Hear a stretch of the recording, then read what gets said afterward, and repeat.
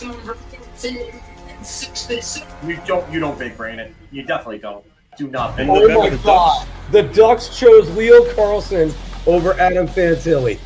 Are you serious? The Anaheim Ducks are proud to select from the Oshawa Generals Beckett Seneca. Unexpected. Certainly when the season began. He was surprised. But the big news, the 16th and 17th picks, waiting on the official word on that, but that's what it looks like.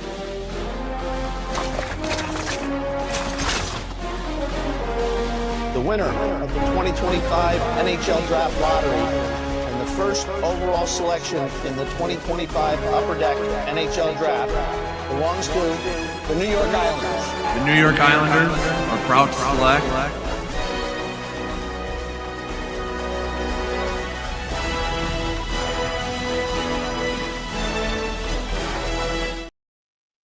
Well, everybody, it's here, and you just can't fake the excitement.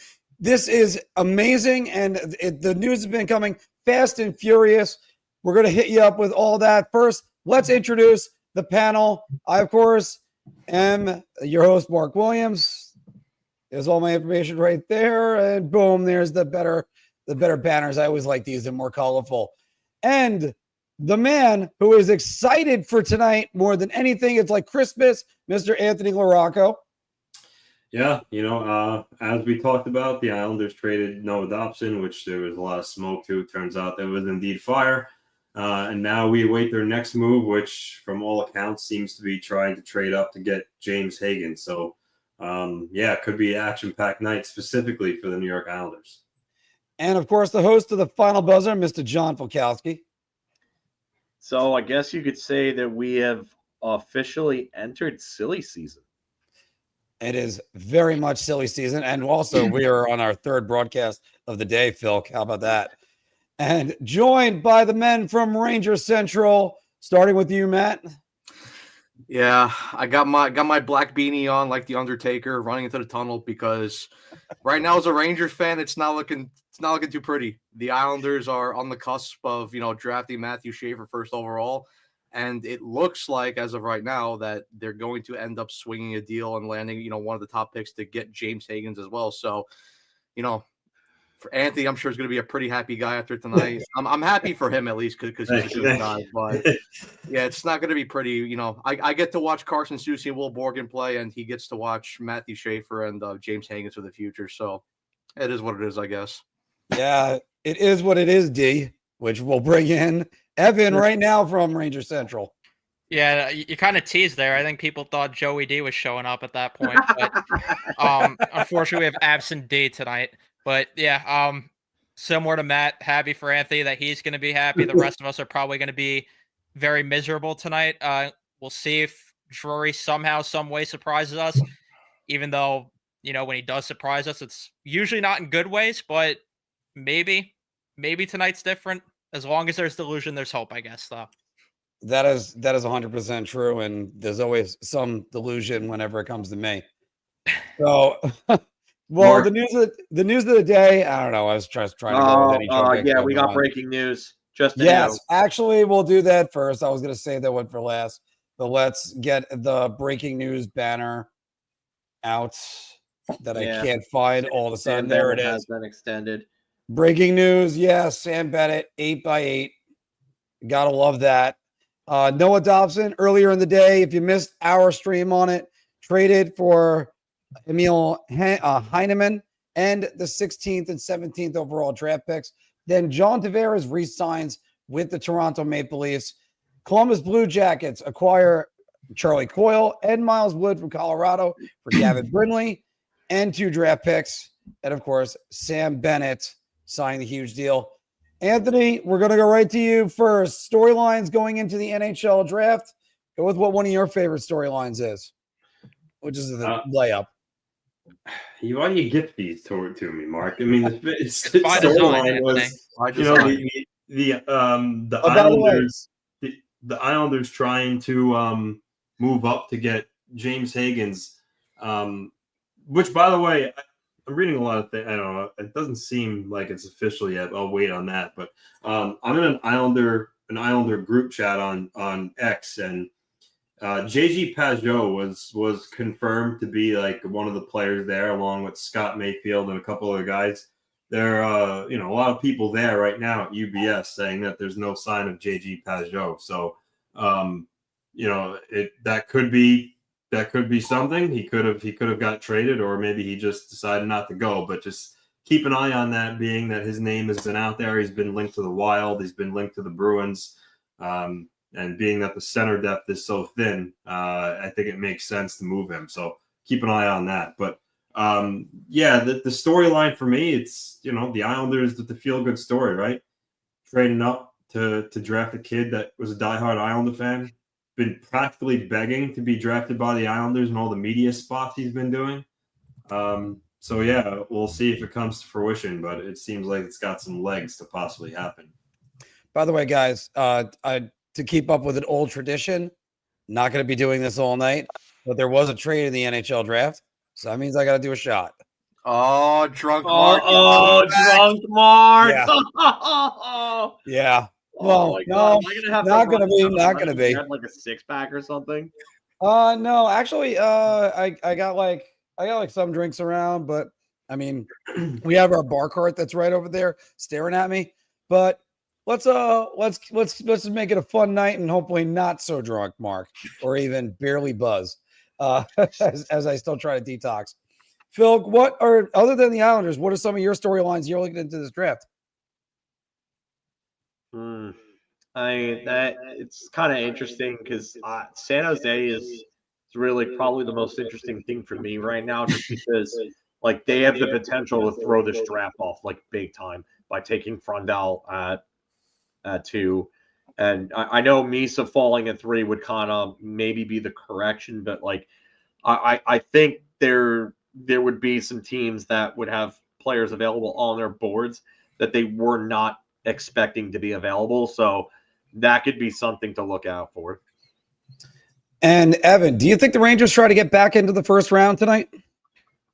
I don't know. I'm kind of like 50-50 on that. It really depends if Drury's actually going to move Keandre Miller, because we keep hearing reports that half the league is interested, but then we're hearing reports that he might stay on a short-term deal, and apparently they don't love the offers enough, which I find that hard to believe, because like I tweeted out, just seeing what all these teams are getting for certain players, to me, it is just absolutely insane to think that the Rangers can't get like a decent return for Keandre Miller. So to me, that screams that Drury's being very stubborn right now, or he's trying to play hardball with these teams and put reports out to try and maybe get teams to up the prices a little bit more. So we'll see. I'm not confident that they'll move back into the first round. I'd probably say like, I don't know. I don't have info on it, but I'll say there's like a 30% chance they do. I hope they do to make the night interesting, but I don't know. I really have no clue if they're going now. And Matt, what's the storyline you're looking at? I mean, I think the obvious one is the whole Higgins thing, and will he end up on the island? I mean, at least I think that's going to happen, just because I think there's too much smoke around it.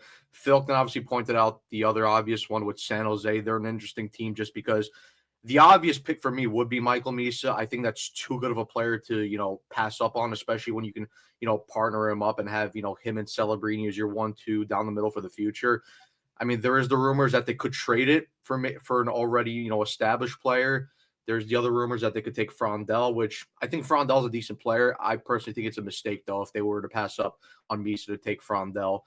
The other one, I would say, I'm interested to see what Nashville does, because they obviously just came off a disappointed year. They got 3 first-round picks. Obviously, they have they currently hold the 5th pick and then 2 picks later in the first round. I'm interested to see if maybe, because I think they keep the 5th pick and they take someone there, maybe like a Caleb Denoye if he falls on that 5.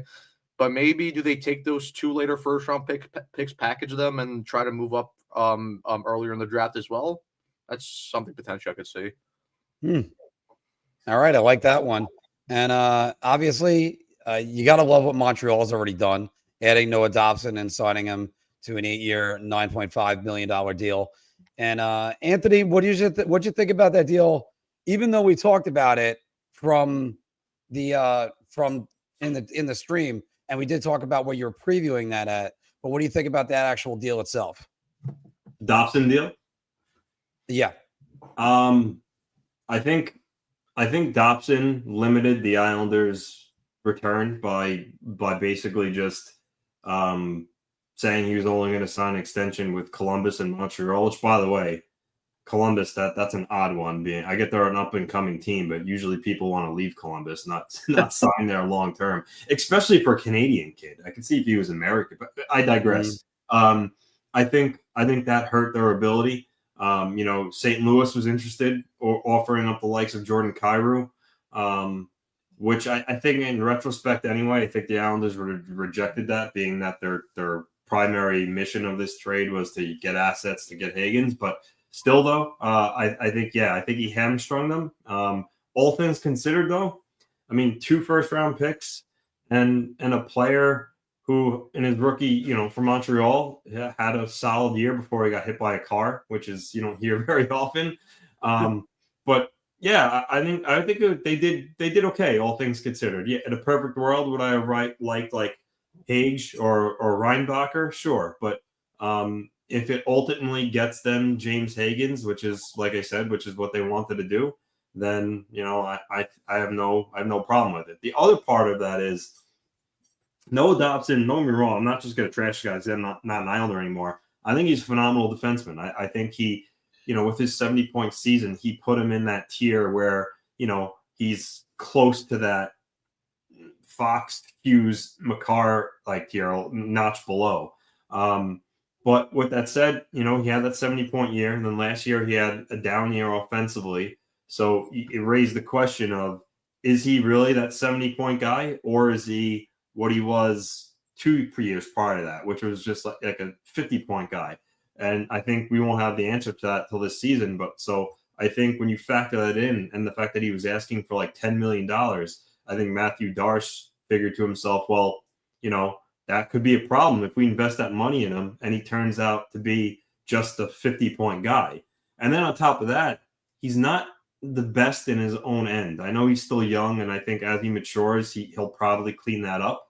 But that is a red flag as well. So I think when you combine all that, it equaled up to the perfect storm of Darsh saying, okay, I have a premium asset here I can use in a trade to get a potential franchise kind of player. And that's what he's going to attempt to do. And speaking of which, hopefully we'll be able to use this graphic soon enough. Boom.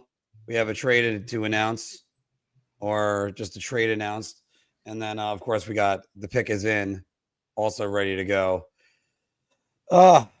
Phil, what's one of the things you're looking at right now? Maybe the next domino to fall, or just something that's intriguing you?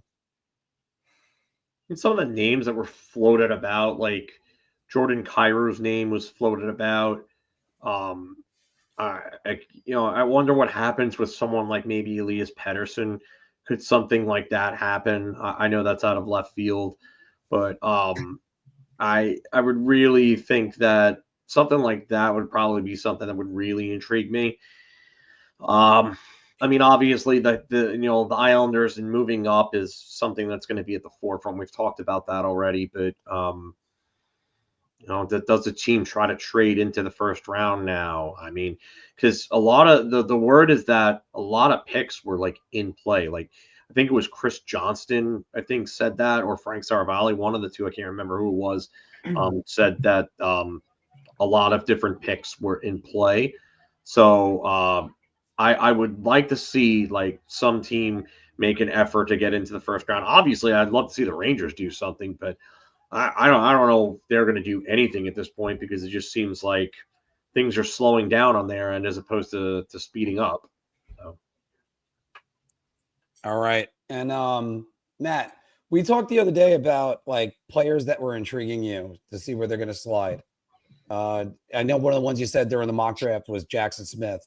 What are some other guys that are intriguing you? I mean, I do like, and me and Evan, when we were watching film, I do like Braden Coots personally. I know maybe he doesn't have the highest ceiling, but I think he has a very high floor. And I think, down the line in the future, I think he could be a very good 3C somewhere, somewhere where he gets drafted, or maybe even if he does hit his, offensive ceiling, maybe he could even become one of those lower end, very good 2C. So he's definitely one of the guys I'm very interested in. I mean, a couple guys, I mean, I know Carter Bear's a guy that I also liked his film on. I know he has the whole, the ACL injury, but I think if that doesn't become a problem, I could see him as a very good, like two-way, hard-hitting, winger in the middle six for like a cup contending team. So Carter Bear's also a guy, and I'm also interested to see about Roddy Merca, because I know personally in our draft he slid down all the way to, I believe, 17th. I don't think he's going to slide down. So I know obviously he played in Seattle with the Thunderbirds. So does the Kraken, when the 8th pick comes up, do they take him? That's going to be interesting to see. I mean, those are probably the 3 guys for me that I'm interested to see. Also, probably even Brady Martin too, because I know we heard that Utah really likes him, but if Utah ends up trading the 4th pick to the Islanders so they can take Higgins, I wonder where does Brady Martin slide in the draft also. How great of a story is it that Brady Martin came out and said, I'm going to stay home and work on the farm and help out? Phil, you got something? Not draft related or anything, but it's still, I would say, somewhat important news. Frank Saravalli just tweeted about 2 minutes ago. Part of new CBA, net guards will be mandatory for all new players entering in 26, 27, and beyond. Players with at least 1 game played prior to 2026-27 season will be grandfathered in and not mandatory. I like that rule. Yeah, I mean, I like it too. I think with all the the events that have happened since Clint Malarchuk and and everything, and the whole Adam Johnson thing in and obviously in the British League, like that's become a hot topic. So it'll be good to see players wearing protection and stuff like that now, to obviously avoid a potentially fatal injury, if you will. Yeah, I used to always wear a neck guard when I was in high school and in juniors, so it was not exactly a foreign thing to hear that. But I mean, I think it's like, I think it's less cumbersome than the face shield was. So I mean, that's a good thing that they're doing that. Richard Zednik was one of the other names you were thinking about in that thought, Phil, because that was a bad one. Yeah, it's kind of odd how it was Malarchuk got the jugular and Zednik got the carotid, and then it was a good thing that he was able to press himself and get to the bench in time. And the Buffalo trainer that worked on him is the same guy that also saved Kevin Martin from paralysis that year, if you remember correctly. Evan, so what's one of the players that you're looking at in the first round?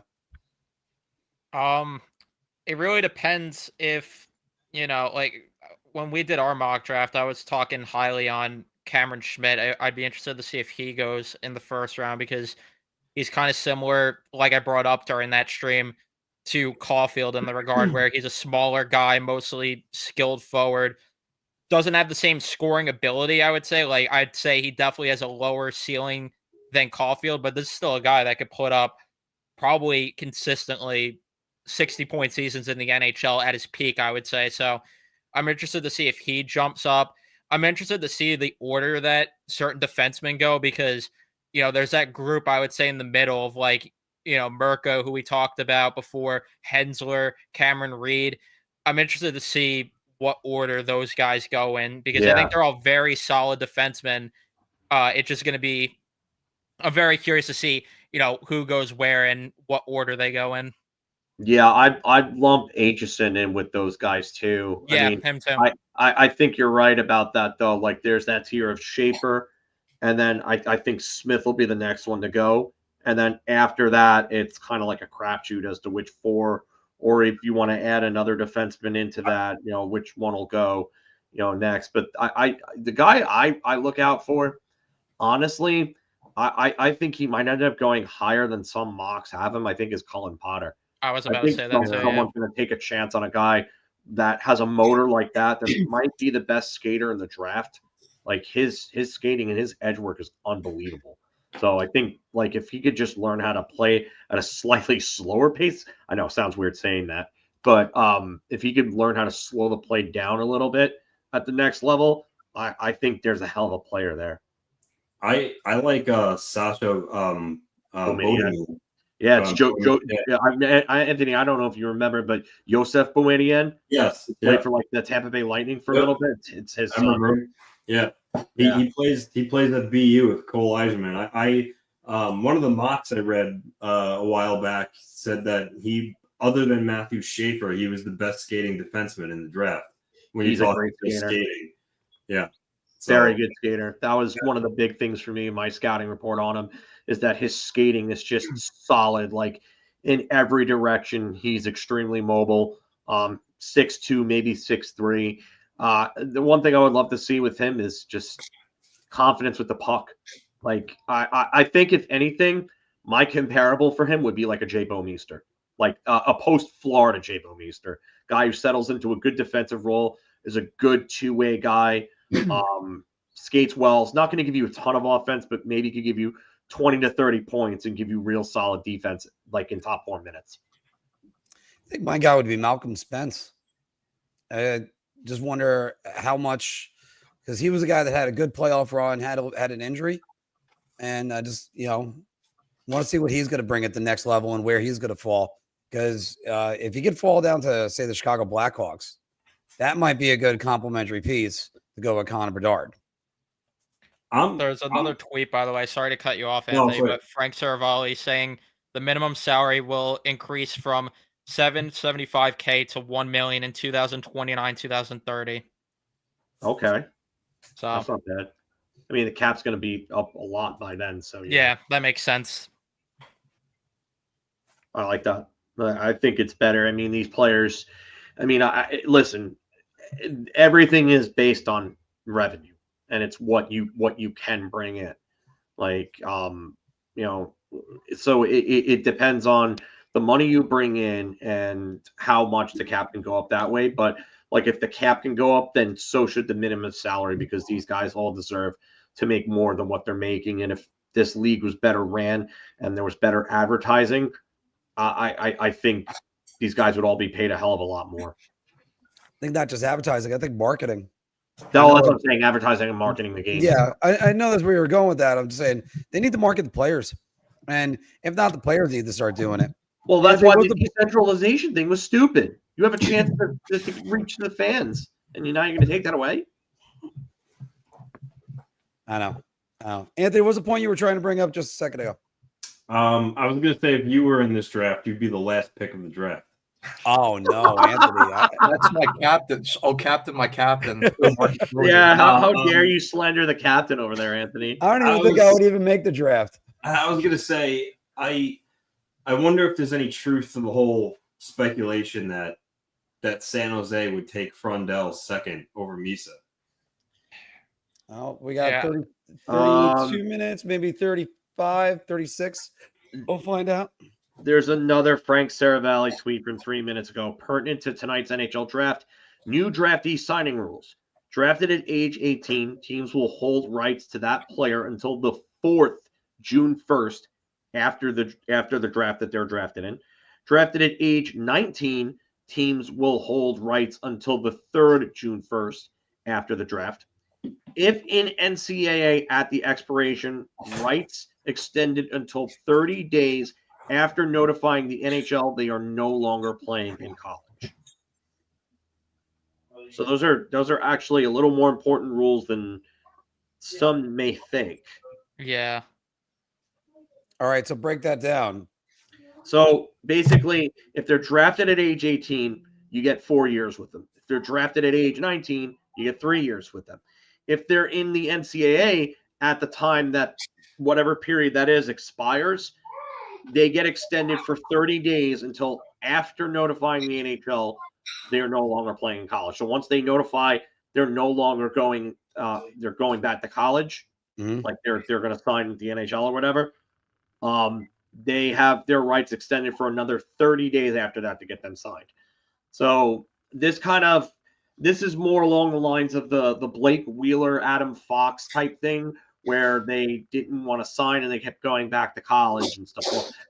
More so Blake Wheeler than Adam Fox, but basically relates to the Blake Wheeler scenario, if you will. All right. Yeah, because this is like the anticipation on this is it's kind of killing me. Can't believe we got 30 more minutes until the draft starts. I figured, especially the way the day was going, guys, we finished our stream. By the way, everybody, if you haven't seen it, well, first off, make sure you hit that subscribe button and leave us a like. But if you haven't seen it, check out our interview with Thomas Hickey. That was this afternoon, as well as our interview with Cal Clutterbuck. That was last week. But there was so much sort of just news that was breaking left and right as soon as we ended our first stream. Then we had to do a second one. And then everything kind of calmed down a little bit. So I don't know if this is sort of the calm before the storm or if we're in for a lot more. And I think we might be in for a lot more, guys. There might be this might be one of those years I'm glad I retired the drinking game for the draft. Although I still might want to go grab some stuff. Yeah, I was gonna say you started off early with a shot. So did you really retire? Draft didn't even start yet. Technically didn't start, but you know what? I'm gonna be very responsible and reasonable. Mark is like that player that can't retire from the game. He had to just go take another shot. Well, I did make the promise, and also the great part is I did a shot of John Powers. I also did it out of a Miami shot glass, so that was a little bit, I guess, to honor the Stanley Cup champion Florida Panthers. But John Powers, of course, one of my favorite whiskeys. Also, the name of my wife's grandfather too. So it's just coincidence on that one. I think Mark should take a shot after every pick. Oh God! Shots. Yeah, no, we're not doing a Mark goes to the hospital stream. No, because you know what? Honestly, if that happens, Maria comes on and kills all of us. Like we're all dead if that happens. Like I hope you know that. And I'm not dying because you wanted to play games with it. No. Well, first off, that I'd be the one that would be in the most trouble because you'd be in the most trouble, and then she'd come after all of us, and then she would say to me, "You're supposed to be the one that's supposed to be the most mature of them all. What are you doing?" Yeah, I'm not dealing with an angry Italian woman. No, thank you. No, and definitely Queens. They're not ones to fuck with, dude. No, they're not. They're not. And again, I am lucky that I'm the luckiest man on earth. I can't say that enough. What channel is the draft on? But there's one on ESPN. I have like a streaming thing, and I'm actually watching it on Sportsnet because I like their. I wanted the TSN coverage, but I can't. I get like Canadian feeds, but I can't find TSN one on there. Like they have TSN channels, but I don't think it's weird. It's not on there. We just got another Frank Saravalli tweet with the CBA about the LTIR playoff rule. So it says teams will only receive LTIR amount equal to prior season's average league salary. This season was something like 2.8 million-ish. Unless a player is definitely out for the entirety of the playoffs, playoff salary cap will consist of 20 players in lineup. Roster can be shuffled game to game. See, I didn't mind that. I like the tweak, but also didn't mind the LTIR part. I know you could go over the cap and anything, but you got so many teams that they tried doing it the last few years, like the Rangers in 2023 when they got Patrick Kane and they were just benching guys left and right. And then they kind of stumbled into the playoffs. I know they had the first 2 good games, but it kind of showed that it's not as much of an advantage. Vegas was last year. They tried limping in and using that salary cap, the lack of playoff salary cap to their advantage. Obviously, we know Tampa used it to their advantage, so I get it. So I wasn't as mad about that, but I'm kind of happy that they made the tweak. Yeah, I saw that Joshua Jackson thing, and I saw this last night. Actually, I saw this.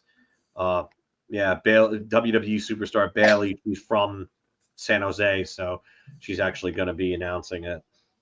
We got to have it in New York so that way Joe Graves can announce the pick. Joe Graves doesn't live in New York. Oh, where does he live? Like Arizona. We got to go back to Arizona. He wrestles on the independent circuit out there, so I know that. Well, it would just be good to have him in there. All right, we got 25 minutes till the start of the draft coverage. Does Does Bowen Byram get traded tonight? Ooh. That's an interesting one. Yeah, for a packet of peanuts. No, Kevin Adams. No, Yeah, Kevin Adams is going to trade him for future considerations and then get back a flaming bag of dog shit. That's what's going to happen. Yeah. Good job, Kevin. You're a real good general manager. and then to come out and say things like, I feel bad for Buffalo fans. What a guy. What a guy. It's terrible. I feel bad for Buffalo fans. You should. You're the GM. Yeah, you're the reason why that team is so terrible.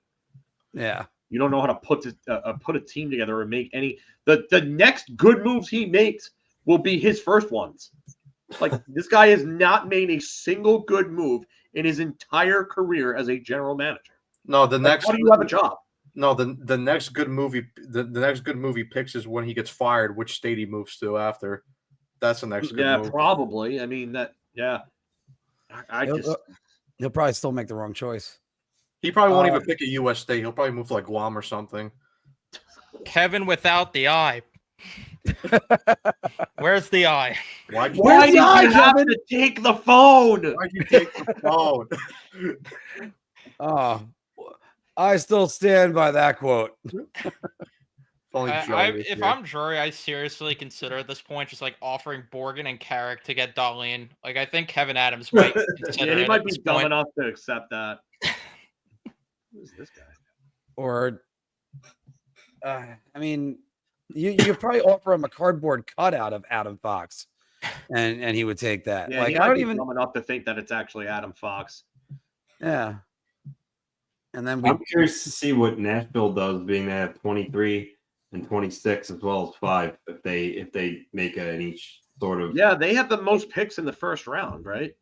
Well, the Islanders do because they have. The Islanders have 3 as well. Yeah, them and the Islanders, but yeah. I think the Flyers got 3. I'm saying that under the pretense that we know what the Islanders are doing. Yeah. Trying to trade up. So yeah, we know what's going on there. I wonder if Nashville. I can see Nashville taking one of those other picks and like moving up a few spots to get a guy that they like that they think is falling. Yeah. I don't know if they're gonna go after a proven player. I mean, it would be smart of them to do so if they could find a guy that really kind of fits for them. Like Marco Rossi there would actually be a real good fit in Nashville. They have $15 million of cap space right now. I mean, the only thing that they have to worry about really is Luke Evangelista is a restricted free agent. Yeah. And that's really it. So that's not even bad. Like, could they end up trading Jonathan Marchessault or Ryan O'Reilly and then trying to get like somebody like Marco Rossi? Because I get it. O'Reilly wears an A there, but he's 34 going on 35. He's clearly not the player he was a few years back. And they definitely need a top 6 center because Stamkos, he's clearly declining. Yeah. Even if you want to say that he's going to rebound, which I think he can, I think a lot of the guys on the team are going to rebound after the year that happened. I don't even know how to explain what happened in Nashville, to tell you the truth. I've never seen anything like it. Like, they put together a real good roster on paper, and then the team just completely shits the bed. And a guy that's a real good coach that's in charge of them. Well, Saros didn't have the best year. So that's true. That's true. But like I just think that entire team is really like a bounce back candidate because I don't think you can be that bad 2 years in a row with that roster. Yeah. So, go ahead, man. If they could swing a trade for Rossi and they could somehow keep the 5th pick as well, and then maybe you could build around both Rossi and Denoye as your 1-2 down the middle, could be a pretty good, like a pivot plan considering all those contracts that that Barry Trotz gave out last year. They're not looking too good. I mean, Stamkos is pretty much almost close to being done. Marchessault is okay at best. And that Brady Shea contract, I said it right from when they signed it, that was going to be a horrible deal. Yeah, I see this comment here from Julie Co. Rossi for Trocheck making sense. Trocheck doesn't make sense for Minnesota. No. Like, he doesn't fit their timeline. He's on the other side of 30. It doesn't fit. Like, if they're going to trade Rossi, it's going to be in a hockey deal for a guy that's somewhere below 30, probably below 38 years. 28 years old, sorry. And then a guy that has is either a proven player or is another player that has significant upside to become a legitimate top 6 player. Well, they need because they traded Freddie Gaudreau. So if they trade Rossi, they need a second line and a third line center. Yeah. So those are 2 big holes to fill. Zacha and a Leafs first for Rossi. You know what? That's actually not a terrible deal. I don't know if I buy Zacha as a top 6 center. I think Zacha could be a top 6 winger in the right situation, but it's not a terrible deal on paper. That kind of fits what they would be looking for. Zacha's 27, I think. By the way, James, we are going to be doing it. 28. We'll be probably starting around either 11:30 or 11, depending on the amount of news that we have to break down to start the day. This is actually a good question from Chris here. We talked about this before. And then Anthony, I jumped on Anthony's stream with Jim Behringer. There were a few of our viewers that were in that stream as well. But I don't think that any of these guys are going to the NHL like right away. I don't think it happens. Not in this draft, no. No, this is one of those drafts where you're going to see a lot of guys not playing in the league this year. Yeah, I could see that. You know what? That's actually not a bad idea. I think you'd have to add to Shane Wright to make that work. But I like the idea because he's a young player. It gives them cap flexibility. He had 44 points this year in 79 games. So I don't know if Seattle would really want to give up on him right now just because of all that they went through to get him to this point. It's like they've invested a lot of time and patience in him.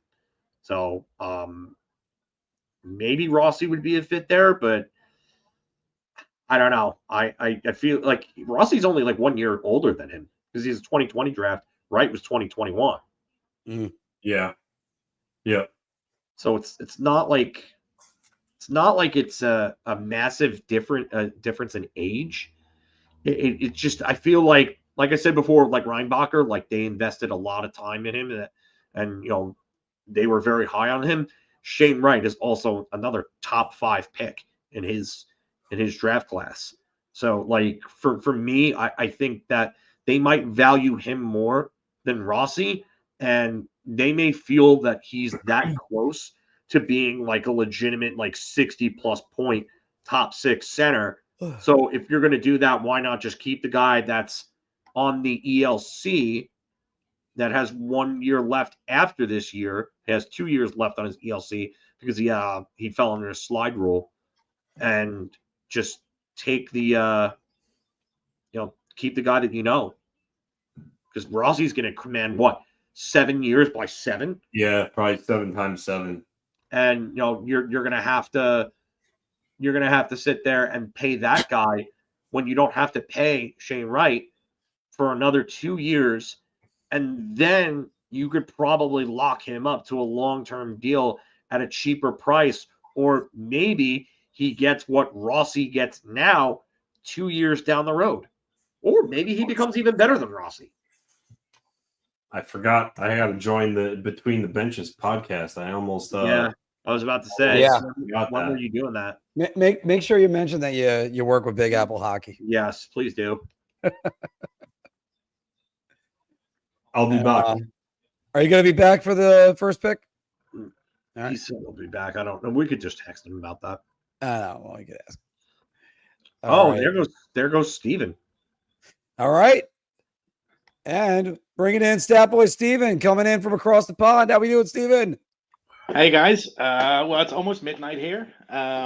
Getting ready for the draft, so not as excited as I thought it was going to be because we don't have a first-round pick, but we'll see what happens in the next 30 minutes, I guess.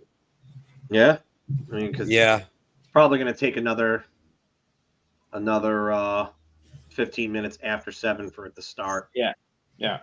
Frankie, I'm watching. I found the TSN feed for it on my streaming thing, and One of the guys that they're talking about right now is Brock Besser, and Frankie Corrado is saying that he thinks that Brock Besser will end up with the Winnipeg Jets, which is pretty interesting. That's the Ehlers replacement. That Yeah. would make sense, actually. Yeah, I think he fits what they want to do better than Ehlers. Mm-hmm. I don't know. Ehlers is one of those guys that like he's a ghost come playoff time. By the way, have you guys discussed the Charlie Coyle cap dump yet? Because I'm shocked. Yeah. That was interesting. I'm shocked that Colorado gets a second, a third, and Gavin Brindley to offload Charlie Coyle and Miles Wood, 2 bad contracts, and the Rangers only move up 15 points and get Kerry Terrence for Chris Kreider. That's going to ruin my summer.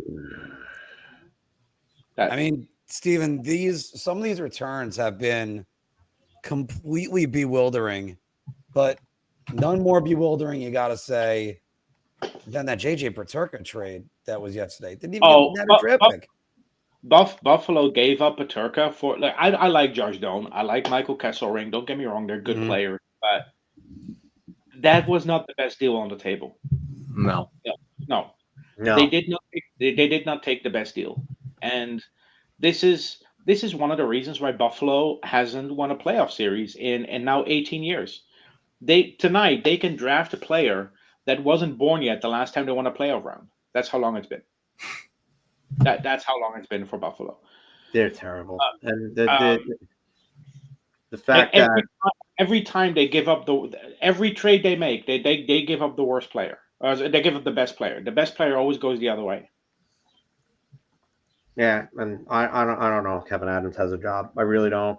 I mean, I know it's the Pagulas because they're not smart owners, but this is not just Kevin Adams. And I was talking to Jim Behringer about this a couple of days ago, and we basically agreed that as fans, we need to accept the fact that these people are not in the position of general manager because they know what they're doing.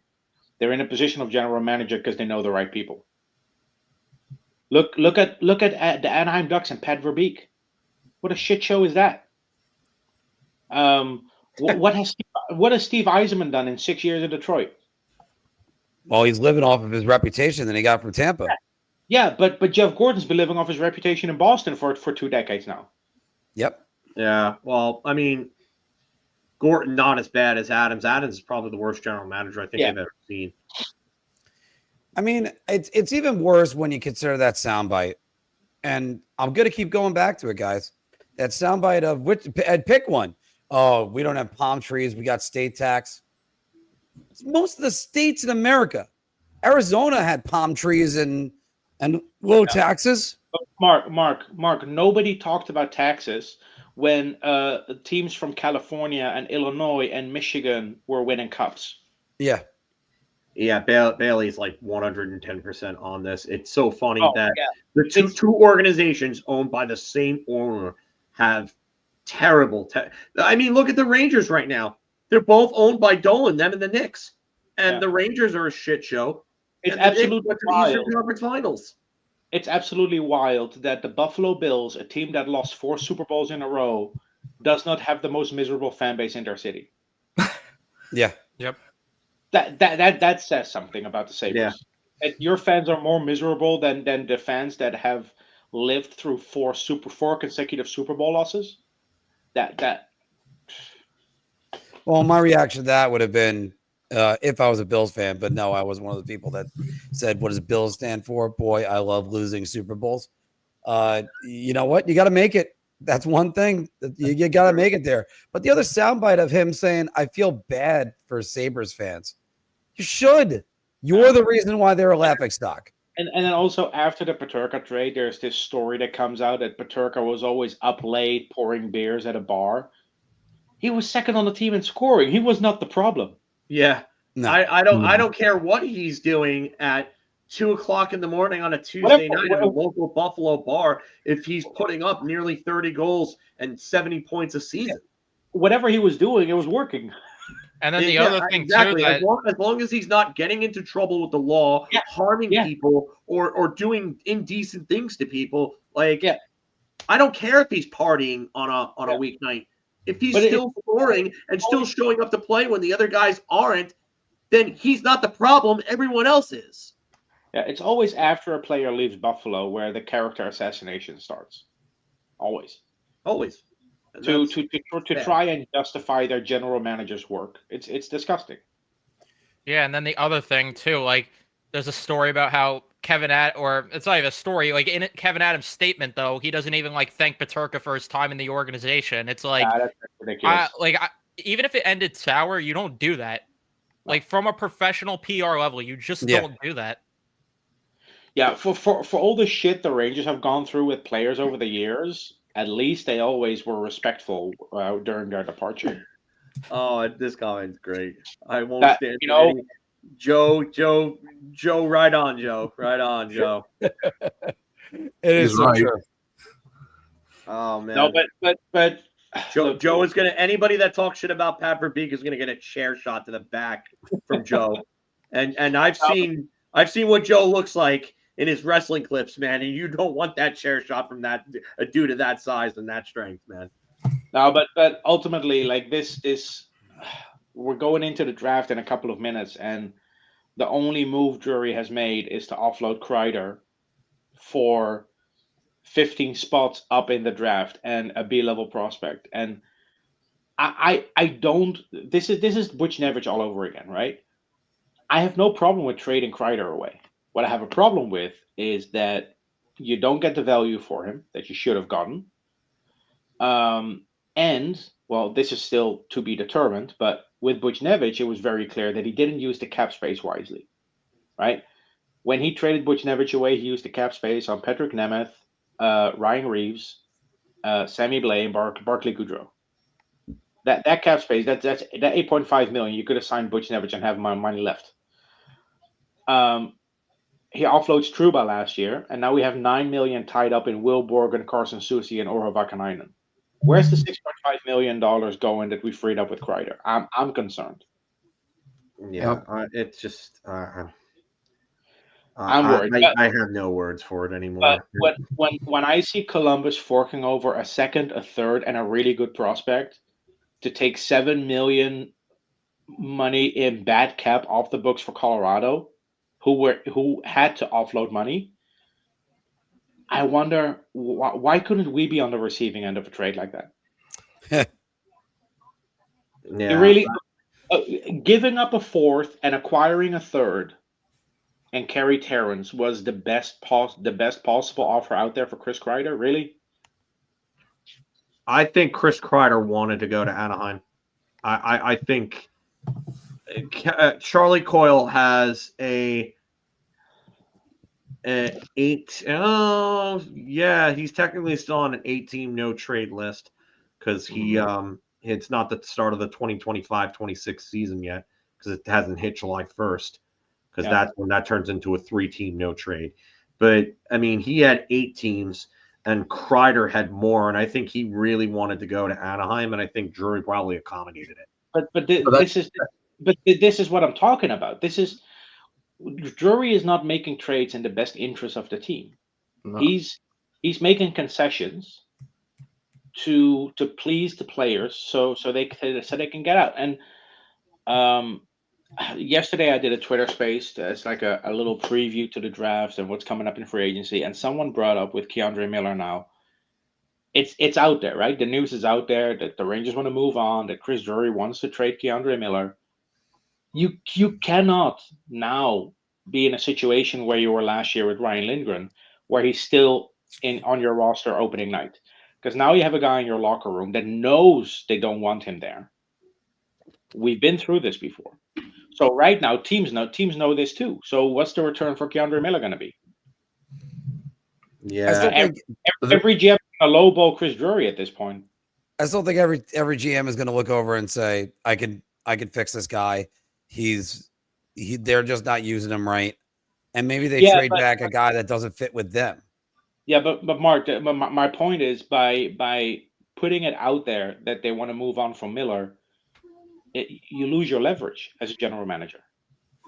But this is the one thing I'm worried about, and we always like say with Chris, and it's not even just Chris Drury specifically. This is a Ranger problem where they always wait too long to trade guys because we should have They always trade a year too late. Yes, we should have said with Kreider should have been moved twice. Should have been moved at the 2020 deadline, or he should have been moved last offseason coming off of 3 consecutive 30-goal or more seasons. Because a GM would have looked at that and would have bid. And also with Keandre Miller, like, okay, sure, you could keep him for another year and extend him one more year, but there's no guarantee he's going to get better, especially like I keep repeating that David Quinn is going to be running the defense. Do you trust David Quinn to get the best out of Keandre Miller? Because I certainly don't. And then if you wait one more year, he's a bad season, guess what? More of your value is tanked. So just move on from him now. And it's the same thing with Kakko. He waited a year or even 2 years too long to offload Kakko. It's a recurring theme. Yeah, that's what I was about to bring up. It's that plus the fact that I always complain about general managers refusing to trade within the conference or within the division. Every trade with a roster player that Drury has made has been with the Western Conference. Buchnevich has gone to St. Louis. Kakko's gone to Seattle. Trouba and Kreider have gone to Anaheim. Hedo's gone to Vancouver for JT Miller. Lundqvist was traded to Dallas.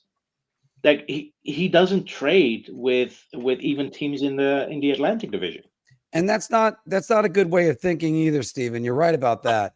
After all, Neil Smith wasn't afraid to go get Ulf Samuelsson from Pittsburgh and trade Sergei Zubov over there. And as much as I complain about that trade being bad for the New York Rangers in their time, it didn't work out for Pittsburgh.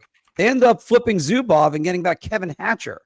I mean, Peter Nedved was good for them for a little bit, but then they traded him back to the Rangers and got Alexei Kovalev. You can't always exist like that. And look, if it's your rival, that's a different story. Like the Canadians wouldn't have traded with the Nordiques, and the Rangers wouldn't trade with the Islanders. But, I mean, that's where you're right. You need to be able to have the flexibility so that way they know you can always go trade for somebody. Yeah. And the most famous story of this is, of course, Mike Hoffman, who Ottawa refused to trade to the Florida Panthers, so they traded him to San Jose instead for a worse package, and then San Jose turned around 10 minutes later and traded him to Florida for the package that they initially offered Ottawa. So he ended up in Florida anyway, and San Jose got a better package from Florida than what they gave up to Ottawa. It's that to me that should be in the manual or how what not to do as a general manager.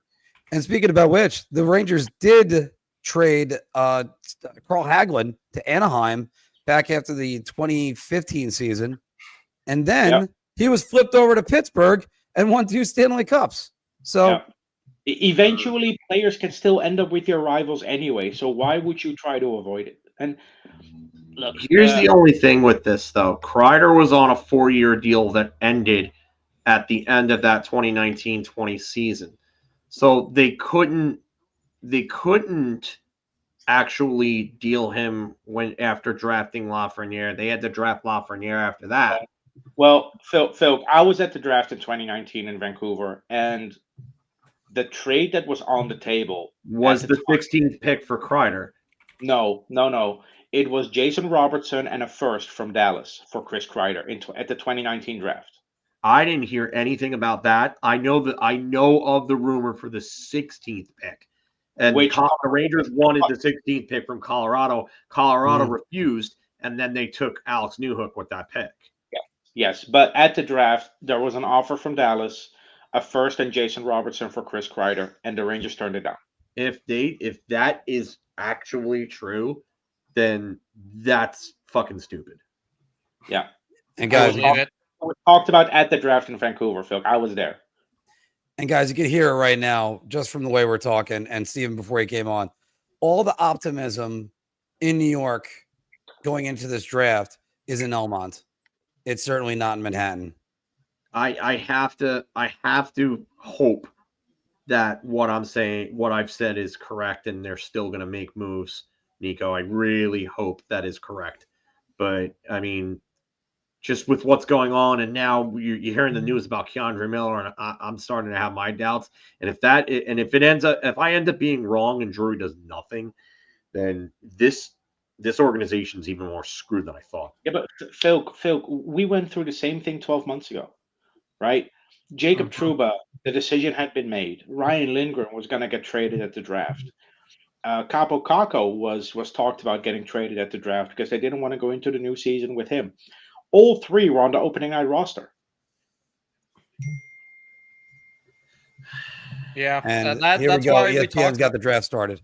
That's why we talked about earlier that it's like you have to move Miller this offseason. You can't make the same mistake that you've made over and over again. I just don't understand though this whole thing where it's like Drury's going out of his way to accommodate these players that openly quit on him. That's the part still that's just so stupid and confusing to me. I don't know. I just don't understand why he's going out of his way not only to accommodate them, but like bring their best friends in and everything, going above and beyond for them, even though they talk garbage about him. That's the thing that pisses me off the most. It's like, okay, so you decided that you didn't want to, you don't want to play here, and that Drury is so bad, but yet he traded for all your buddies.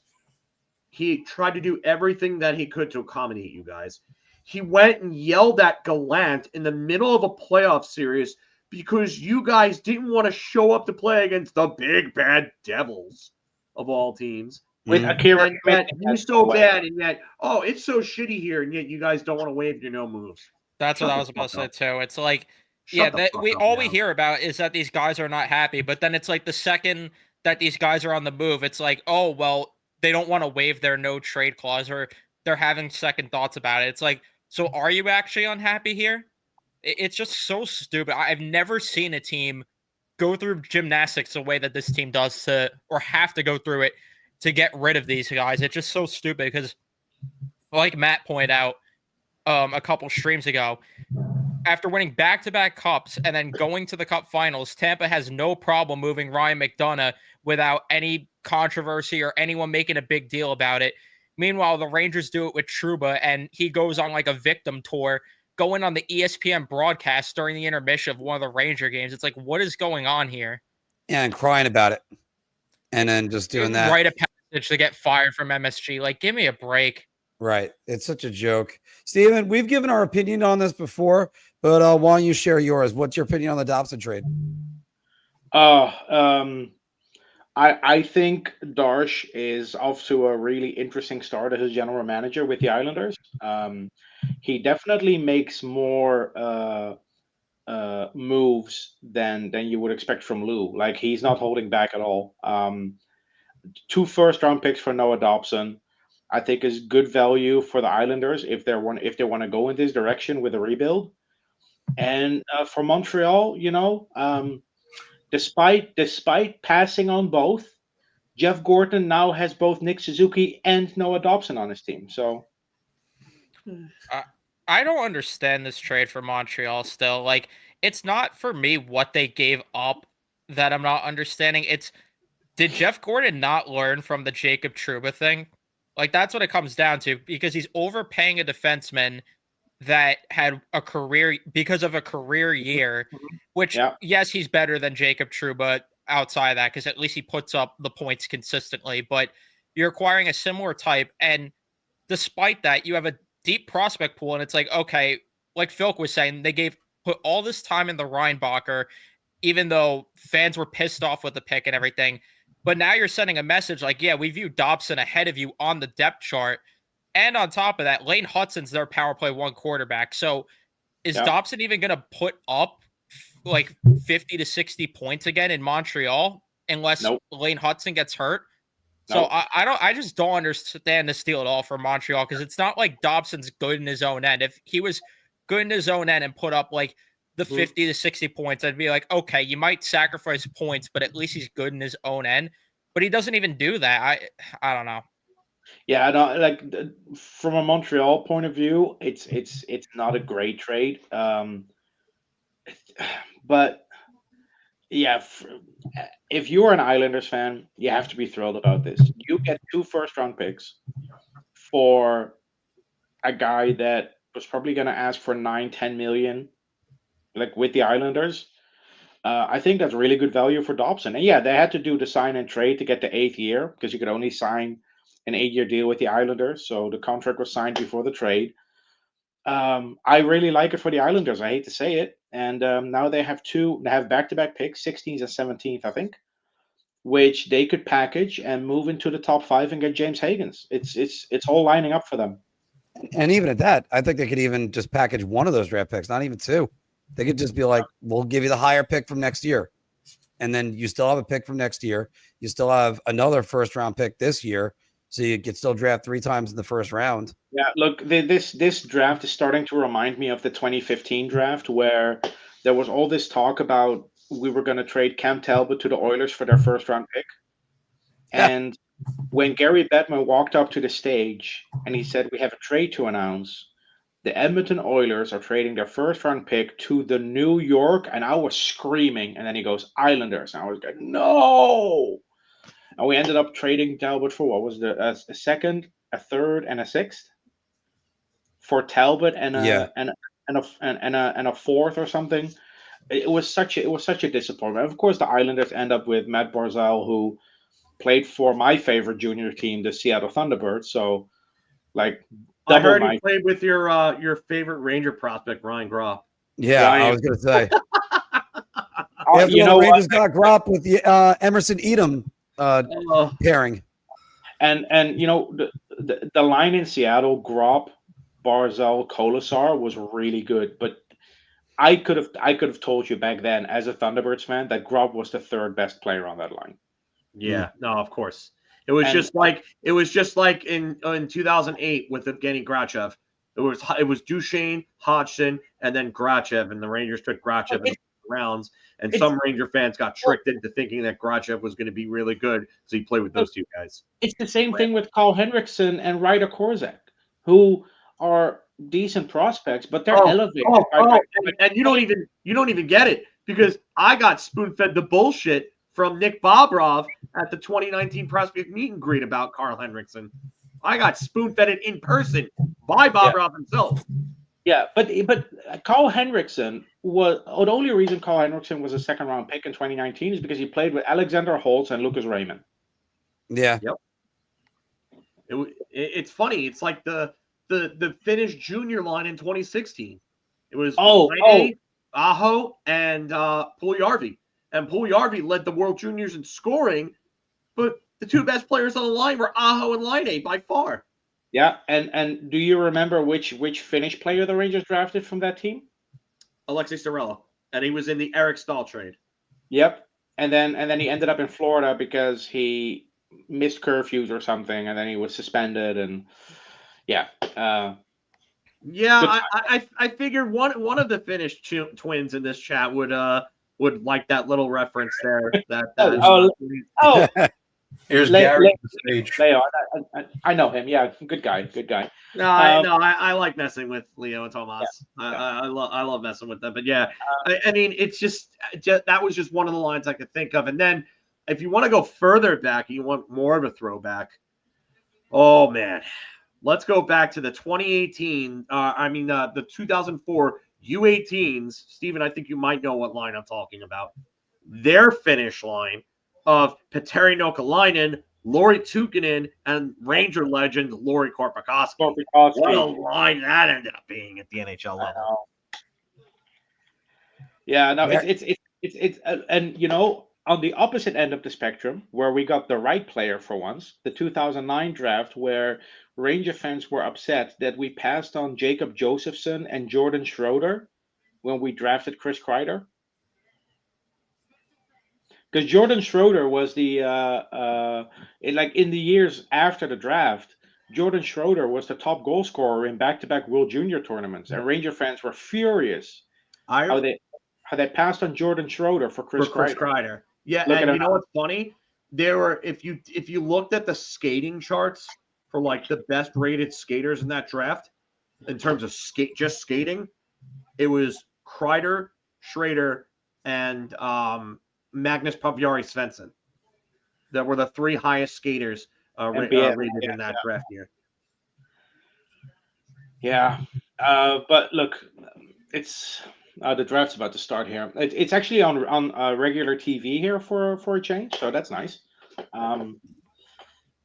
But yeah, it's I don't really know what to make of this. I'm just hoping for us to trade into the first round. Otherwise, I'm just going to sit through 3 hours without seeing a pick. That's probably what's going to happen, my friend. Yeah, I hate to probably. tell you that. Don't worry, Steven. There's going to be plenty of prospects. I already know that you know quite a bit about. Rangers are in the draft room. Well, maybe they're trying to do something then. Yeah, Drew's looking for what third pairing defenseman he wants, or what player to give them more jam and overpay. Yeah, the war room figuring out how he could get Ryan Reeves back right now. He wants more meat and potatoes. If Chris Drury trades Keandre Miller to Columbus for Voronkov and a first, everything's forgiven. Well, not everything, but that. We're going a little too far there, buddy. Yeah, everything's forgiven. Is definitely more. He's got a lot to do at this point. Sorry. Everything about this week, Evan. Everything about this week is forgiven. Yes, that I could agree with. Yeah, I was going to say he has a lot to do to get fully forgiven. That's going to take quite a bit. I'll forgive Dre for everything if he resigns right now. That's the only way I'll forgive him for everything. I still think there's still a mess that Jeff Gorton left him. Is Chris Drury better at running a hockey club or at running a pizza place? That's my question. I really wonder what his pizza place is like, because it's like, if his hockey team's a shit show, I can't even imagine how bad the pizza quality is at that place. I heard it's very tough and overpriced. That makes sense. Just like his hockey players, just tough but overpriced. I know this is kind of tongue in cheek, but I love that. I love that. Great, because I do think that Dolan would have he definitely would have wanted his first round pick at that draft. Yeah. What is this setup though, where he goes into a room? This is so weird. I really hope that this whole decentralized draft is a one-time thing. I don't want to watch this every year. What's the point of doing a decentralized draft if you're going to do interviews either way over Zoom? It's like, just have them there. Well, so that way they don't have to travel. It's just ridiculous. Yeah, but Mark, did you see the Pittsburgh Penguins didn't even have a meeting room ready? They had to rent out a place for tonight.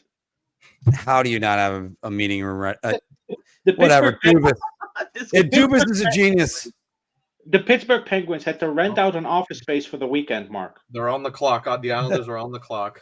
All right, they are on the clock right now. I have got the graph. The pick is in, graphic ready to go, guys. And now we have to deal with the gimmick of the clock burning down to the last second, like they don't know who they're picking. Like they haven't had months to decide who they're picking. Yeah.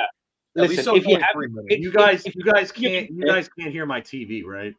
No, can you guys hear mine? Yeah, can you guys hear mine? But guys, if you know who you're gonna pick, just make the pick. Exactly. Steven, they gotta get that ad revenue. Never mind that. 23 years ago, when Michael Vick was drafted, he was already signed by the Atlanta Falcons, and the pick after him was Julius Peppers. He was signed too. They still had to go through the whole motions. Like they already signed the contracts.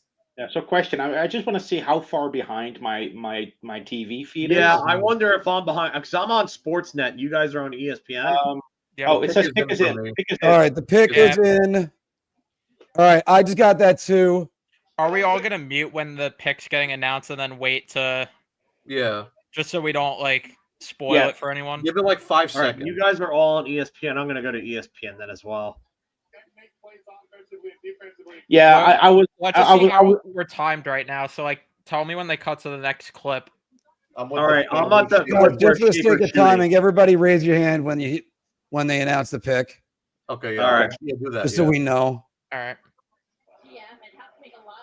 Well, that or just say who they're showing, name-wise on the screen. Say when they flip the names next. Because right now it's Martin and Mirka for me. Yeah, that's me. I got Fondell. Michael Misa. Now they just flip to Eklund Smith.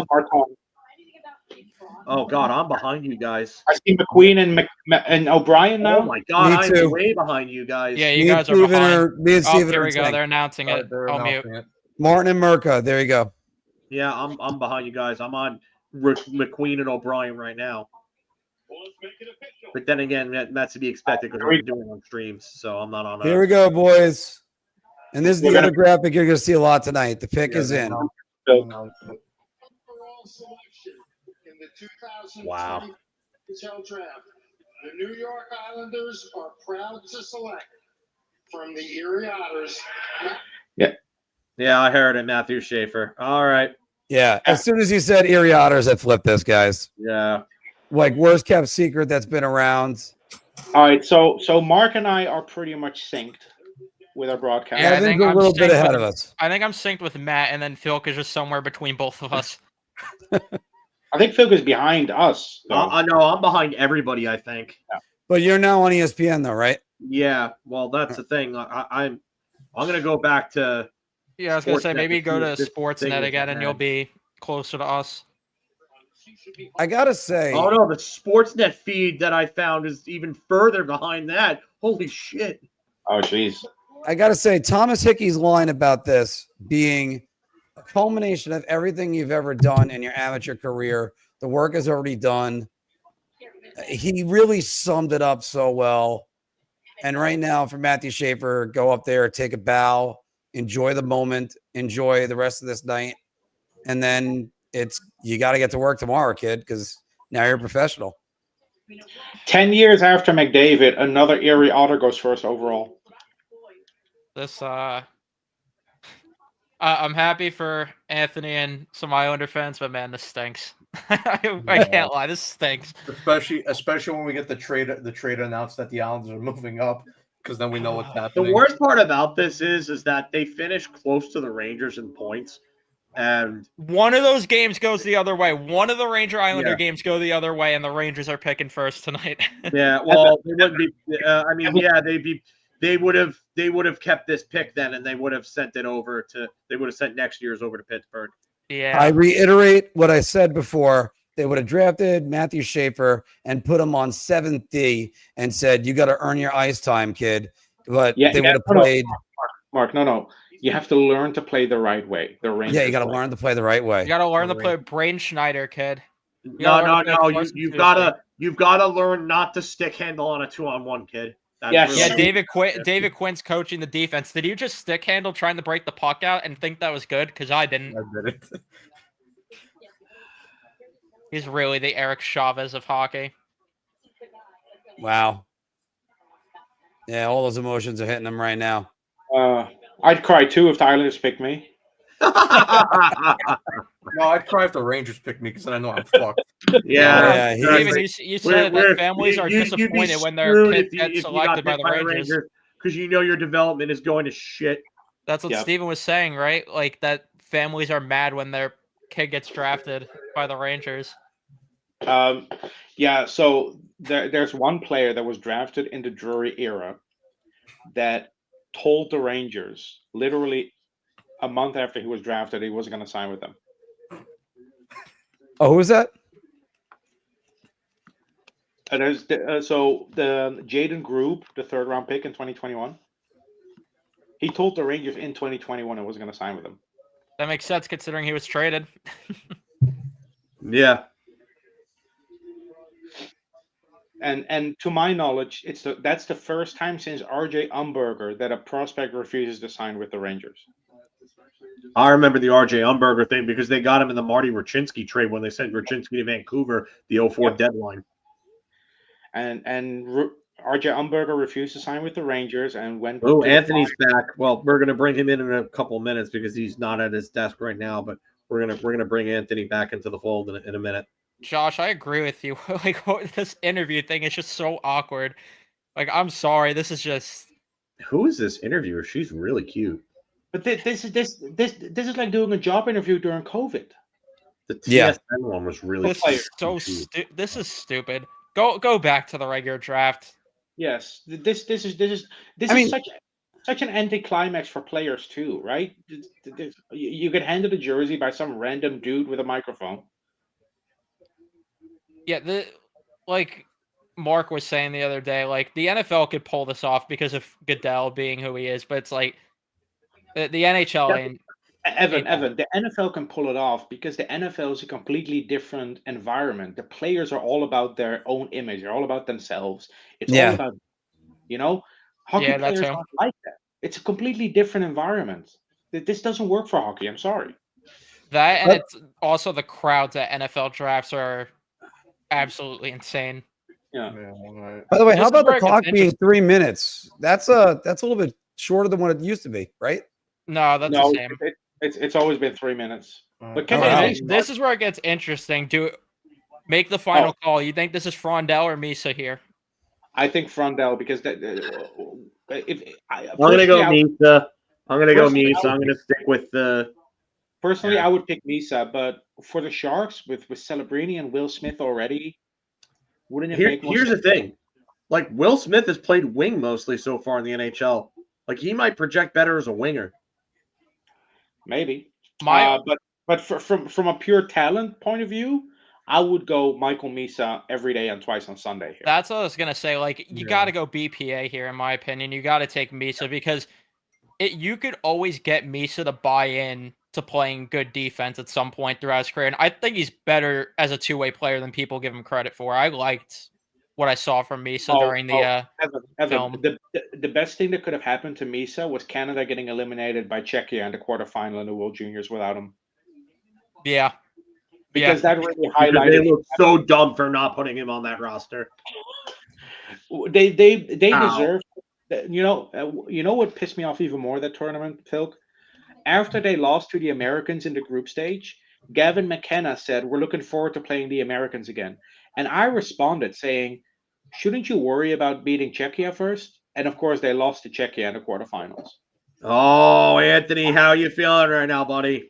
Yeah, it was a good it was good to be on there with him, but I gotta say I just saw Schaefer and kind of breaking down about his mom there that tugged on the heartstrings because I mean, Phil, you're in that unfortunate spot with me where we both lost our mother, and that one hit me hard. So I'm proud. I'm proud of a guy like that is an Islander. It shows that his age, he's got a lot of character, and I'm super excited that Matthew Schaefer's a New York Islander. I didn't even hear that's what they were talking about during the interview. Now I feel like a dick for calling the interview segment dumb. Now I feel like a dick. Well, the segment itself might be, but not what was actually said. No, that's two different things. This kid's got character. Like that was one of the other things. Like I didn't put that in my scouting report. Not that my scouting report means a lot in the grand scheme of things, but that was one of the things that I heard about this kid was just nothing but character. Like he is a grade A quality kid, and you could see it. Like not only does he have personality, but he exhibits emotion. Because like Steven, you've talked about this. Like these kids and these players are basically almost like they're instructed to be like fucking robots. Yep. And the media you training don't want that anymore. You want guys like this to come out and show some emotion and show that they're happy to be drafted and everything. And you know what? I mean, Kaylee, you're right about this. He turned. I tell you right now, I was there for Anthony when that happened, and Anthony, we weren't friends yet when my mother passed. But I'll tell you right now, I know you were feeling the same exact friggin' things that I was feeling when that happened, and like to take that type of dark negative energy and turn it into something positive the way that this kid has, I have a shit ton of respect for him. Yeah, to go first overall.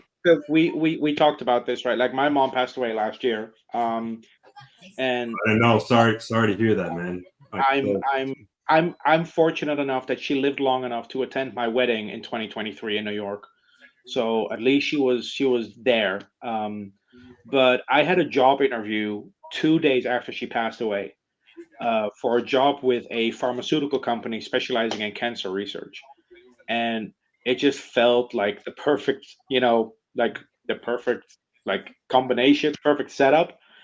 I started that job last July, and every day when I'm working. It just reminds me of why I'm doing it. It's and seeing this now with Matthew Schaefer, yeah, I can fully understand the emotion.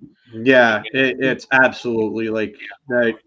You never want to hear that about somebody, and especially like I don't know how young he was when he lost his, but I was his age when I lost mine. And I tell you right now, it's a real confusing time in your life. So like, it's never an easy time to lose a parent, no matter what. Yeah, it doesn't matter if you're 45 when I lost my dad. Yeah, like Mark's part of that lost a parent club, and it's just like, yeah, you know what? 9 months before my wedding. Yeah, crazy to think about, you know. So, but Phil, you're right about that. Turn that energy into this. And Phil, to your point, I would rather see a player show emotion than have these scripted answers any day. Yeah, absolutely. And again, that's why I brought up the whole robotic thing that we talked about it. So I mean, I just sorry to hear that, Dumpy. Like that's just never easy. Never is. So and over the years, I've interviewed a bunch of Ranger prospects and talked to them in a very relaxed environment, like a Zoom call, you know, and you get genuine answers, and it's not the robotic media training nonsense that you hear, and it's such a difference, man. It's I consider myself blessed to have like been able to do that for a couple of years, to see the other side of hockey players, because when you see them after the game in a post-game presser, it's just I always turn off my TV. I don't even want to listen to it. That's how annoying it is. I never like. I mean, nobody likes hearing about these things, but I mean, the fact that you guys are sharing these stories in the chat and showing love for each other is just. I think it's great. I don't like the fact that we went to a darker place. This is supposed to be a fun stream. I didn't want to turn this into a cry fest or anything like that. But I mean, like hell, like it's.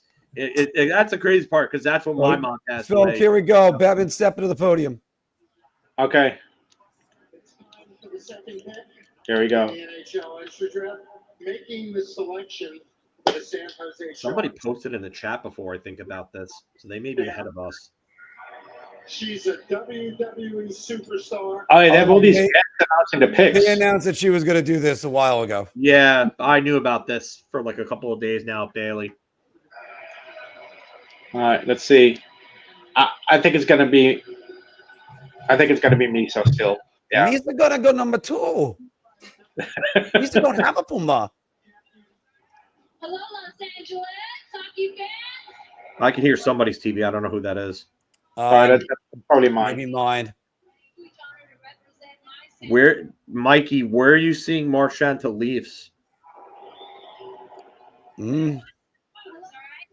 All right, they announced the pick.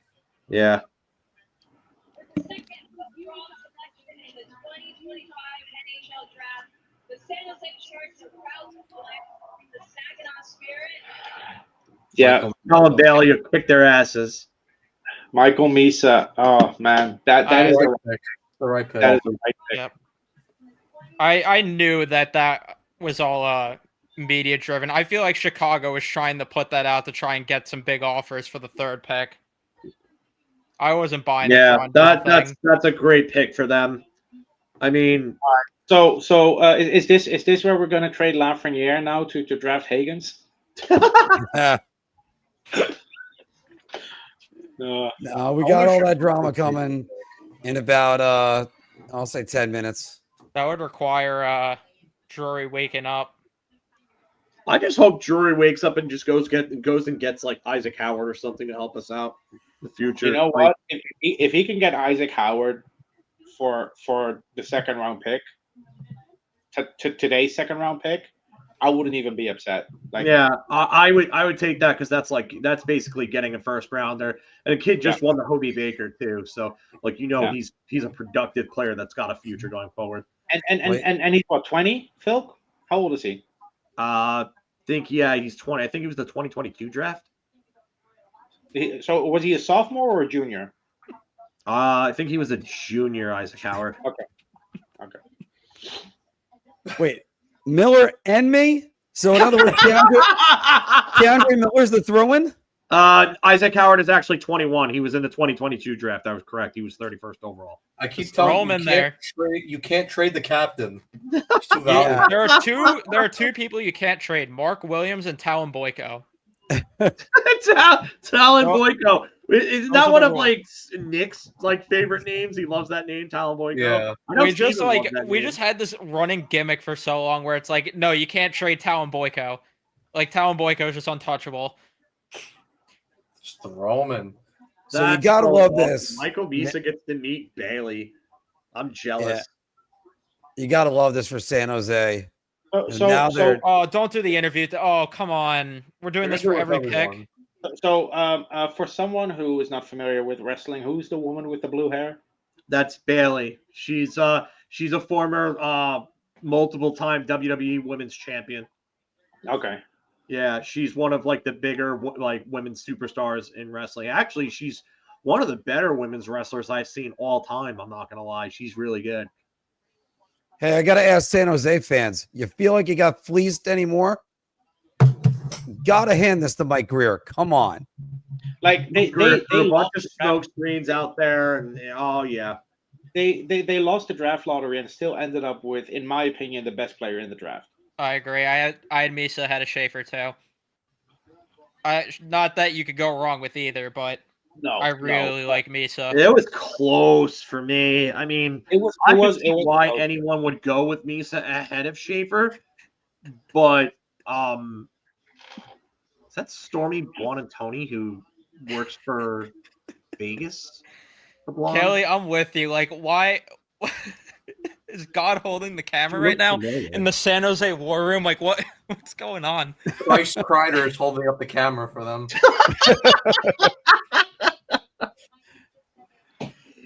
Do we really have to do the interviews for every pick? Like, is that what it's going to be? And by the way, I gotta agree with James on this one. You know, are we gonna have a celebrity picking every one of them? Well, That's not the where. Rangers. Not the Rangers. Oh no. Well, do they have the celebrity come out when there's multiple teams picking? Yeah, this whole decentralized draft nonsense has to stop. 1 year is enough. They tried it. It's not working. Sorry. Yeah, and the short answer is Mike Greer's brother. He's got to find a quarterback because the current one that he's got ain't doing well. But a draft should be in an NHL arena. I agree with you on that. Or it's a spectacle like the Sphere was last year. You know what? It was amazing. I was very against the idea of the draft at the Sphere, but like 10 minutes in, I was like, okay, this is really cool. But where are they now? Is this just like a theater or something? Yeah, it's a theater in LA. No. So I highlighted this because this is interesting. Devils is saying his son thinks that Porter Martone is better than Misa. Saw them both many times in junior. He's been spot on with these things. I don't know if anything if Martone is better than Misa.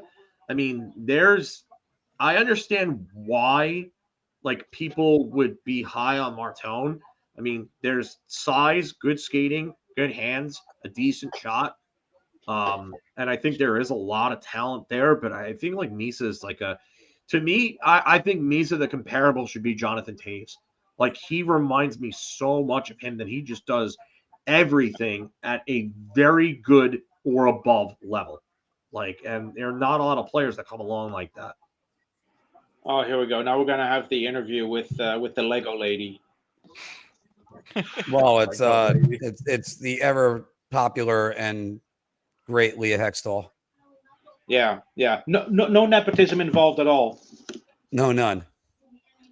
You know what? I don't mind wondering her if as they're an gonna trade interviewer. Like, I don't mind her between the glass. I don't mind her as an interviewer, but when she she's calling the game, call games. Yeah, when she's calling the games, it's Oh, brutal. it's just bad. I'm sorry. She's just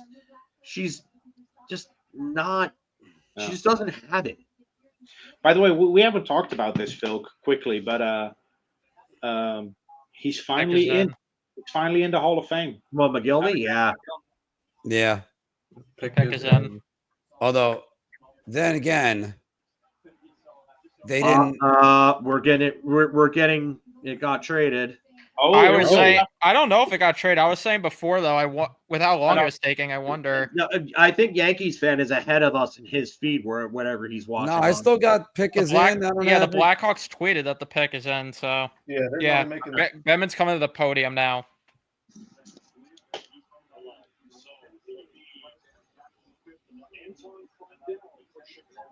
There we go, guys. You know,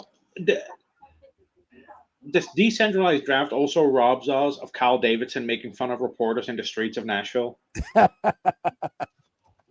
That was so great. What would be a surprise for you right here? This gets traded somewhere crazy that I didn't expect. No, Jeremy. But they're saying the pick is in, so where? Yeah, pick is in. Jeremy Roenick is announcing the pick, so it's not getting traded. Thank you, John. We appreciate that. And now we could also officially say Hall of Famer Jeremy Roenick. Yes, I'm happy about that.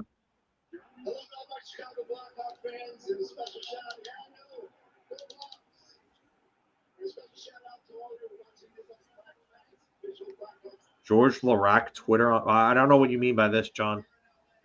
Can you elaborate a little bit?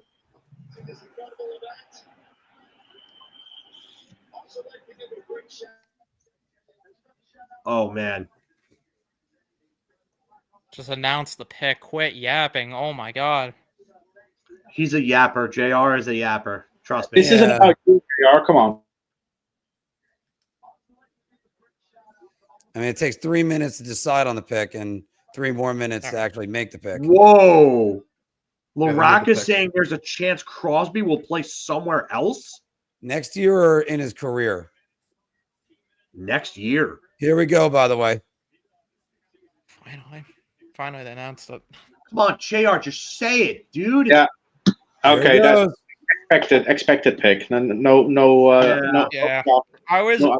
The sad part is, I was about to say, the only good part about not having the draft with all the teams is like we don't have to hear every team go up and be like, yeah, we thank the city for the hospitality, this and that. Yeah, no, I get that, but we're getting the same amount of time chewed up with no, Roenick just ruined it all either way.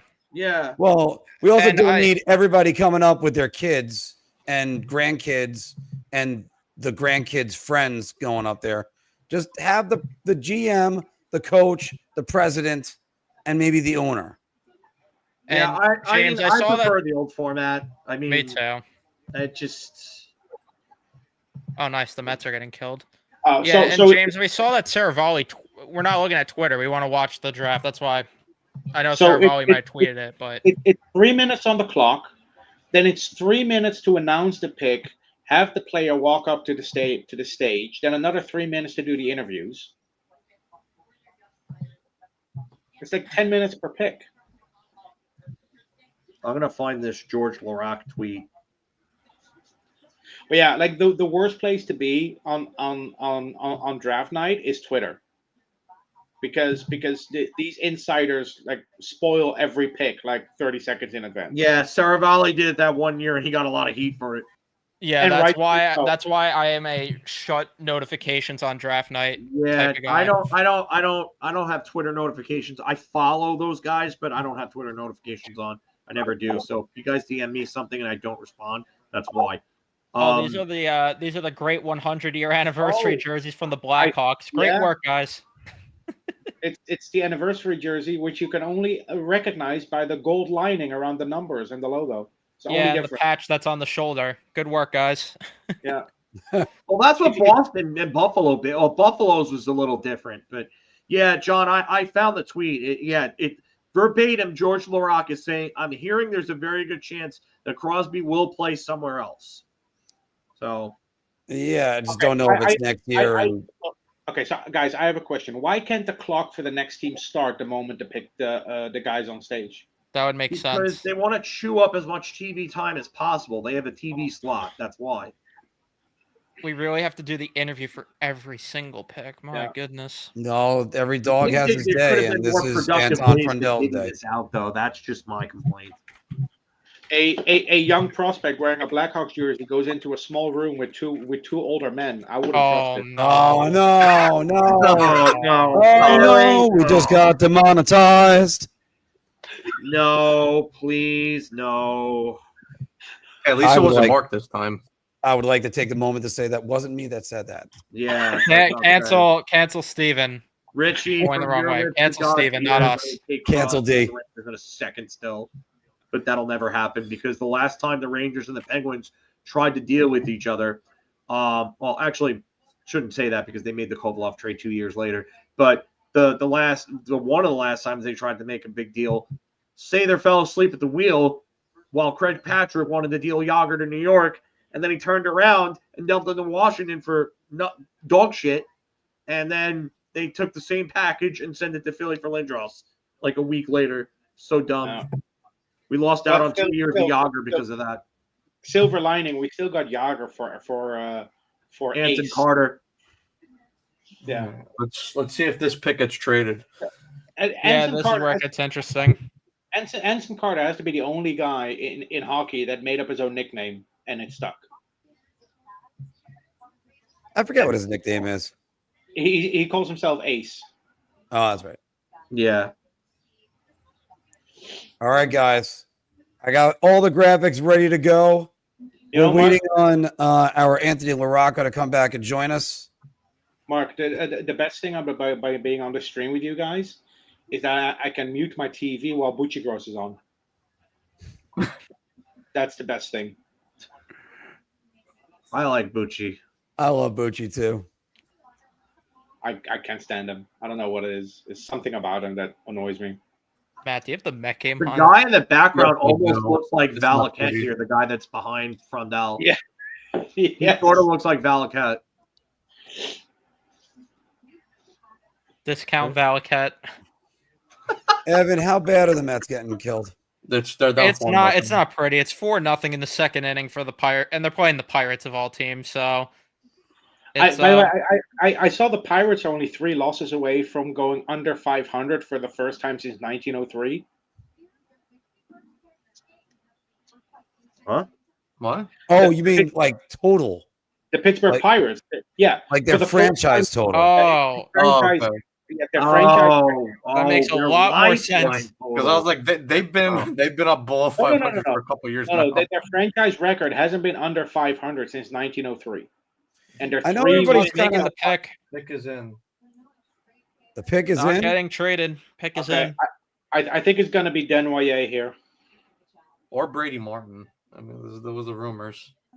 I I think wonder it's. how mad Islanders fans and Anthony would be if they took Higgins. Like, oh man. Well, again, I reiterate, I would think about maybe a deal isn't worked out yet. They know that he wants to go to the Islanders, so they want to try to see what they could squeeze out of him. It ends up turning into an Eli Manning situation. Exactly. That's what I've been saying all along. Yeah, That rarely but happens. I feel like in the NHL though. the reason I think is Denoyer is because he fits the mold of what Utah's trying to build. I think Brady Martin here. That's my prediction. I've been saying it for a bit. That I'm I'm sticking gonna to go my Porter gun. Martone. Leo, Anthony predicted Brady Martin as well when he did his mock draft. Yeah, Anthony was going on like the word that was out there. I think Porter Martone checks a lot of the boxes here that they want. I'd be shocked if it goes past him. Leo, I'll answer your question after the pick. There we go. Oh my Well, god! we got so 4 the- guys. The pick is in, but the timer's still running. Yeah, I don't get it. I really don't get it. Like, why is the timer still running here? And I gotta say, it looks like a really nice theater. It doesn't. It just doesn't. It's not made for a draft. By the way, here we go. Bettman's about to announce it.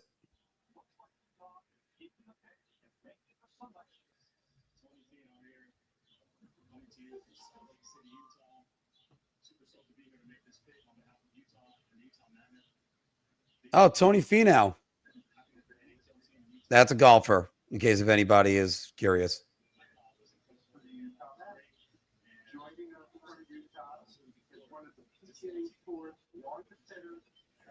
Tony, stop yapping. Just make the fucking pick.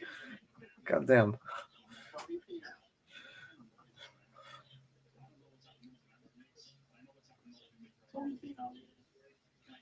I'm really starting to warm up to the Utah Mammoth, by the way. I like the logo. I love it. Oh, Jesus, just make the pick. Oh my god, this is awkward. Can we like seriously cut the shit with this? Why do we need a 30 for 30 bio from all these fucking people announcing the picks? Like, this is annoying. Tony can literally play a round of golf at this time. Okay. There it is. Wow. There it is. All right. I did not expect that. I didn't either. Okay. Yeah. Shut up, dude. I was so uncomfortable listening to that. That was painful. There it is. Yeah. Did you hear it yet, Phil? I just heard it. Yeah, Okay, yeah. Yeah, I'm like way behind. I think all I think said, Phil, was just there it is.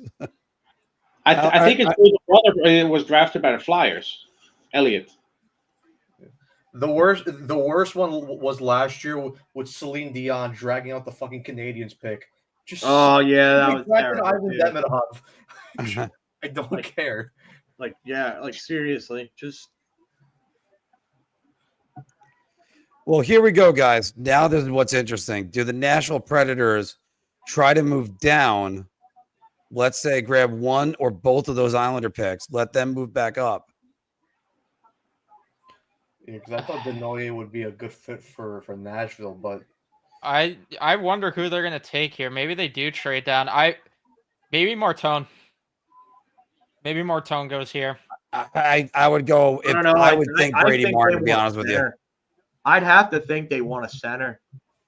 I mean, it's going to be tough to pass on Martone because I really think that either he or Hagens are the best player available. Phil, there's gonna be so many centers in the first 15 picks tonight. It's insane. But yeah, I think the quality of centers goes down like after Hagens gets picked. Like that's when the quality starts to go down. Yeah, because you have Hagens, Brady Martin, Jake O'Brien. I think you would go Hagens, O'Brien. Like there's a big, I think there's a big step down. Yeah, from there's Hagens already a to gap O'Brien. there, and then Martin. And then you fall into the Reshny, Kindle, tier, and they're a little below those guys. If Martin's available at the Boston pick, to me, there's no doubt he's going to Boston. He's got I can see Boston that. tailor-made all over him. Yeah, I could definitely see that there. It might be a little bit of a reach there. I honestly think, but Killjoy predicting McQueen, that would be very interesting. I don't think it's going to be, honestly, but I that could would see be them a taking really big shock. I could see them taking McQueen. I really do. To me, it would be a shock, but I like the bold prediction. He's one of those guys that's a big riser, especially in this draft. Mm. And you got to wonder whether or not that's a reach. Yeah, I mean, it really depends on the health there with McQueen, because like he's really the biggest boomer bust player. I know that Bill Armstrong just said, and by the way, it's great that they're doing this interview and she's standing in front of the guy they're interviewing on the screen. Like, how about instead? Yeah, what is up ESPN, with this camera angle? I like her. I definitely like her. I have no problem with her being front and center, but like the angle of the camera, like I have a camera. I mean, you're trying to interview the guy. Yeah. Trying to interview Bill Armstrong. You're like, okay, well, we got the girls back. This would be ESPN at like its very best. This is horrible. Yeah. Who is this girl? Take a step to the left, cameraman. That or just like cut the interviews. Like this is so stupid. It's so pointless. I gotta. The NHL just. Oh my god. Yeah, Jack Nesbitt's he's been rising in a lot of mocks. So I didn't watch film on him, so I don't know much. Yeah, I mean he's got size and skill. I think he's a little bit of a project personally, but I definitely could see him going at the very end of the first round. It's very possible. Denoy and JG Paterka picked up in the last couple of days. Not a bad couple of days for Utah. Not a bad week for Utah at all. No, not at all. And Ryan Smith, he wanted to make a big splash. Well, that was a pretty big splash to make. Yeah. Joe is 100% right. Only the NHL. Yeah, only the NHL. Best sport, worst league. I can finally see. Before you say that, think about the NBA. Like the NBA does the draft way better than this, in my opinion. Yeah, that's true. This should be the bare minimum of great presentations, and they can't even execute this right. Is Mark preparing to take a shot? Someone said. Am I preparing what? Evan, the footage that they use for these players, it's kind of embarrassing that in the top junior leagues, this is the best quality footage you can get. That too. It's like when the Rangers can't showcase like prospect camps and everything and prospect games. It's just so stupid. We're in 2025. Like, really? Yeah, but in the case of the Rangers gave up the 12th pick to not have to participate. Evan, in the case of the Rangers, it was a conscious decision 20 years ago when they made their new practice facility to not install cameras and to not have room for fans. It was a conscious decision by the Rangers.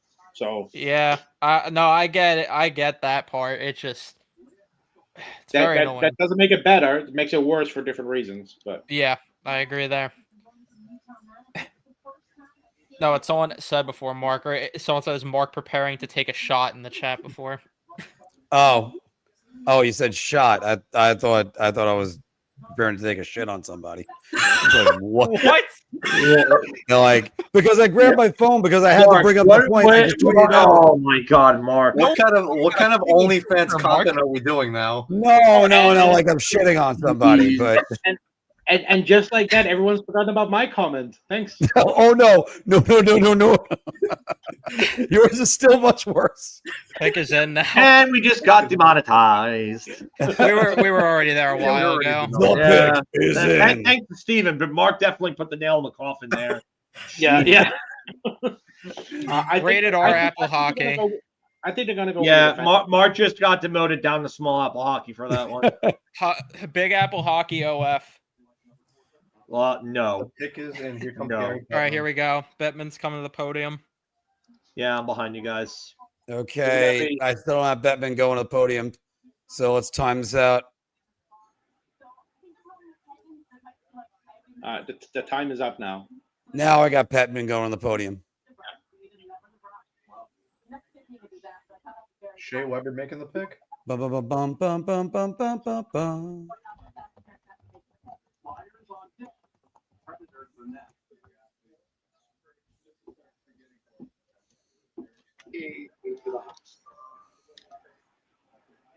Hey, Chicago Blackhawk Shea Weber. Oh, cool. He's making this pick from the golf course. Arizona Coyotes legend Pavel Datsyuk.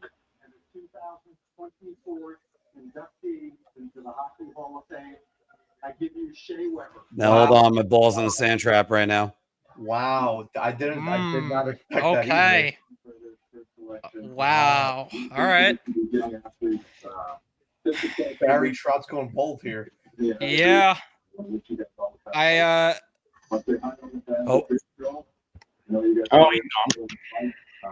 Yep.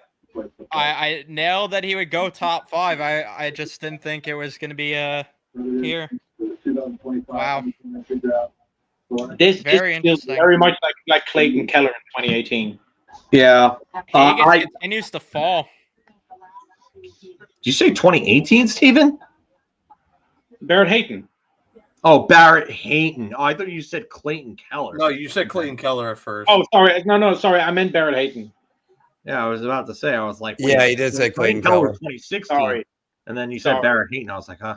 Clayton.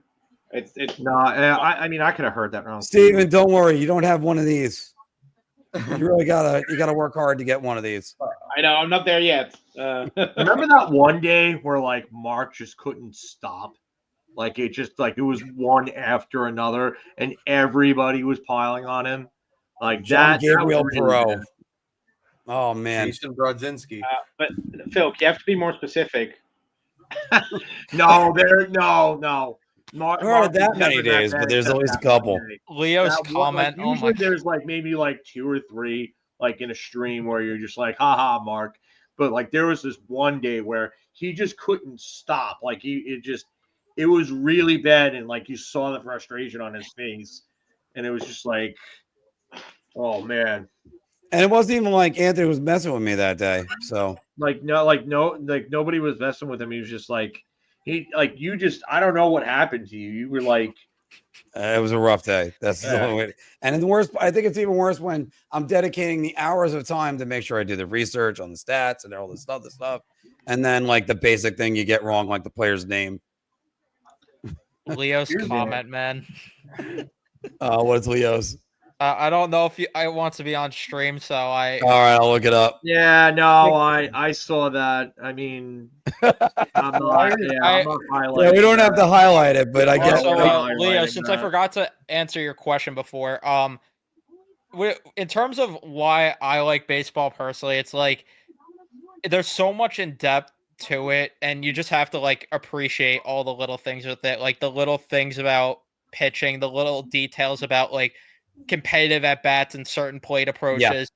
Yeah. It just, and to me, maybe I'm just in the wrong here, but to me, there is nothing better than the pop of a crowd from a home run than anything else in baseball. Like come playoff time, at least come playoff time, a big home run, the pop of a crowd, it's the best because you got 40,000 people just going ballistic. Yeah, I'll tell you what. It is pretty massive. Well, I'll tell you what. If you need to know the romanticism about baseball, just look up the Game 6 of the 2011 World Series with the Rangers and David Freese. Yes. Yeah, I was gonna say the David Freese home run was ridiculous. Yeah. So and all the drama that goes with it. I've been to a Mets game once in my life. It was about 2 years ago. It must have been April or May. They were down in the 9th. They tied it in the 9th inning. It went to extra innings. Then they were down in the 10th by 2 runs, and they won with a walk-off home run by Steven, I saw you on TV because there was a guy with the Seattle Thunderbirds hoodie on. I'm like, there's only one guy at Citi Field who would wear a Seattle Thunderbirds hoodie. Steven. That I was wearing a Thunderbirds hoodie because I thought it was going to be cold. It's the only hoodie I had with me. They're announcing the pick now, by the way. The only thing, by the way, that I just got past the PFL. OT hockey has got to be. It's got to be Martone here. I'd imagine they're taking Martone if they go off the board or they go like Martone or O'Brien. I'd be like really shocked. If it's Martone, you have to imagine that maybe it's the Bruins that the Islanders make the trade with, because I think Merck is going to go to Seattle at 8. So. I wonder.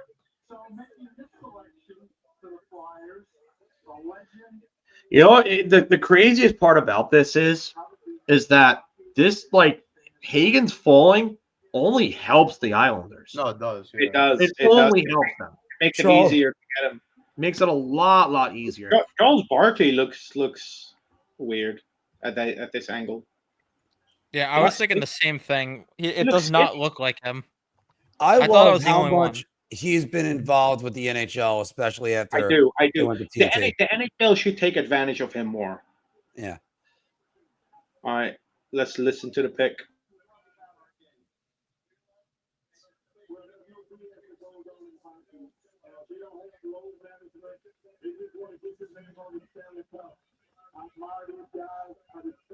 And by the way, another guy, since he's droning on, Shaq. I mean, and Shaq loves to expand his marketing. Take advantage of him too. Yeah. Mm-hmm. Yep, that makes sense. And they're also so genuine in what they do. They're not doing this just for money. They're doing it because they like this. Here we go.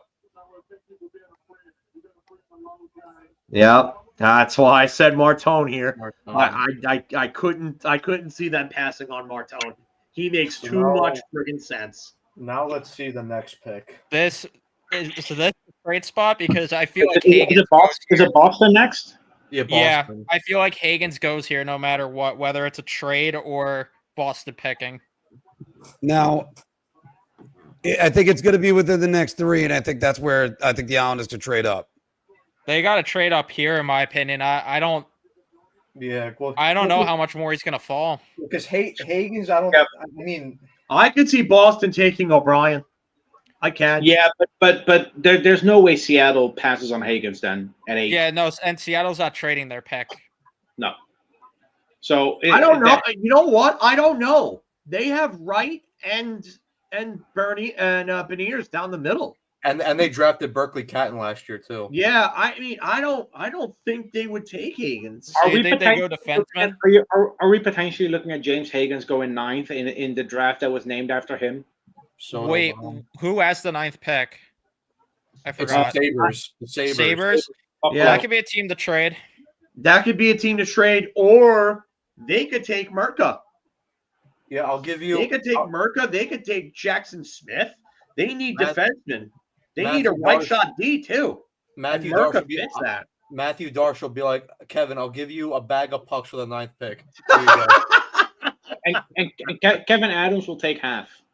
Well, Kevin Adams, the hardest Jets part, fans are like looking out. Soto hit a home run apparently. Yeah, I got the Soto game just hit a on. home run. the hardest part about the when Buffalo drafts is they got to figure out where their guy is going to leave in 4 years.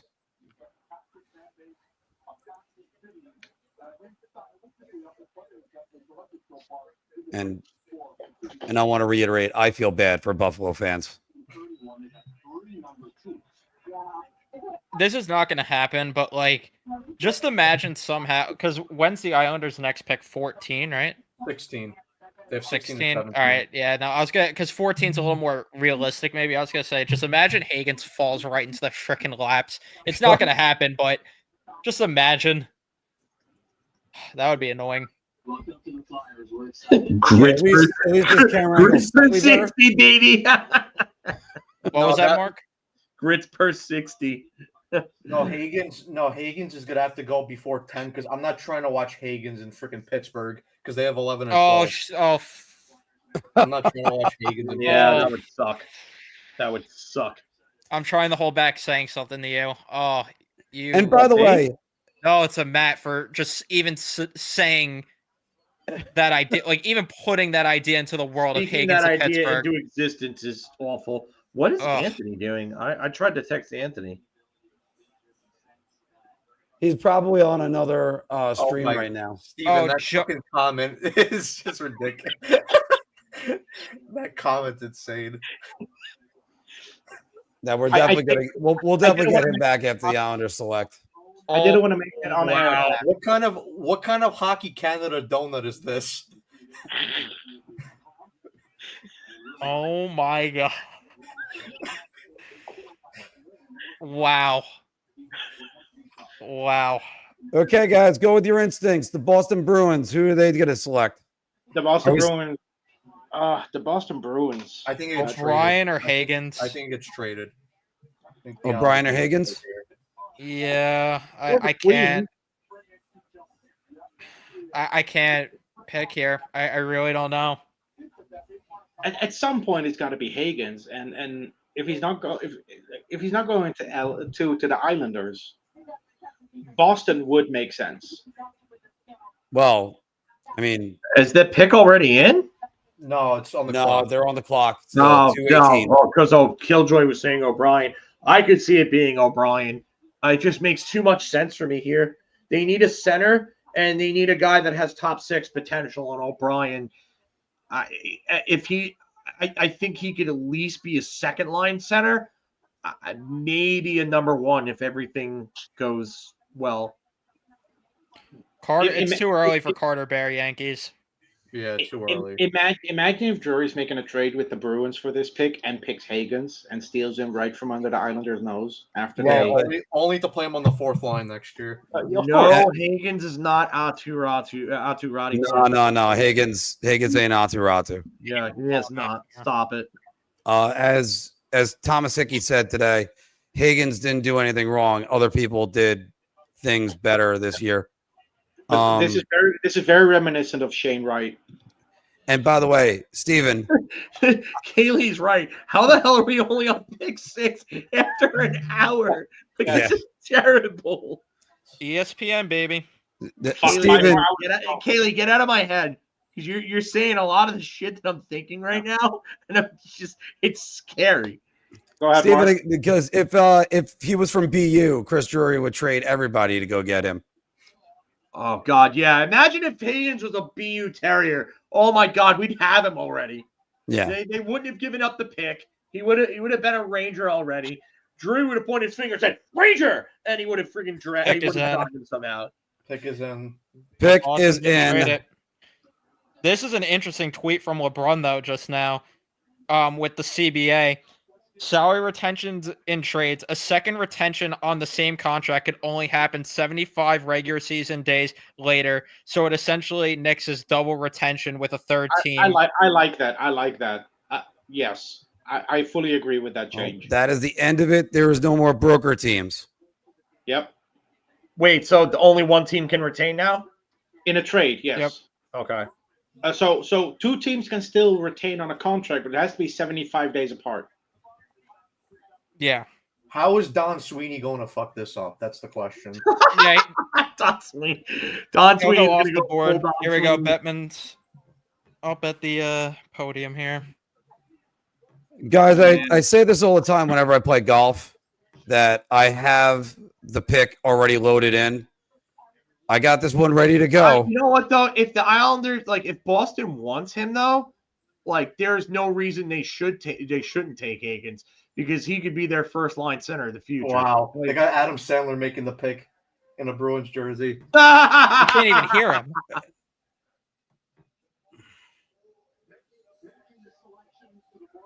Whoa. Okay. Oh. Oh boy. Oh, they took Higgins, didn't they? Yup. Oh. Jimmy. Boy. Yup. What did I just say? Wow. Oh my God. There you go. Man. A Boston kid going to the Boston Bruins. No Shagans for the Islanders. No. Uh, Now what do? Now they just take two. Wow. Wow. I'm not gonna lie. I sort of this afternoon. I was ready to start editing Anthony a is video. not gonna be happy. Imagine Dragons. I'm coming home to you, and I really thought it was gonna happen. Who knows? Still, how this might play out. You know, he could play with Charlie McAvoy for a couple of years and then come to the Rangers. As long as there's delusion, there's hope. I really wonder though how close this trade or this pick was to being traded because this went down to 20 seconds left. Yeah, man. I wonder if something got close. A blue suit and a yellow tie. Do you work at IKEA? Maybe he was thinking Hofstra colors. All right. Yeah, there's someone just posted a clip of the Islanders watch party reacting to Higgins going to Boston. Oh man. Yeah, they're not too happy there. Can you send me the link? I'll share it. Yeah. Let me pull it up on my computer here. Yeah, I and someone just asked me, are they going to trade him? No. When you draft a guy, you draft him to play him, to sign him, to develop him. I just sent it, Mark. There's absolutely no scenario. He's going to be such a good fit in Boston. He really is. He's going to play with David Pastrnak. He's probably not going to play there this season. I do think that there is a chance that he could sign at the end of the year, depending on how his NCAA season goes. And then I think next year, not the 26-27 season, he starts with them. I just think this kid's gonna. Oh man. Because if he signs next year, his entry level will still slide because he's turning 19 next year. I think. When's his birthday? It's the November 3rd, 06. Oh, November. Never mind. If he signs next year, it cannot slide. So if he signs his entry level contract right away, it can slide twice. If he doesn't sign right away, it cannot slide at all. I think the next pick here is fairly obvious. It's going to be Murka. Murka from the Seattle Thunderbirds to the Seattle Kraken would right in the backyard. That will be back-to-back picks where it's backyard picks because Hagen's at BU by the Bruins, and then the only you know what I would say Jackson Smith, just because I think Jackson Smith is, I think there might be a higher ceiling with him. Do we have a trade? I would still consider Jackson Smith. Wait, do we have a trade? I would still consider Jackson Smith a backyard pick, though. Wait, where are you saying trade? Hold on, guys. Oh, never mind. I thought there might be a trade because I saw Bettman go to the podium and I thought he was like prepared to announce a trade. Guys, here's the reaction from the UBS Arena.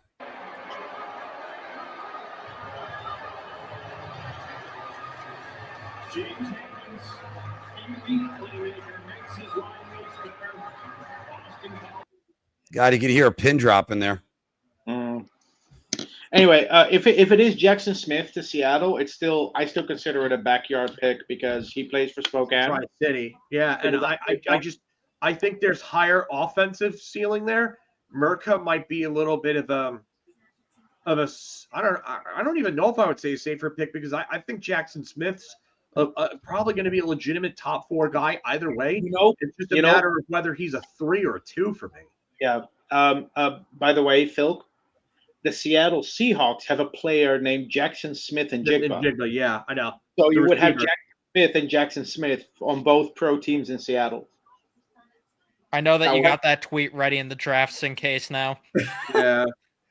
I think Murka's the more established defensively player. Jackson Smith has to work on his defense, but I think Smith will overall be the better defenseman just because he has the offensive capability. It's just if he can get his defensive, issues sorted out, which he probably will.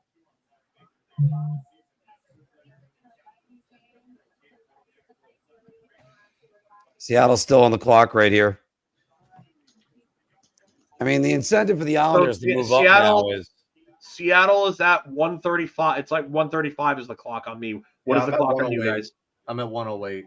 Yeah, I'm at 105. I'm at 130, 129. I'm at 125 right now. So, I wish that we wouldn't get freaking banned for like sharing our screens or anything, so we could just all watch it in sync. I hate that. Yeah. I mean, look, ESPN put so much thought in it that they've been blocking the people they've been interviewing all night.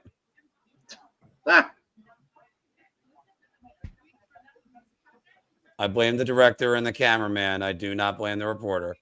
Just for the record on that Nobody's blaming the reporter, Mark. No one. Yeah, I know. Just in case if anybody thinks I am. No. By the way, we got 750 you guys watching us right now. Thank you very much for joining us. Yeah, pick is in.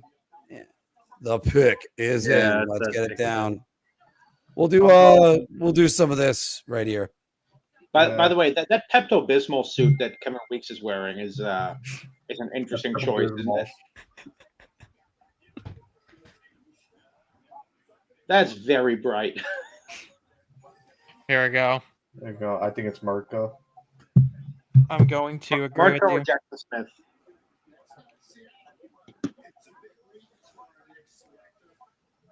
Take care, Kaylee. You know, there are game show hosts that wish they had. Hello from the UK over here. Okay, that's cool. Sunderland, congratulations on the Premier League promotion. Yeah, Andy Clark, you just walked in with a fellow soccer hooligan in the bottom right-hand corner. So I think Jackson Smith makes a lot of sense here. It's nice to know that we have people in the chat who are in my time zone. That makes me feel less alone. Jackson Smith makes too much sense here. Who's this?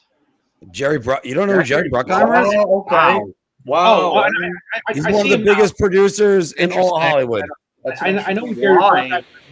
I just couldn't see it from afar. It didn't show. That's an interesting pick. He only produced Top Gun, The Rock. That's Armageddon. Jake O'Brien. Ryan. Yeah, another center. Okay. Not that you can't have too many centers, but I thought they would have gone defenseman. So it almost feels like the Islanders went all for nothing on this. That's why I don't think it's over yet. Pirates of the Caribbean too, yes. All right, let's see what type of reach Kevin Adams is going to do next now. Can you imagine he takes a guy that's like projected in the third round? He's probably Kevin Adams. Kevin Adams is probably on the phone right now with Gordy Clark. Who's the guy who should take Gordy? Well, to me, the third defenseman on the Swedish team, that's the guy we'd rather go see instead of Rasmus Dahlin. Hey, Gordy, is it too early to take William Moore in the draft? Is it too early for that? No, it's not too early. All right, we'll take him.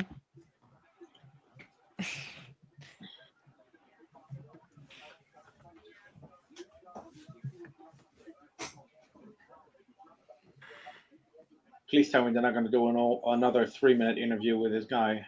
Yeah, Why haven't they changed the Montreal picks to the Islanders? I wonder if that's part of the problem here. I wonder if the Dobson trade wasn't made official yet, and that's the issue here with why they didn't trade up. Can you imagine if that's the reason? What they Oh my God, that would be a But the thing is, Montreal's already got the word that they signed Dobson. Like, but they didn't make it official though. Yeah, the trade wasn't official. He signed the contract, but not officially with Montreal. if that's the case, the Islanders should be really peeved. That's an even bigger mess up than the Dodonov trade thing. Oh, that would be brutal. Gary is saying, even you guys aren't alone. He's watching in the UK at 1 a.m. We've got 2 people in the chat watching from the UK at 1 a.m. I love this. This is awesome. So we're reaching out to a country that we normally don't get a lot of viewers in. So it's just friggin' awesome to have people on from the UK with us. Thank you. Thank you both. And to everyone in the UK, hello from Dublin. So I'm close. Steven in the bottom left is from Dublin, if you guys don't know that already. Oh, I'm from the Netherlands, but I live in Dublin. Yeah, he's in Dublin. Sorry. Yeah. Steven's got Dutch blood. I know. Do you want some too? Nah, my Polish one's fine. By the way, guys, like the interview format, but at least I can see the Kraken people on screen now. This camera angle is much better. I'm actually with this.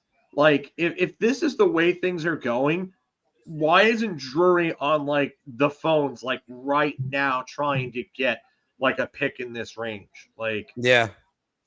Well, what about, because if you look at late round guys, I mentioned again, Malcolm Spence would be a guy that they can get.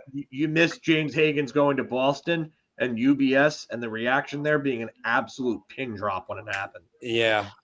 I really am starting to think that the trade not being official for Dobson is why this didn't happen. Well, I'm interested. Like, if the draft goes all the way down to 16, 17, and Montreal still has the picks, then I guess the trade. I'm really surprised though that the Kraken took a center. Like, you have centers, you have Berkeley Catton, you have Matty Beniers. Shane Wright finally developed. What are we doing here? We got a Kevin Weeks tweet, by the way. What? Listen, the eye emojis with the picture of Colorado. He's probably doing the Crosby thing again. To your point, this isn't a situation like San Jose with Misa, right? Misa's too good to pass up on. Here at 9th overall, you don't have to take a center. There are options. Like Jackson. All right. So the one thing I understand about Seattle, is that they have Dunn and they have Montour, who are puck movers. So, like, okay, if you wanted to take Merca and you needed a right shot guy and a guy that was a little more focused on defense, okay, cool. I understand that then.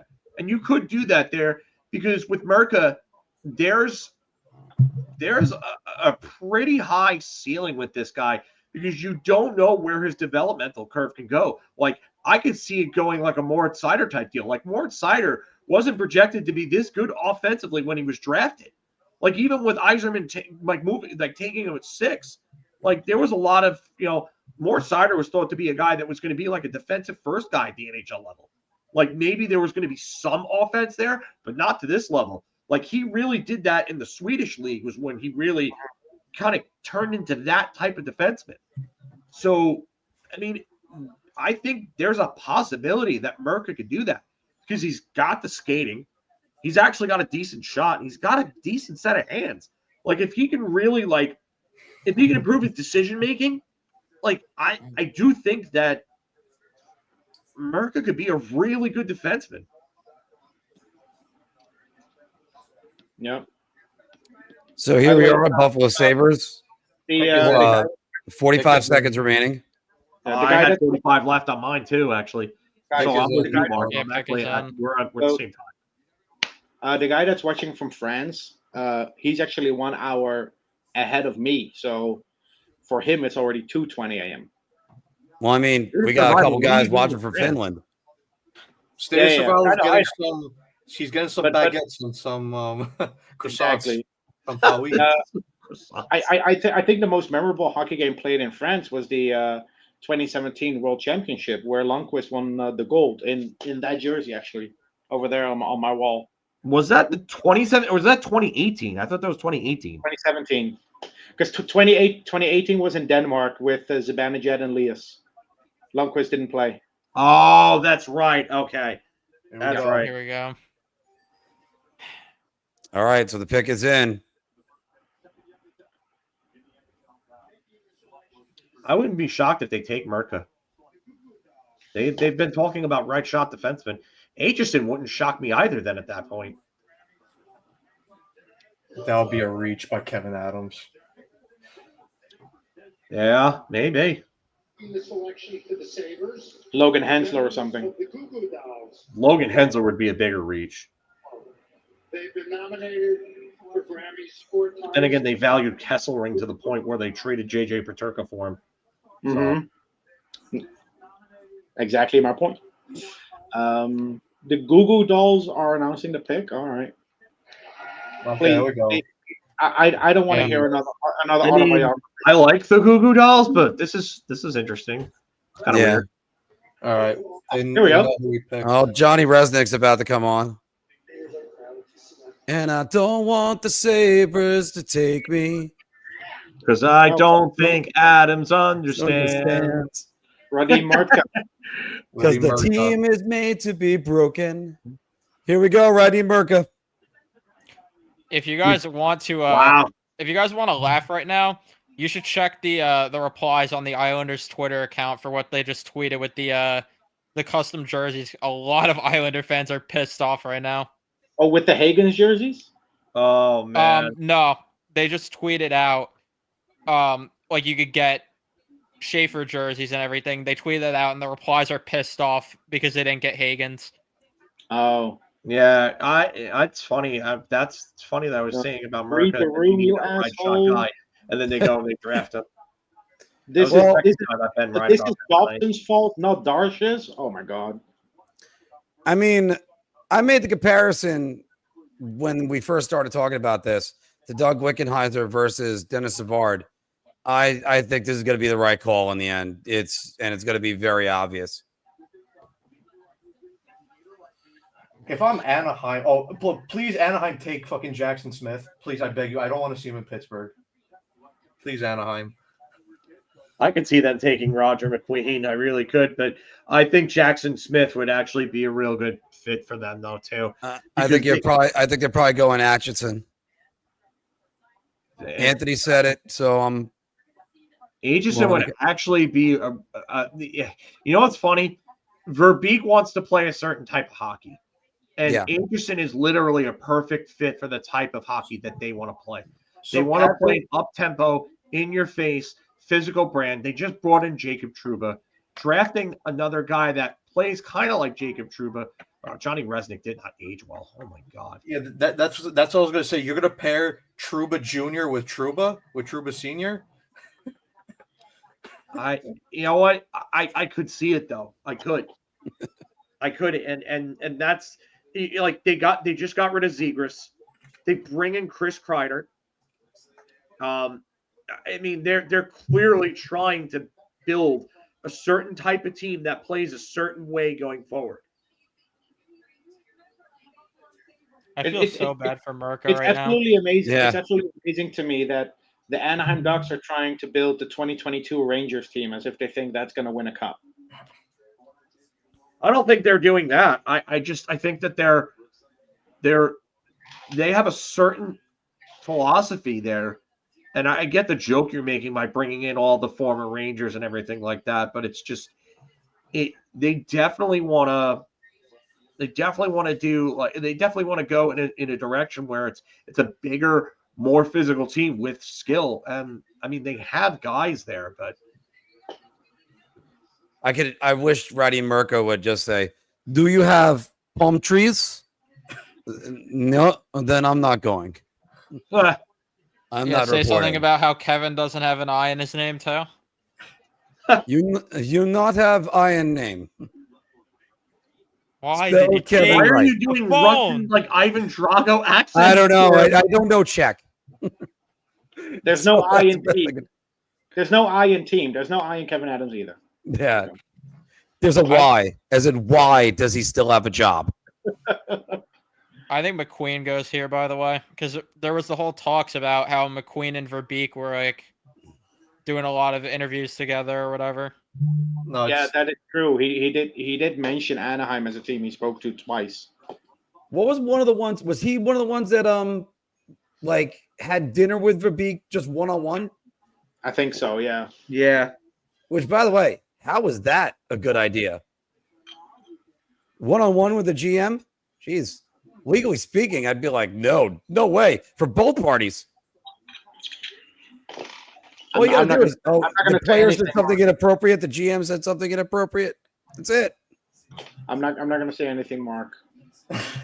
No, I'm just saying in general, that's just not good. No more demonetization tonight.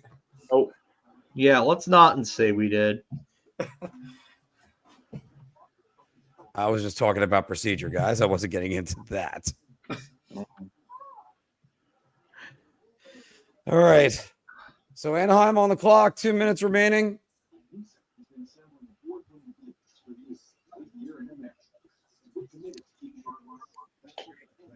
yeah. I'm watching a Peroni commercial. ESPN It's is saying funny that, because Friedman said on 32 Thoughts recently that the market on Byram wasn't as good as they thought. And it seems like it's the same thing on Keandre Miller. So maybe the RFA defenseman market is just not that good. So they're going to sign him to a 1-year extension like they did with Lindgren a year ago, and they're just going to run it back with an unhappy player in the locker room. And then I don't know if Miller was unhappy. And Miller's issues are more like him being in his own damn head. No, but Phil, he's been told, like, it's out there. It's public knowledge that the Rangers want to move on from him. If you now sign him to a 1-year extension, Yeah, I see what you're saying there. Yeah, you're gonna have a guy in the locker room who knows that the team openly wants him gone. Yeah. The whole world knows that the Rangers don't want him there. How is that going to work out? I don't know anymore. I feel like maybe the trade's not going to happen now, but it'll happen sometime this offseason. Things will change. Free agency will go through. The initial wave of defensemen will get traded, and then that's when things will probably open back up. And that's because usually teams like to wait for the free agent dominoes to fall, and that's when the trades end up happening after. Because you'd rather not pay assets for a player you could get in free agency. So, I mean, that's the way I would have to think about it. Yeah. Pick his in. By the way, they're showing the Seneke pick from last year. That was so funny, man, when that happened. Oh yeah. He couldn't even believe it. Yeah. He was like, "What the?" Like, oh, all right. Let's see. Do I agree with what comparison? That was a question. Watch Charlie Conway's making the pick. Yeah. Movie The Mighty Ducks. Joshua Jackson and Marguerite. Oh, two of them. Yeah, the figure skater is doing the other one too. Who are these? Connie Who are these? Moreau. So that's Joshua Jackson and Marguerite Moreau. I don't know who they are. Wow. Connie Moreau looks amazing for her age.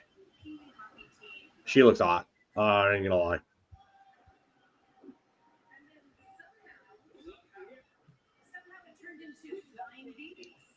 About is 33 years ago, Disney made a movie about a scrappy Pee Wee hockey team from District 5.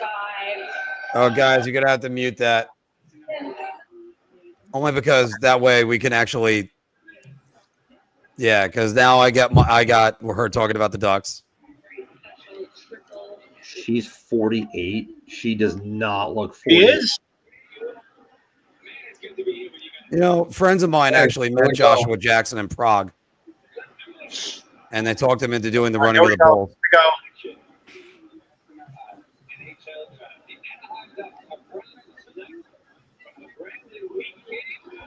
Roger McQueen. Roger McQueen, right near Disneyland. How poetic.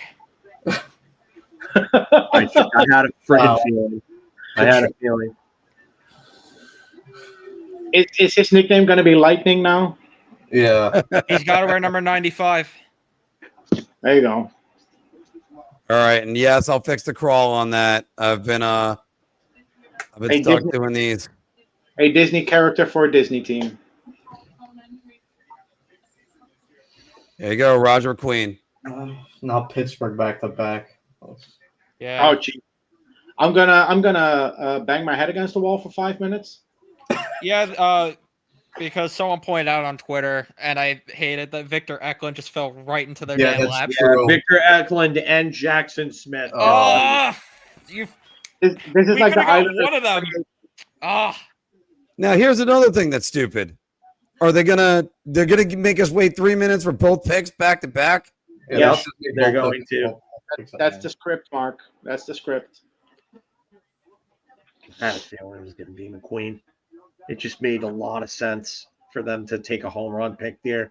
But I mean, Smith made a lot of sense for them too.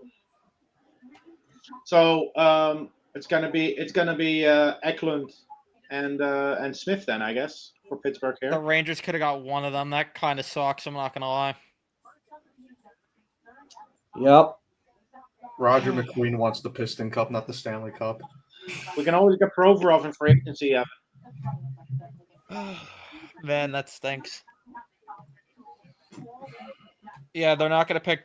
We didn't say they're picking 2D, man. Peach. They're gonna pick probably Eklund and Smith. Please, Kyle Dubas, just go for reaches. Be the smart man, the smarter man in the room.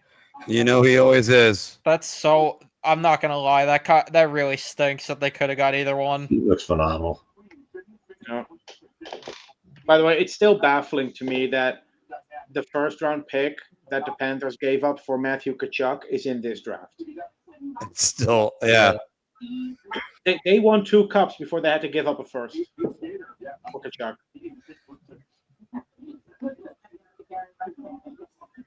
I think that has to go down. I mean, unless I'm not thinking of any else, the best trade in NHL history. It's up there. It's definitely up there.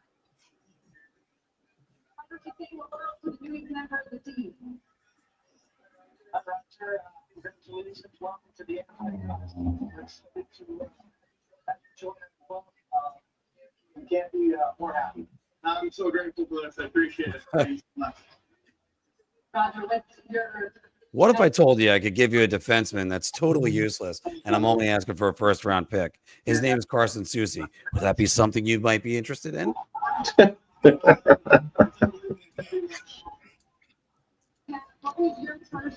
Guys, just keep in mind, somebody has to try to take the Peter Chiarelli Worst GM Award, and who blew 3 consecutive picks in the 2015 draft.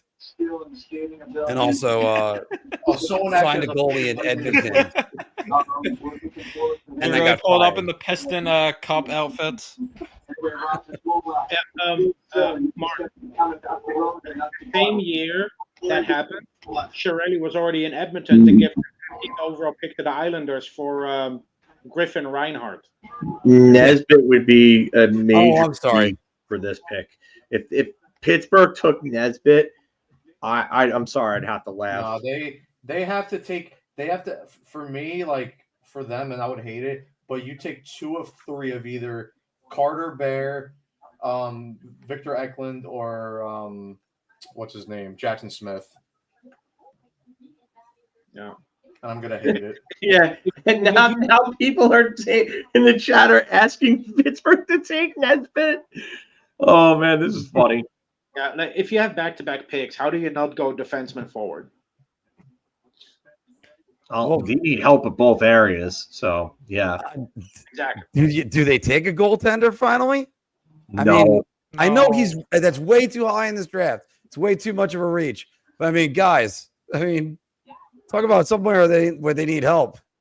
Yeah, but Ravensburg isn't that high ranked of a goalie to where Ward's taking him early.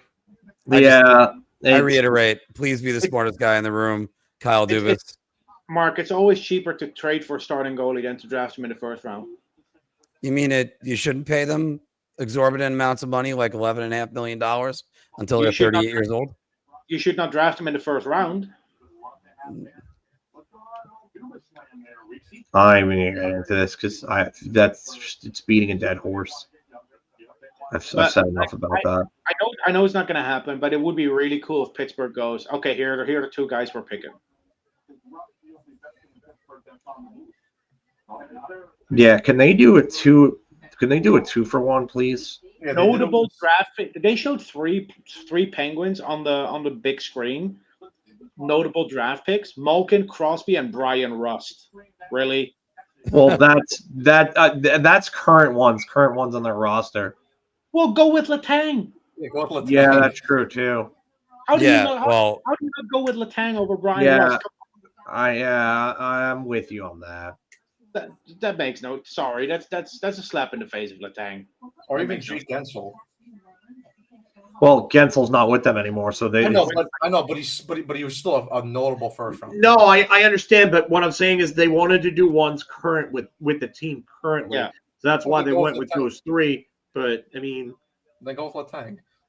Yeah, go with Letang. Steven's right. Here we go. Pick is in. Pick is in.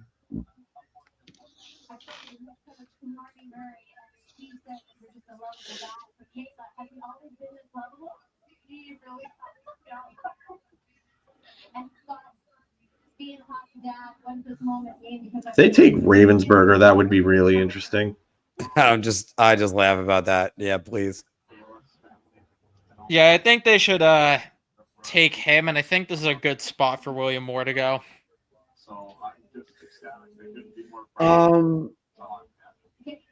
I forgot who they were talking about trades on Instagram, and they asked ChatGPT to do it. They said realistic trades, and they had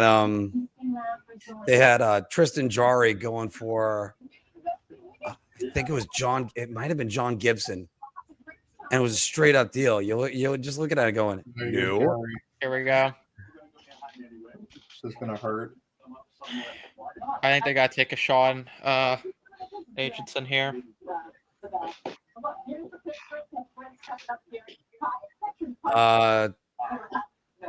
Two of those players have really good careers.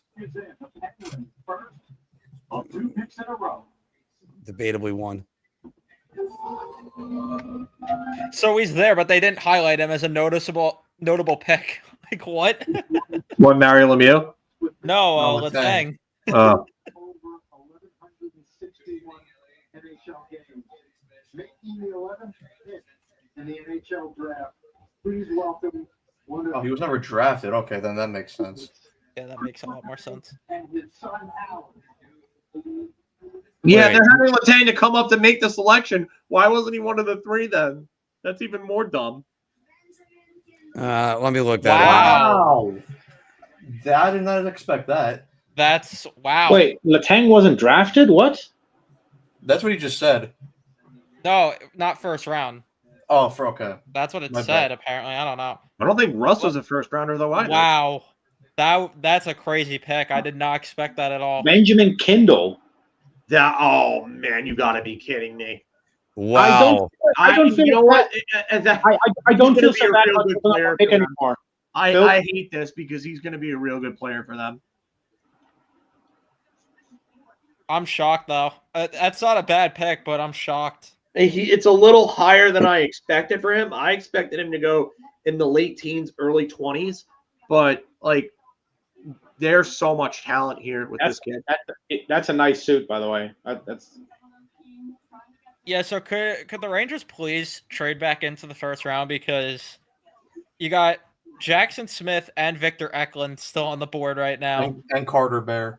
Carter Bear's still on the board. Carter Bear's still there. Colin Potter's still there. Reshny.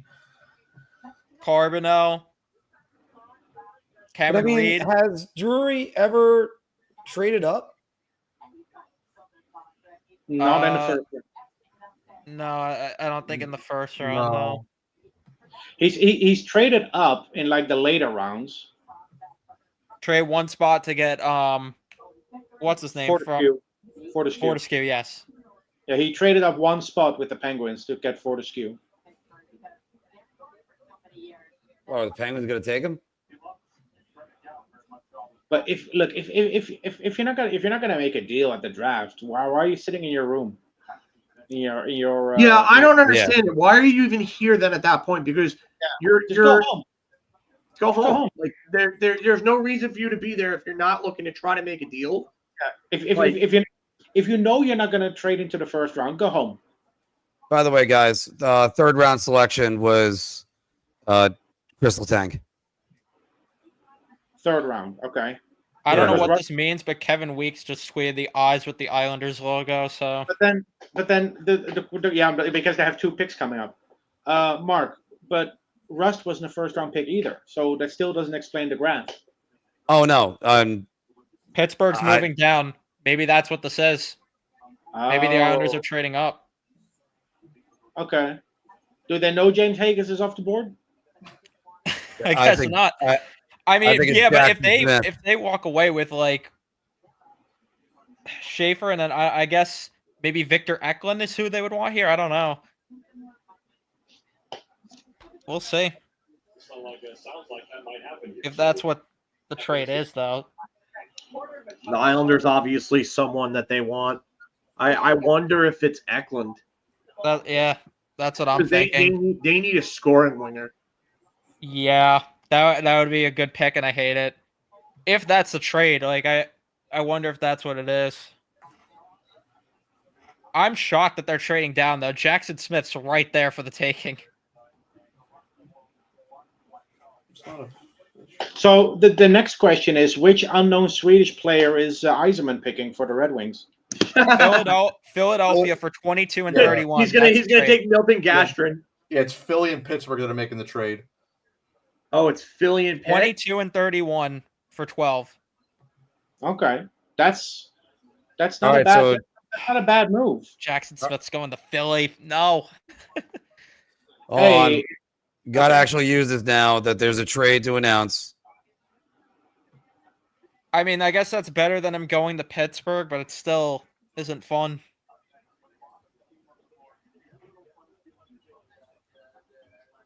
So the Penguins essentially turned our pick into 2 first rounders. Yeah. Yep. It's the other pick, but still, like they had back-to-back picks. It doesn't even matter. I mean, you had one of 2 picks to be able to do that with. Yeah. Like that's just wow. I guess some of you are wondering what this is. Alex, why don't you show everybody?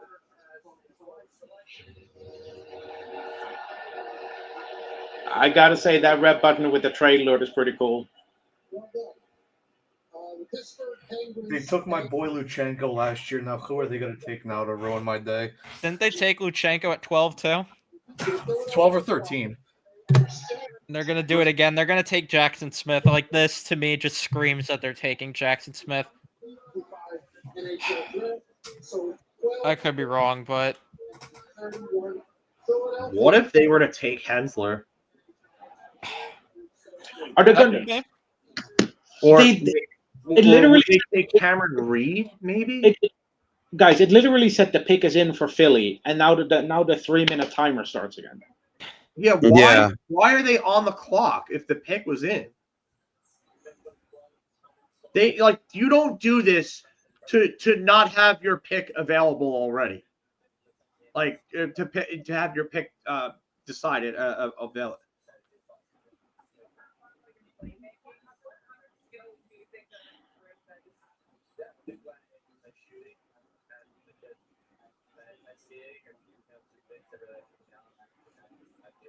One of the reasons I like day 2 of the draft is because it's basically 2.5 hours for 6 rounds. Yeah. It's Everybody, go make this pick now. I like the pace. Yeah. Like they just did 3 minutes and reset, like you said, Steven. That's just dumb.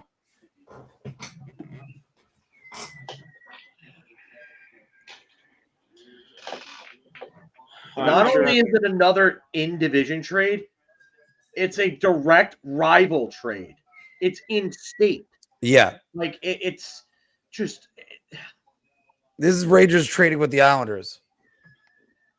Bro, why are you shooting fireworks? Man, I have tried to be so, like, down the middle and objective about Chris Drury, but I'm losing faith, like, quick. Welcome aboard. Welcome to the club, Phil. Like he needs to start doing something to really to get me back on board with him. How do I break him the bad news?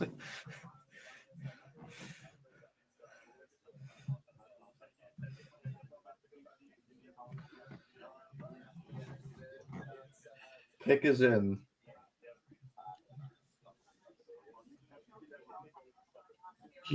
Yeah. All right, pick is in. Let's see what they do. What does Danny Briere do? This is why Danny Briere made so many moves the last 2 years. Kept trading down on a lot of picks. Well, Briere's doing it right, though. Briere's smart. SMRT. Briere and Drury are around the same age, too. So it's not like Drury's an old head hockey mind compared to Briere. He just acts like it. Yeah, Drury acts like one, and that's the issue. By the way, I really hope that JT Miller's worth this pick. I hope so too. Because if he's not, that's a big loss.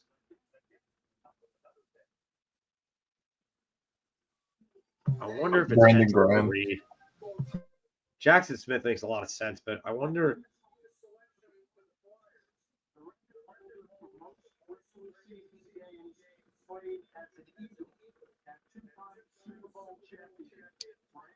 All right. Wow. Whoa. Wow. Okay. I'm behind. So am I. You guys know it already. Mark, you and I are at the same location, I think. Wow. Your guy, Phil. Wow. Doubling up on forwards is interesting. What? Oh my god! Like I said, Phil, it's your guy. Are you kidding me? Wow. That's a bit of a reach for me. Tell you right now, that is a bit of a reach for me. So Victor Eklund's definitely going to Detroit. I'm telling you right now. Swedish guy, Red Wings on the clock. I'm telling you right now, if Jackson Smith falls to 14 and the rumors are true about Columbus being interested in Keandre Miller, get the trade done. Get the trade done. Yeah, you got to pull that trade at that point. It's an in-division trade. I know that's insane to think about for Drury. That's going to take a lot for him to compute, but somebody think of the children. He could do it. I promise it won't hurt anyone, Drury. If Eklund goes to Detroit, and he probably will, trading Miller for the 14th overall. I'll take care of the graphic on it, Mark. Yeah, because we don't even have him. Yeah, I didn't have him going. I didn't have him going in the first round. I had him as an early second rounder that could possibly get to Detroit. Wow, his hockey DB page got updated instantly. Holy shit! Oh my god! Victor Eklund to the Red Wings is like a Sir Marcus Williams layup. At least it should be. It's more of a layup than a Marcus Williams layup. You know what? I don't know if it is though. This is as by design as it gets, in my opinion. But here's the issue though. They have guys like that in their lineup already. Guys, the bigger layup was Yzerman taking Yzerman last year. That is true, but he's not Swedish, so. So if that's like a really good layup, would this be the Flyers pick? Would that be like an Angel Reese layup? Me bounce. Me bounce. Me. Yeah, no. See, Cole Yzerman doesn't shop at IKEA, so Steve Yzerman couldn't take him.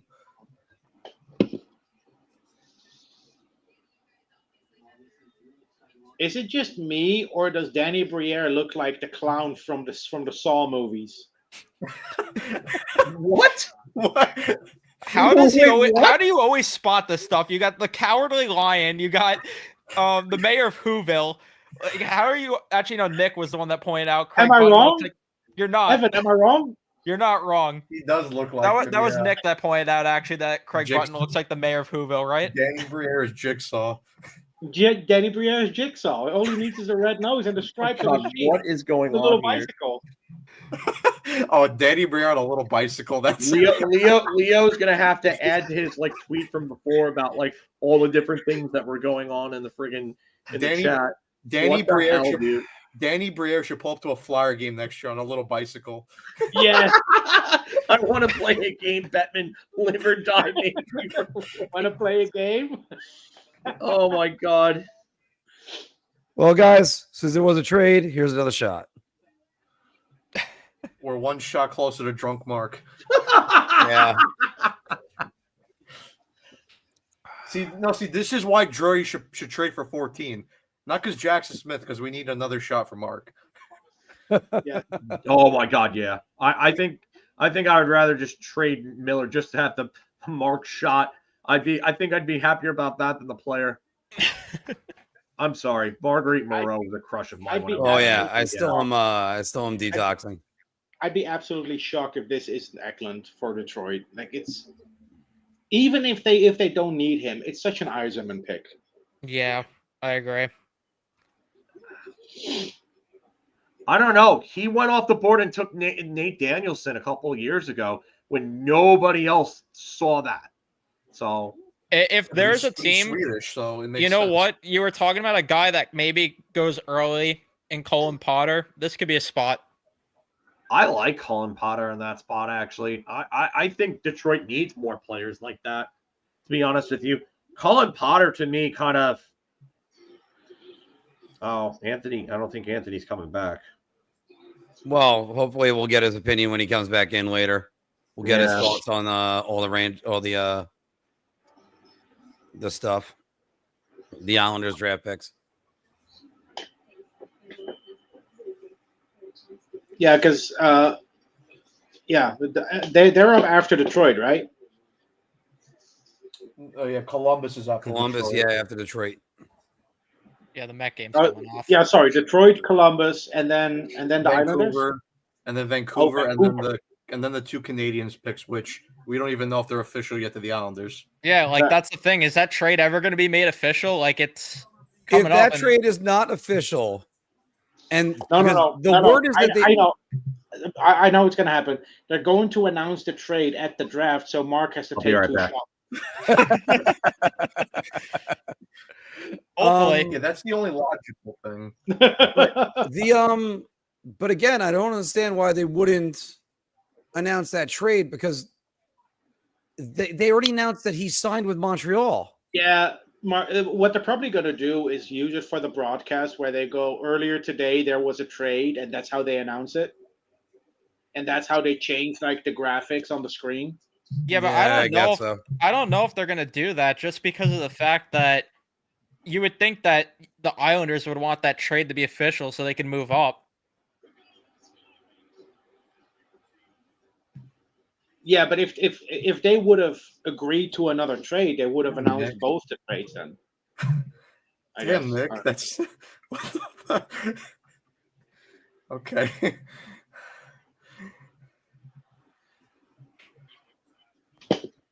Here we go.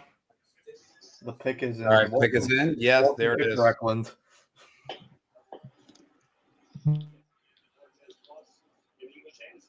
I actually I'm lost. looking at There it is. some UFC ad. The pick is in. Oh, okay. They should let Pops make the pick right now. They should. Detroit is one of the Red Wings' biggest stands.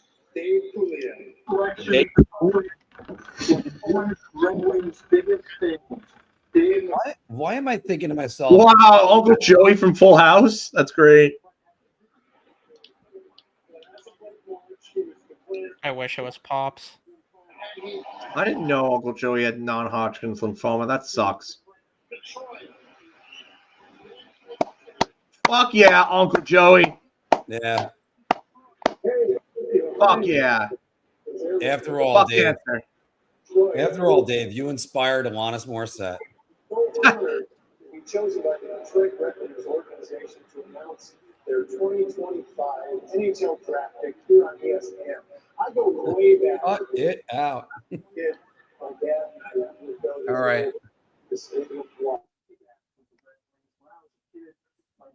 Yeah, just go on with that, Rich. Sir Dave Coulier. Many years later, of course, I would wear Oh, good. He's telling stories. jersey on the TV show Full House. Well, this year we have the 13th pick, and we've had some incredible players wear number 13 for the Red Wings. Pavel Datsyuk. Ooh, I like that. I like that. I like the pick a lot for them. That's a good pick for them. I like that pick. Pavel Datsyuk mentioned too. That was warm for the heart there. That was beautiful to hear. Tell me it's Reshny. All right. Carter Bear. Oh yeah, I like that pick. I like That's that a good pick. pick. That's a very good pick right there. How far back Yep. am I without? I told you. They wanted a guy. They wanted a guy that was going to play a little more physical. They have skill guys in their system. This is actually I really like this pick. Ah man, I would have taken him with the Rangers pick, and I would have been happy with it. Yeah, I agree. So now we're at 14th overall, and Please trade up. Please, Drury.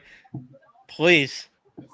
Please trade up and go get William Eklund Drury. He Evan, is there's balling. not going to be a Rangers trade. This is just going to be like 2024. Oh, Yeah, don't but- get me I'm wrong. not highlighting that last comment. Drury- That last comment's No, great.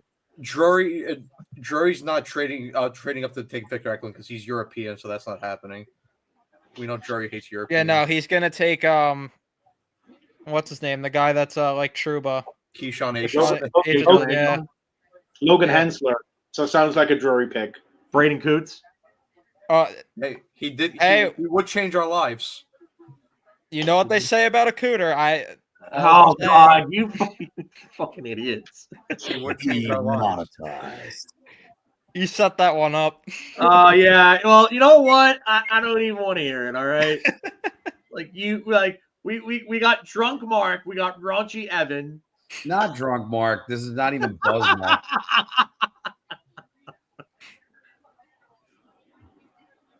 I gotta say, out of the 3 Centennial logos, the Red Wings one is my favorite. Yeah, the Red Wings one is good.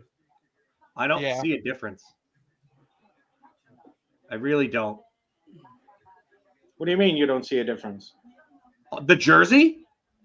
No, it's not on the jersey. No, the 100 and like the Oh, the background. logo? Oh, you mean the actual logo? Okay. All right. I wasn't talking. They haven't Yeah, announced it their looks nice. Wonder what Roger Hicks is hearing. Why is Steve Eiserman looking at the wrong camera? Oh, Roger Hicks, NHL Insider. Oh God. Oh yeah, Roger Hicks. Yeah, he's working. He's working with Mickey right now. They're working the phones. That is definitely uncle. That's definitely Mickey 8's uncle.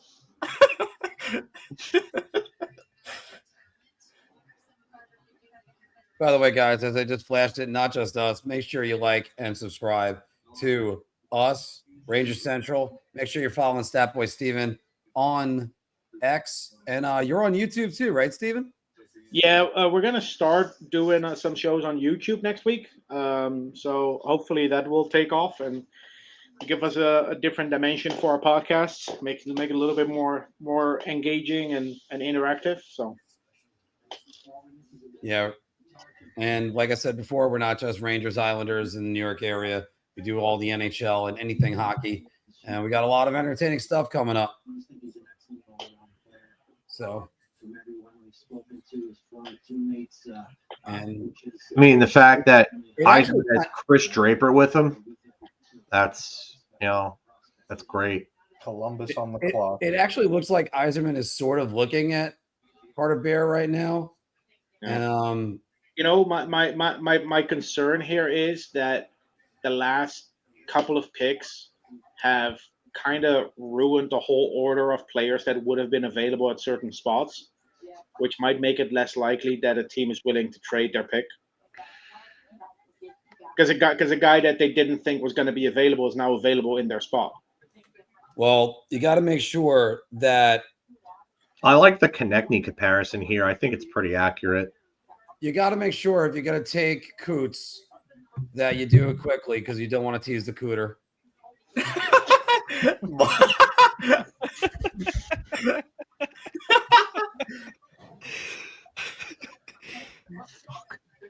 Because that's his nickname, everybody. That's his nickname. Is Mark on a delay? The better question would be: is Mark drunk? No, not even close. He's a little tipsy for making that comment. So Mark was definitely like having Maria blast fucking How much is he- boozy in the background, and he's definitely doing shots off the camera. And we don't know it. how much has he been drinking? Someone said. not enough, guys. You know my terrible puds. I wonder if they take. I wonder if Eklund falls to 15. I wonder if Vancouver takes him to pair him with Elias Pettersson. You know, I'm really hating I that. see that. I mean, that's actually a real good spot for him too, because they're probably going to lose Besser, and they're going to need a top six winger, and it makes a lot of sense actually. If Eklund falls to the Islanders, I'm gonna be pretty pissed. Oh, so the Islanders. Okay, so I guess the trade is official then, because they have the Islanders for next to 16. So Yeah, I mean, it has to be official. I haven't seen either team tweet about it though. So yeah, they'll probably make it official for when they go up to make the. Yeah, probably. But I how is Jackson Smith still available? Pecker's Like in. Columbus has got to take him here. This has got to be him here. Yeah. Come on, trade. Announce the trade. Come on. This has got to be him. Just have Robert right. I mean, I would imagine it's got either got to be him or Aitchison here. The pick is in. It's so. Robert Hicks was wrong. By the way, the clock was getting going. Wait, what down. did Roger Hicks say now? Roger Hicks said that Columbus was going to trade their first round pick to the Rangers for Keandre Miller. Yeah, okay. The clock was going down. They barely got that pick in. Thank you. You can ask for an extension once, by the way. All right, here we go. He's announcing it. All right. How far ahead is Evan? Jesus. I think it's about 10 seconds. I'm still watching the final 5 seconds of the clock. Mark and I are the pick is in for us. Oh, Yeah, actually, like Ranger family. Okay, sorry. No, I was at 5 seconds there when you said that. So Meredith Gaudreau. I like that. Meredith Gaudreau's announcing the pick. Yeah, that's cool. All right. That's how it should be.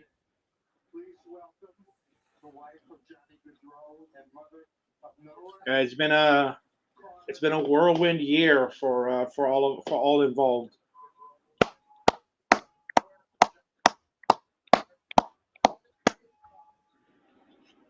Damn right, stand What up. do you think Columbus's need is right here? Defense. They have forwards, but they could use defense. Yeah, this is definitely a Jackson Smith territory. It's Smith or Aitchison right here. I think it's Smith. You know, JD, he might want to go Aitchison. I like the chance, but damn, they're making her cry up there. And he's going to do the fist pump, too. By the way, this is the only person where I don't mind taking a couple of minutes to talk. Yeah. Yeah. Yeah.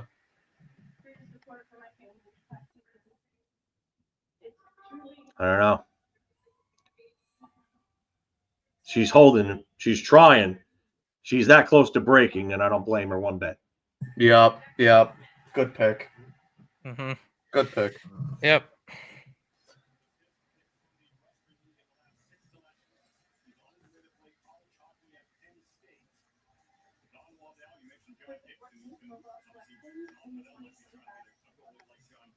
There he is. Yep. Yep. I had a feeling. And Washington. It just too good of a. Just he was the best player available by far. Yeah. You couldn't pass up on him. Yeah. Now the Rangers got to get killed by him for a while. That's unfortunate.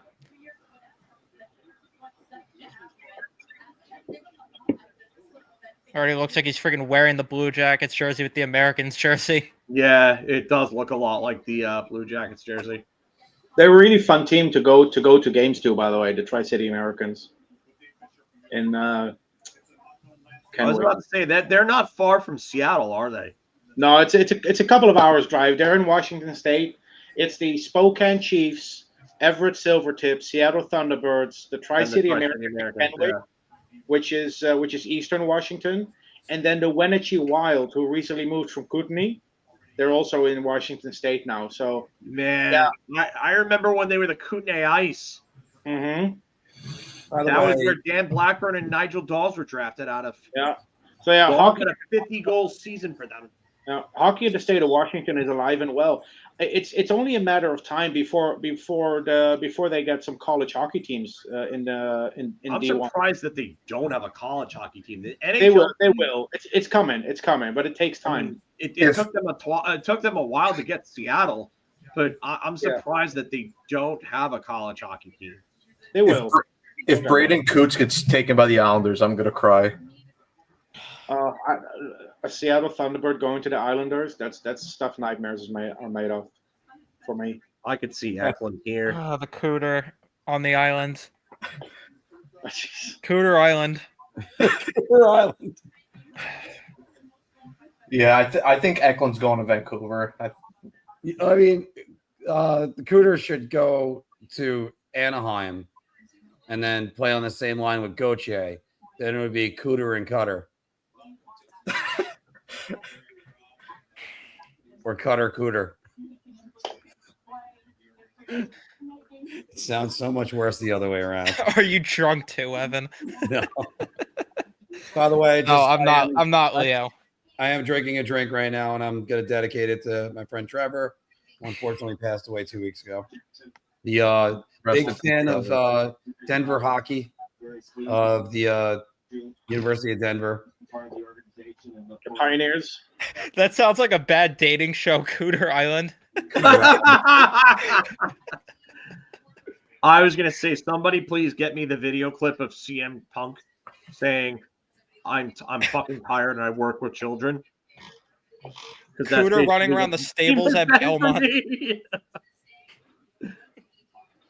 John Ragged's comment. What? I like John Radigan's comment. Oh Cooter my running around God. the stables at Belmont. Cooter Island over Love Island. Yeah, you get it. Oh my God. This is absurd.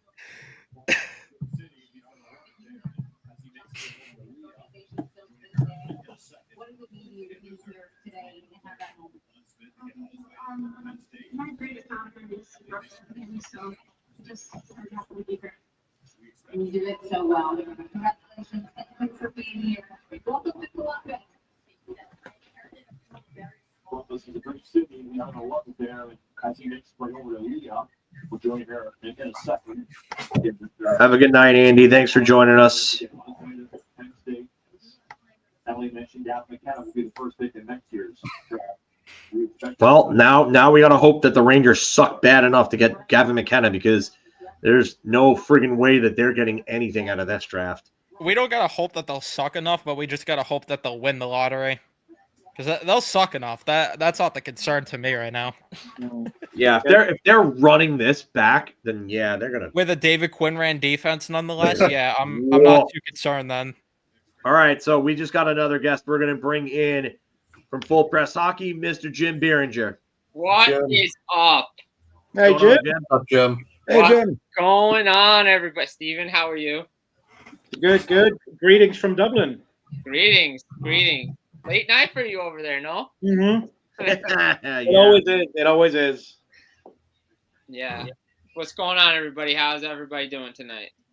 If you're a Ranger fan, you're not doing good. If you're an Islander fan, you're feeling okay in one aspect, and then in another, you feel like your heartstrings were just pulled out. Yep. Because Boston got a great player. Yeah, they did. I gotta say that patch on the Columbus jersey with the outline of the state of Ohio, I really like it. Yeah. Yeah. The anniversary patch. Yeah, that looks solid. Yeah, that's pretty cool. I actually like that a lot, because it's actually a throwback to the Cleveland Barons, because their logo was also the outline of the state of Ohio. Yeah, it was. Yeah. I actually did not know that. Fun fact. I miss the original Columbus Blue Jackets jerseys though, with the green in them and stuff. I loved those. Oh, you mean with the bug on it? Yeah, I love those, man. So right now we're at pick 15. It's got to be Eklund. I mean, yeah, it's gonna be Eklund. It would be Eklund, right? It makes too much sense. I love this tweet from Byron Bader. He says Byron Bader tweeted, "It's Vancouver and there's a Swedish guy. It's got to be Eklund." He's not wrong. It is Eklund.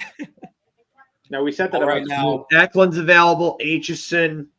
I can't see the Islanders taking another defenseman there. Coots, Hensler.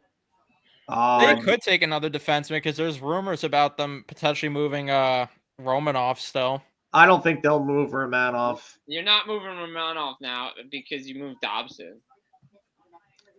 Yeah. Depends if they think Schaefer's ready, I guess. I wonder if the Islanders would take somebody like Carbonneau. Really? Like, to me, that kid's got a ton of skill. Like, the skating needs work, but the hands, the shot, the vision, the IQ, it's all there. Way to actually have a Rangers fan reaction. It's right here. There you go. Michael Samuels is making the pick. Yeah, it's Eklund. It's Eklund. Yeah, it's so Eklund. Yeah, it's got to be Eklund. If it's not Eklund, we got problems. All right, so I did not get it up. The pick is in. There we go. Boom. Did you not get it up, Mark? Pause. Oh, jeez, yeah. Can we not say it that way, Mark? Demonetized. I could not get it up. It's terrible, Mark. I feel bad for you. Yeah. Phrasing, Mark. Phrasing. Please tell Maria our thoughts with her.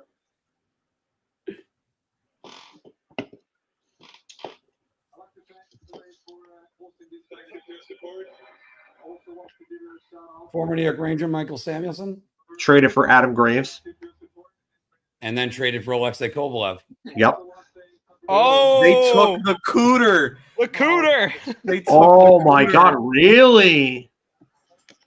No Coot Island. No Cooter Island. Wow. Wow. Listen, so Now the Islanders are getting Victor Eklund as part of the return for Noah Dobson. That all of a sudden that makes losing out on James Higgins a little more like bearable. how like you I was about to say you didn't get James Higgins, but But now you're you gonna got a scoring winger. Eklund. Now you have the chance to take a scoring winger. Yeah. Oh man. I mean, I think that's the next best thing if you're the Islanders, right? Yeah, exactly. This makes up for it a little bit. A little bit. Yeah. By the way, Hagen's getting drafted by the Bruins, Jim. Kind of feels right. It does. 100% does right. It feels so right because he plays there. So Vancouver, that's right. Oh, Vancouver. Vancouver. Oh Jesus! Vancouver. I like that. Now a Cooter Canuck, yes. Oh my God! Oh my! I was kind of surprised. No surprise, the Seattle Thunderbird. Short trip to go to Vancouver. It's no longer Vancouver, Mark. It's Vancouver Nicole only. goes, what, Nicole? You didn't like Vancouver Island? Different, Evan. It's not the Long I'm Island. not Cooter. here for the riot. I'm here for the cooter. We did it all for the cooter. Come on, the cooter. So you can take that cooter and stick. I do like Vancouver Island. It's That's good. I like that. Vancouver. Still, the Joe Graves is like winning the chat tonight. Oh man, I love you, Joe. I really do.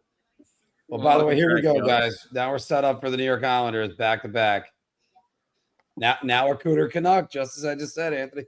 Yeah, we don't have to worry about Cooter Island. It's just Vancouver Island now.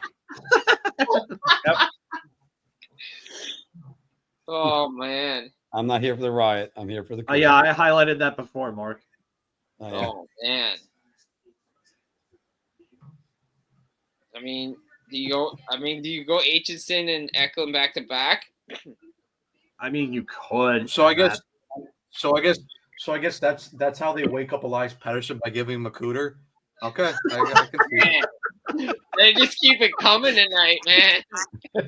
Just keep bringing them tonight. We need the laughs. Yeah, Islanders now back-to-back picks with Eklund and Aitchison out there. That's oh my god. I mean, all right, I'm not highlighting that last one. That's a really good return for Dobson. That's a little too over the top for me. That's the best comment yet, though. That's a little too. Yeah, that's no. We can't highlight that one. No, as great as it is, we're not highlighting it.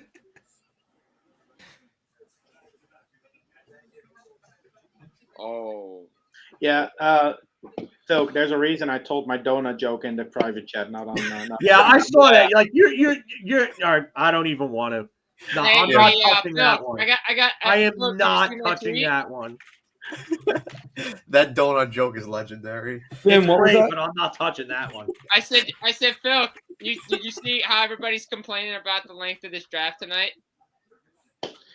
It's the same length as every other year, Jim. Yeah, but except this time Tony Khan's producing it. So I mean, it's a long time. Don't talk shit about my man Tony Khan over there, bud. I mean, I love Tony Khan. Don't get me wrong, I love him, but like his shows are way too long. Yeah, so Tony Khan needs to have somebody come in and take over the booking. Like if I were him, I would have went and got friggin' Scott D'Amore from TNA. Exactly. I would have paid him like big money to come in and help out because his booking and impact over like the last few years has actually been really good. Yeah, exactly. So I mean, look, I know the first round takes forever, but I mean it is 9:18 and we started at 7. Well, didn't really start at 7, but you know we're officially halfway through at 2 hours and 20 minutes. Oh god, or even 2 hours if you want to say we're not halfway through it, Mark. We haven't had 16 picks yet. That's true. Facts. See what the Islanders do. I wish I could say what I just said. Honestly, this commercial with the Coors and 1,000 miles, like guys going around with baskets handing out beer for us would actually be like perfect right now. I'm not even gonna lie. Which would be worse? Which is worse, this New York Rangers draft or any Papa John's pizza? That's a tough call. It's definitely not a layup. Awesome. It's not a layup. Not by design. Not by design. It's not by design. You know, I've actually never had Papa John's pizza, and I based on what everyone's telling me, I should be lucky. Yeah, don't. Yeah, it's like unless you're drunk and there's nothing else available, like Yeah, that's no. like a 2-3 o'clock pizza run if you need it. Honestly, Papa John's makes Domino's look like real pizza. They feed Papa John's pizza to convicts. They then have their. Speaking of Domino's, yeah, the more Now they made it official. I was watching a Ranger game a couple of months ago, and they had this commercial on the American broadcast that Domino's has finally introduced a stuffed crust. Yeah. Yeah. Domino's here in Europe. Here in Europe, Domino's had that for like 20 years. Huh? How has that not been a thing in the U.S.? That surprised me a little. Yeah, Eklund has got to be one of these picks. Oh, for sure. They really reset the clock though because the trade just became official. Like really? Yeah, because they put Montreal on the clock. Mark shot. The trade is announced. Yeah, Mark shot. All right. Rich, your comment's actually not wrong. You guys got Mark on a technicality. We're really trying to push it to get drunk Mark tonight. Fortunately, it's not going to happen. And the other one for the second pick. No, it was one trade though. Steven was trying to get him on a second technicality. Yeah, Montreal should have done it over two separate trades. Heineman in the 16th pick. Oh, actually, they couldn't do it because they only got one player, so never mind. Yeah. Unless Heineman was worth a first-round pick. Heineman was not worth the first-round pick, but but it was Heineman and the picks. Dobson was the only asset going the other way. Just show of hands, how many of us really thought that it was going to be Higgins and they're trading up to go get him today? Because I certainly bought into it. I thought they were actually going to do it. I thought they were going to do it yesterday, to be honest. I thought they were going to trade up and get him. Yeah. When Boston was on the clock, that's when I thought it was going to happen. Yeah. Same. I thought right then and there. Yeah, I thought maybe they could do it there, but you know, that's why I said right before the pick, I was like, there's no reason that Boston shouldn't take Higgins if they want a center, because that was the best center available, and it was a guy that has first line potential that would solve their problems in the future. No, 100% it would. And the issue is what would the Islanders have to give up to get those picks? Pick is in, Mark. The pick is in. Pick is in. The pick is in. Just break my heart and announce Eklund. Just do it. Just disappoint me. Well, where'd he go after Eklund? Because it's going to be two picks. Aitchison. Yeah, I think Aitchison kind of plays like a better offensive version of Romanov, funny enough. I mean, if you want to say Trouba, that's another one, but Romanov would be an interesting comparable because they do kind of play the same way in a sense. Yeah, the other defensemen they could go for are like Logan Hensler. Hensler, Reed, Boumedienne are all available. Yeah. I mean, honestly, I think I like Boumedienne out of all the defensemen that are available. Yeah, he plays for me. Maybe they go two forwards. Really, Boumedienne is a really good defenseman. Yes, I would pick Boumedienne over Hensler, no question. I'm still surprised that there's a lot of talk about JG Pajot. 8 seconds remaining. Someone just lit off. They said the pick is in. The next selection for the New York Islanders is perhaps the team's biggest fan. Kevin Connolly. That's Eric Murphy. And the selected Matthew Schaefer with the first pick. Hooters. All right, here we go. Good thing the director went right back to the panel. Yeah. Yep. Kevin Connolly knew that was coming. Yeah.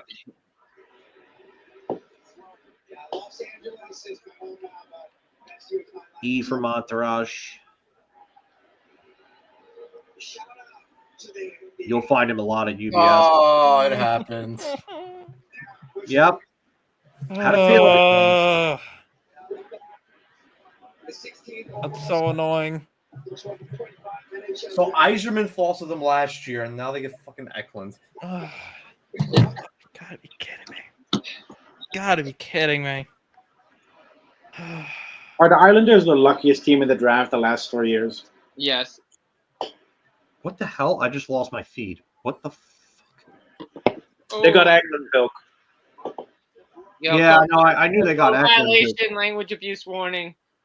What? Yeah. I said code violation, language abuse warning. Yeah, apparently I was a little behind, so That's so so I'm gonna be even annoying. further They got behind unless my ESPN feed comes back. Eiserman to fall into their lap, Eklund, and then I mean Dobson a few years ago fell Schaefer right too. to him. Evan Schaefer fell into their lap with the draft with the lottery. That too. Okay, who are they gonna pick? Who are they gonna pick next? It has to be a defenseman, right? I think they're going forward here. Or I think another they're gonna forward? They already got Schaefer. If they take Reshny, I'm gonna cry too. I think they take Reshny or Carbonell. Oh, Carbon will be a good pick. Carbonell would be a very, very good pick. I just and that's a guy that could. They need scoring. They need scoring. They badly. absolutely do need scoring. Like Jimmy, you were saying it there in the space too before. It's just they've needed scoring for so long. They've needed Like my scoring for like uncle's a 6 years, huge man. Islander fan. He actually asked me to shout out to Thomas Hickey when we had Thomas Hickey on, and I did it for him. And my uncle has been saying that they've needed a scorer, like a legitimate goal scorer, since John Tavares was drafted. Like that's how long he's been saying it for. You can go in and bring in Eklund and then Carbonell into your top six with Cal Ritchie, friggin' so low, Danny it'd be Nelson, sad and for me. all those guys. The Islanders are set up better for success than the Rangers at this point. They are, and it's Much not better. debatable. No, it's not even debatable. It's not even debatable. It's not even close to being debatable. Even if you want to say that this draft is not that deep and these players are crapshoots, and you want to just say that they're total wild cards, you don't know what you're going to get out of these back on guys. this draft and say a lot of people might have overthought it coming in too. Yeah, and also I need to say this, Phil, because every year there are experts who say that a draft is good or bad, and then 10 years down the line it turns out that it was just nonsense. I remember when everyone was hyping up the 2019 draft, and look at the top 10 now. Only 3 players remain with their team. Yeah. You don't know how good a draft I is. think this could be underrated draft, to be honest. Yeah, the only thing you can say is whether the top 3 is good or not. Everything after that, you can tell. These kids are 17 years old. And even in the top 3, you're not sure. Exactly. Like this. Yeah, I mean, there's like unless you've got a can't miss generational at the top of your draft, like 2015 had McDavid and Eichel at the top of that draft. Yeah. Like And you're on, the really not going to technicality, be. and on a technicality, if Matthew's birthday falls differently, he's in that draft. Yes. By the way, how many people are really needed in a war room? Well, I mean, you bring your scouting staff in there. All right, you got your C-shaped table. I mean, you probably have getting rid of at least 10 of those people. Oh, they need to have everybody there, though, man. He's back now. Good. It would make sense. So Well, fun. it would make sense to have all the scouts there for day 2. That makes sense. But for day 1, it's just Too a many nice dudes. group of scouts. Nothing more. Matt rocking the black beanie is very appropriate for these 2 picks here. If only you had the hoodie. I'm running into the tunnel right now. I gotta watch. Nah, you're not Sushi gonna Board like next rob year. any I'm not houses having right fun. now, are you? Jeez. What happened? You're not gonna like rob any houses in that outfit now, are you? No. He is Polish. What, Mark? What the? Look at the outfit. I love it.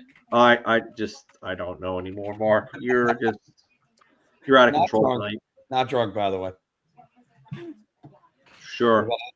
Just gotta Okay, feel Mark. fine. If you are not drunk, spell Matt's last name. Yeah, you I'm can not even do sure that how sober. to deal with ML. Yeah, he don't know. That is.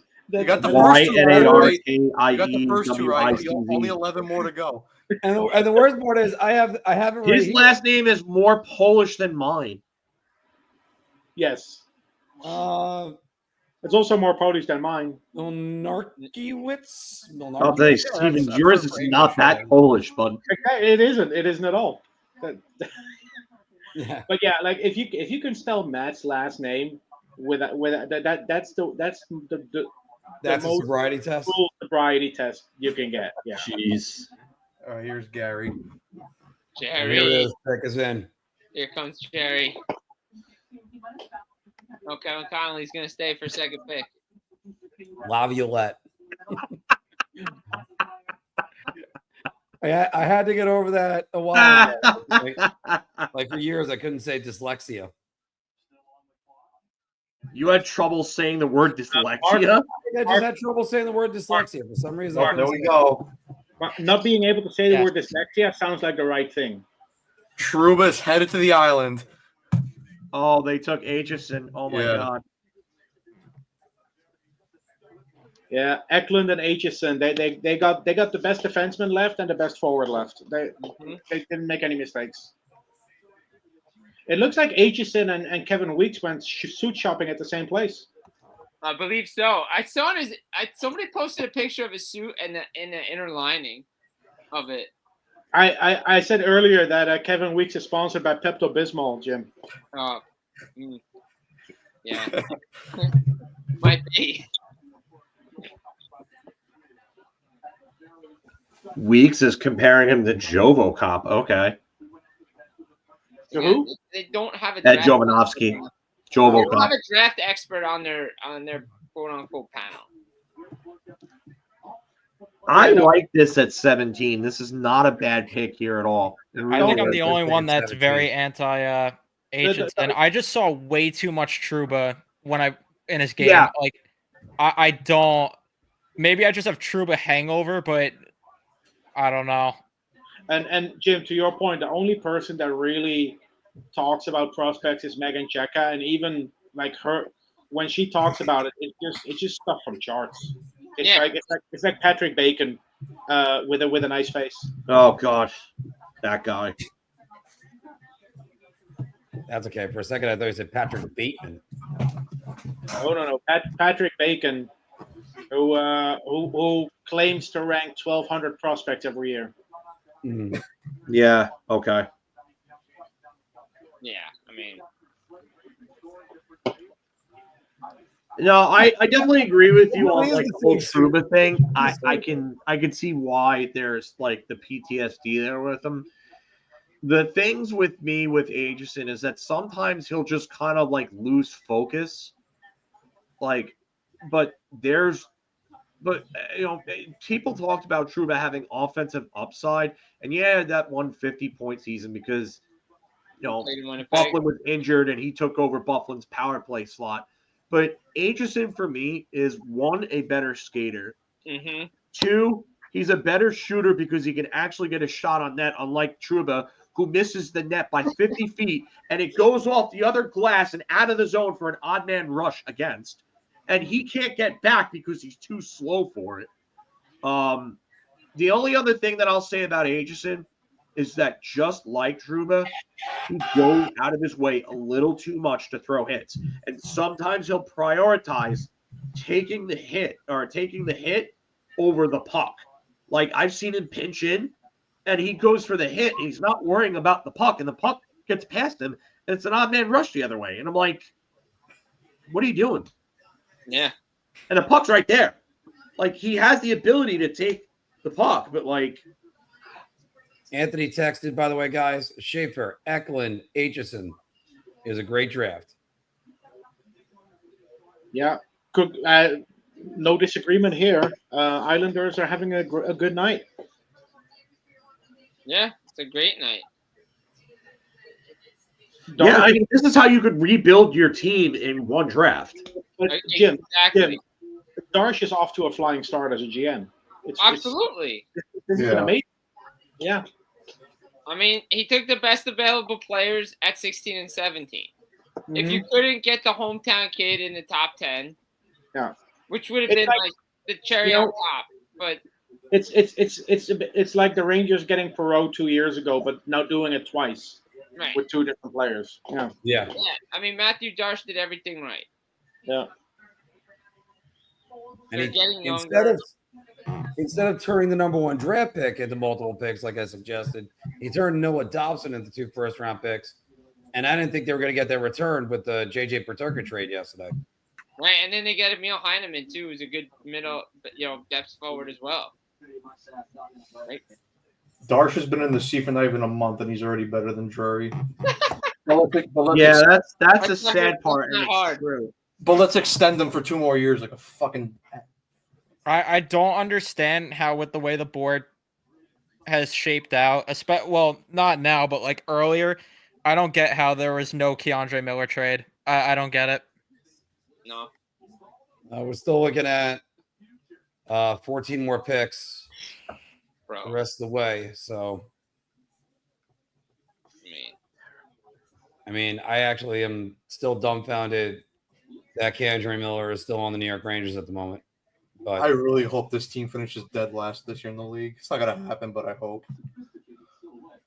They can't finish dead last. They got the Stars 2017 draft was amazing. Actually, they did everything right in that draft practically. Was that the Heiskanen year? Yeah, that was the Miro Heiskanen year. Yeah, I mean, they got Rupe Hintz in 2015, which was a big year. But the 2017 draft was Robertson and Heiskanen in back-to-back rounds. Guys too. Wasn't Ottinger that same draft? Yeah. Yeah, so here I found the Daily Faceoff put it out earlier. It was Heiskanen 3rd, Ottinger 26, Robertson 39th. I mean, how their other guys haven't shown up yet. Their other guys haven't really done anything. Jacob Peterson is the only other guy that's really played significant NHL time. Davis, Ferguson, I mean, those guys really haven't done anything. But the top 3 in that draft sure have. They get 3 of those guys in the first 2 rounds, and Robertson is over a career point per game guy. Heiskanen's got almost 300 points in just under 500 games. Yep. I mean, Ottinger's one of the best goalies in the league. Like, they hit huge that year. They hit huge. Yeah, and at the time, Heiskanen was considered a massive reach at 3rd overall, but now he's a borderline top 10 defender in the league. No, Heiskanen wasn't a massive reach at 3rd. He was maybe a little bit like I saw a lot of mocks that had him in like 5'6". He was ranked 3rd amongst European skaters behind Klim Kostin and Elias Anderson. I don't remember that. I don't remember because Anderson was not ranked that high. It's 2nd among European skaters. I'm telling you right now, all the mocks that I had did not have Anderson that high in the European skaters. No. The Central Registry ranking. Blue Roger, the Queen of Disney. I do not remember the Central Registry ranking having him as the number 2 European skater. And they're making it official. They're taking Roger the Queen to Disneyland. Yeah, that's Aura. I'm not gonna lie. Him getting in the helicopter going down to Anaheim. Never mind. No, I know what you're saying though. I remember that though. Like Steven, I remember that. Like you're right on that. I do remember that. Okay, okay. European skaters in 2017: Klim Kostin 1, Elias Pettersson 2, Elias Anderson 3, Miro Heiskanen 4 among European skaters. Yeah, that sounds right on the central scouting department, like the NHL central scouting thing. Yeah. Yeah, none of the mocks had him ahead of anyone like that. I think a lot of people forgot who Miro Heiskanen was until the bubble playoff. And the reason Miro Heiskanen was on the Dallas radar is because of Roope Hintz, because they played together in Finland. Mm-hmm. Hey, the best mustache. McDonald's.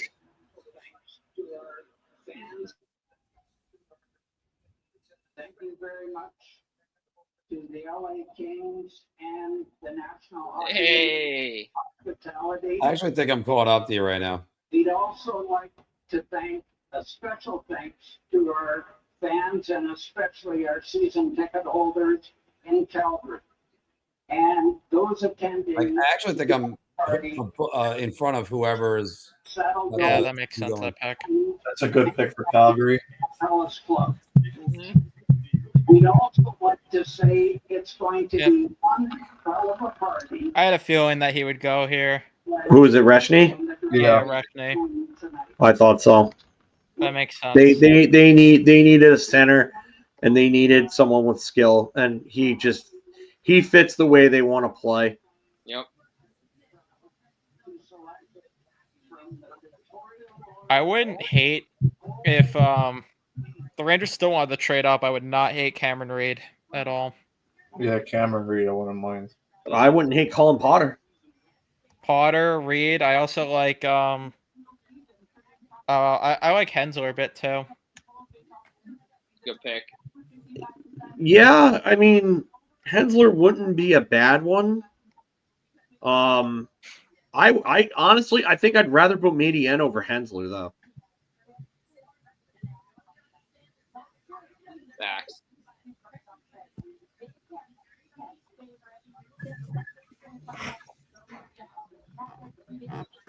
Hensler's another right shot. Boumedien's a left side guy. Like if they could trade up into the first round and get Boumedien, I would definitely be happy with that. Brady Martin is not available, Leo. He's long gone. He's long gone. He's like 2 hours ago, long gone. And Boumedien's he's a BU guy, right? Yeah, he's a BU guy. I could see a nepotism pick. Yeah, I also agree that I wouldn't mind. I don't know. I didn't love Carbonneau and what I watched, but the ceiling is high that I wouldn't mind trading up and getting him. You know what? Like, I think they need defense help. Like, so they need help everywhere, but I think they need help on defense like more than like anything right now. And because I mean, right? Honestly, the EJ Emery pick is not looking good. No. And I think Boumedien is a guy that could probably be up in the NHL quicker than some of these other guys in this draft. Is this like, he's not going to give you a lot of offense at the next level, but he's going to be solid. But I wouldn't be shocked if St. Louis took him here. Is this draft pick right here? Is he part Devils goaltender or former Devils goaltender / analyst and Monty Python? Resh. Nee. In terms of EJ Emery, Phil, I looked this up. Of all the first-round picks in draft history that played in the NCAA in their D+1 year, EJ Emery had the statistically worst season of all time. Wow. Well, he patterns his game after Keandre Miller. Mark, I patterned my game after Wayne Gretzky. It means absolutely nothing. I know. Oh. Yeah, Leo, you got the same reaction I did to that. What the Yeah, actual... I don't. I have no idea. Yeah, we all know and we've all accepted that the Rangers aren't trading into the first round, right? Nope. It's not happening. It's not happening. Nope. Hate to say it, not happening. Do the Devils have a first round pick? They'll trade into the first round, and then they'll take some absolute reach that no one saw coming. And they'll end up The sucking. Devils do not have a first round pick because Calgary owns their first round pick. Oh, for Markstrom. Yes, which I believe what was that? Was that 19? That was the pick. That was the pick. By the way, Emil Heinemann, who went to the Islanders in the in the Noah Dobson trade has now been traded for Sam Bennett, Tyler Toffoli, and Noah Dobson. Unreal, man. Wow. He was actually playing well for Montreal. Yeah, he wasn't bad.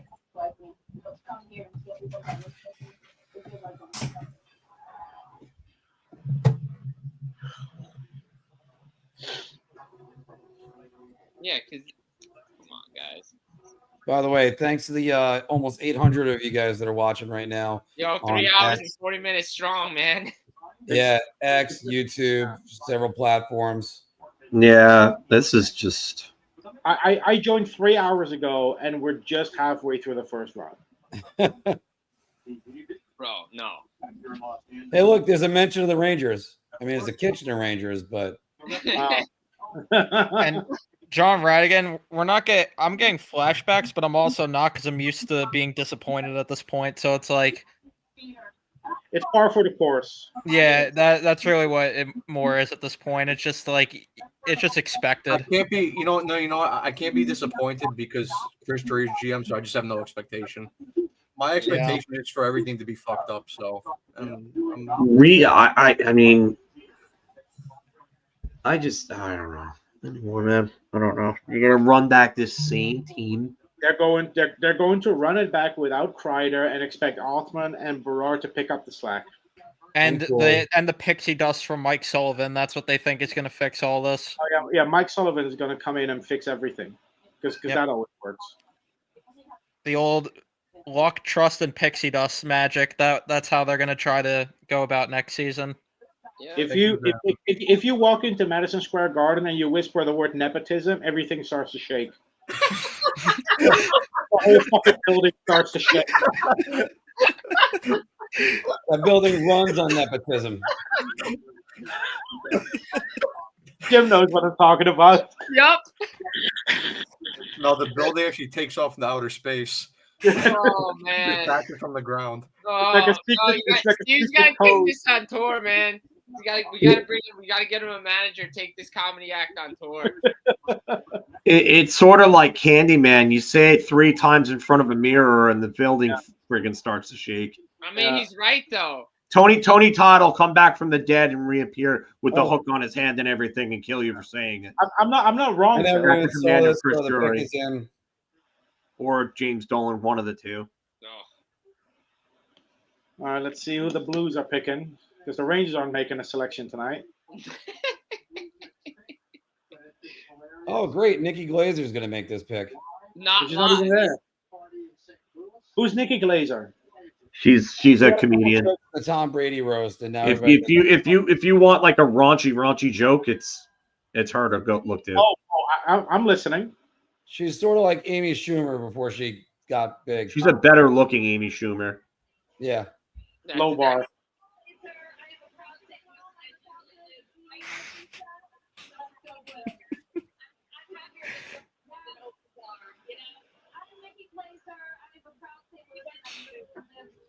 I guess that was supposed to be the big joke there. No, okay, no pop. Zero. I'm happier than Brett Hull at an open bar. Zero pop. No pop for that. Oh my God! Here comes another 30 for 30 biopic. Yeah. There is Finally off the board. Off the board. Great pick by St. Louis. I was laughing before though at George's comment because it's so true. Yeah. Yeah. Carbonneau. Yeah. Carbonneau to St. Louis. Yeah. Solid play by the Blues. It does make me a little nervous that the kid immediately was looking in the camera. I like their New Jersey St. Louis, especially the road solid one. jersey. I don't like their jerseys at all. I do. The powder blue is so much better than the one they had. No, I like the ones that they had a lot better. At least we're still keeping those as an alternate. The ones they had would have been nicer if it was just one color and not the dark blue and black. That's just a bad combination, in my opinion. The new road ones they have aura. Yeah. I like the new Bruins jerseys too. Those are sick. Those are nice. Throwing Yeah. it back. Those are nice. So speaking of powder blue, the Rangers are going to go with powder blue for their centennial. They have to, right? There's no question about it. No, knowing the Rangers, they just won't have a centennial jersey. Yeah. I mean, he's got a point. They're not even gonna put the patch on the jersey. It's gonna be a budget cut there. This team is going to drive me to fucking drink. You know, Evan, it's not going to be a patch on the jersey. It's just going to be a logo at center ice, like the 85th. But Yeah, that's all it will be. Yeah. Because not even when they did the 90th anniversary, they didn't have. Oh no, they did have a patch on the shoulder. Never mind. They did, yeah. I mean, they should do something. I mean, 100 years, but yeah. Well, you'll get a patch and you'll like it. The problem is the Bruins put the bar so high for a centennial season with all the stuff they did. Well, so did Montreal too. That no matter what the Rangers do, it's going to be a disappointment. Well, I mean, the Rangers got no history. I like how right now Phil sounds like how Matt and I did last year. You're a year behind, unfortunately. I'm just kind of apathy is literally just fucking taking over for me. So it's just yeah. But I really don't understand it like anymore with this. Like it's stupid. It just really is stupid. It's like I don't get how last season could unfold. You know what? It's funny because everybody told me that I was too negative, but yet I was the one that like tried to have some level of positivity, and it's just what the hell is this guy doing? What is he doing? When the Rangers do like their centennial roster, they're gonna have Hugh Jessman on there. No, Matt. The reason the Rangers have no history is because they never looked past 1994. When they announced their centennial logo, they had a video, and the only footage in the video was 94. Because that's the only colorized thing of that this team has had. I think you can still go back to Gilbert and those guys too. 79 Stanley Cup final, 72 Stanley Cup final. You can have the Winter Classic shot in there with Lundqvist stopping the penalty shot. But no, all of it is it's 1994 and nothing else. Which, by the way, Steven, is usually my complaint about the Islanders. It's about the dynasty or nothing. And they're trying to move away from that in the island. Yeah. Well, Darsh has the right approach, and that's why I like Darsh, and that's why I liked the pick for him as a general manager, because he's not sitting there looking at the past. He's not sitting there with an old head mentality like Lou Lamoriello did for all those years, overpaying fourth liners like it was 1998, thinking he could win with Bobby Holik as the first line center. Sorry. They're going to announce General Manager of the Year award, so this is the Chris Drury moment. I don't give a shit about that award because this award is a bunch of crap. It's got to be Bill Zito. No, it's not. No one goes to the right Stanley now. Cup champion. And this is why, though, just watching what Darsh has done already, like being in office for 5 minutes, lapping Drury as quick as he has. This is why I want the Rangers to get someone from the outside who's got no ties to these garbage players and just cut bait with them. They need to get Glenn Sather the hell away from this franchise. They need to get somebody What they completely need to new in. do- They need to get rid of Chris Drury. They need to get rid of this whole Boston nepotism thing because it sucks ass. But also Steve Eminger, Mark Stahl, Jed Ortmeyer, Tanner Glass. Get rid of them all. They can't develop players, save their fucking life. I don't care about the fact that they were plugs at the NHL level. It's that Ortmeyer and Glass and Eminger have been there forever, and they haven't developed shit properly. They need to go. It's time.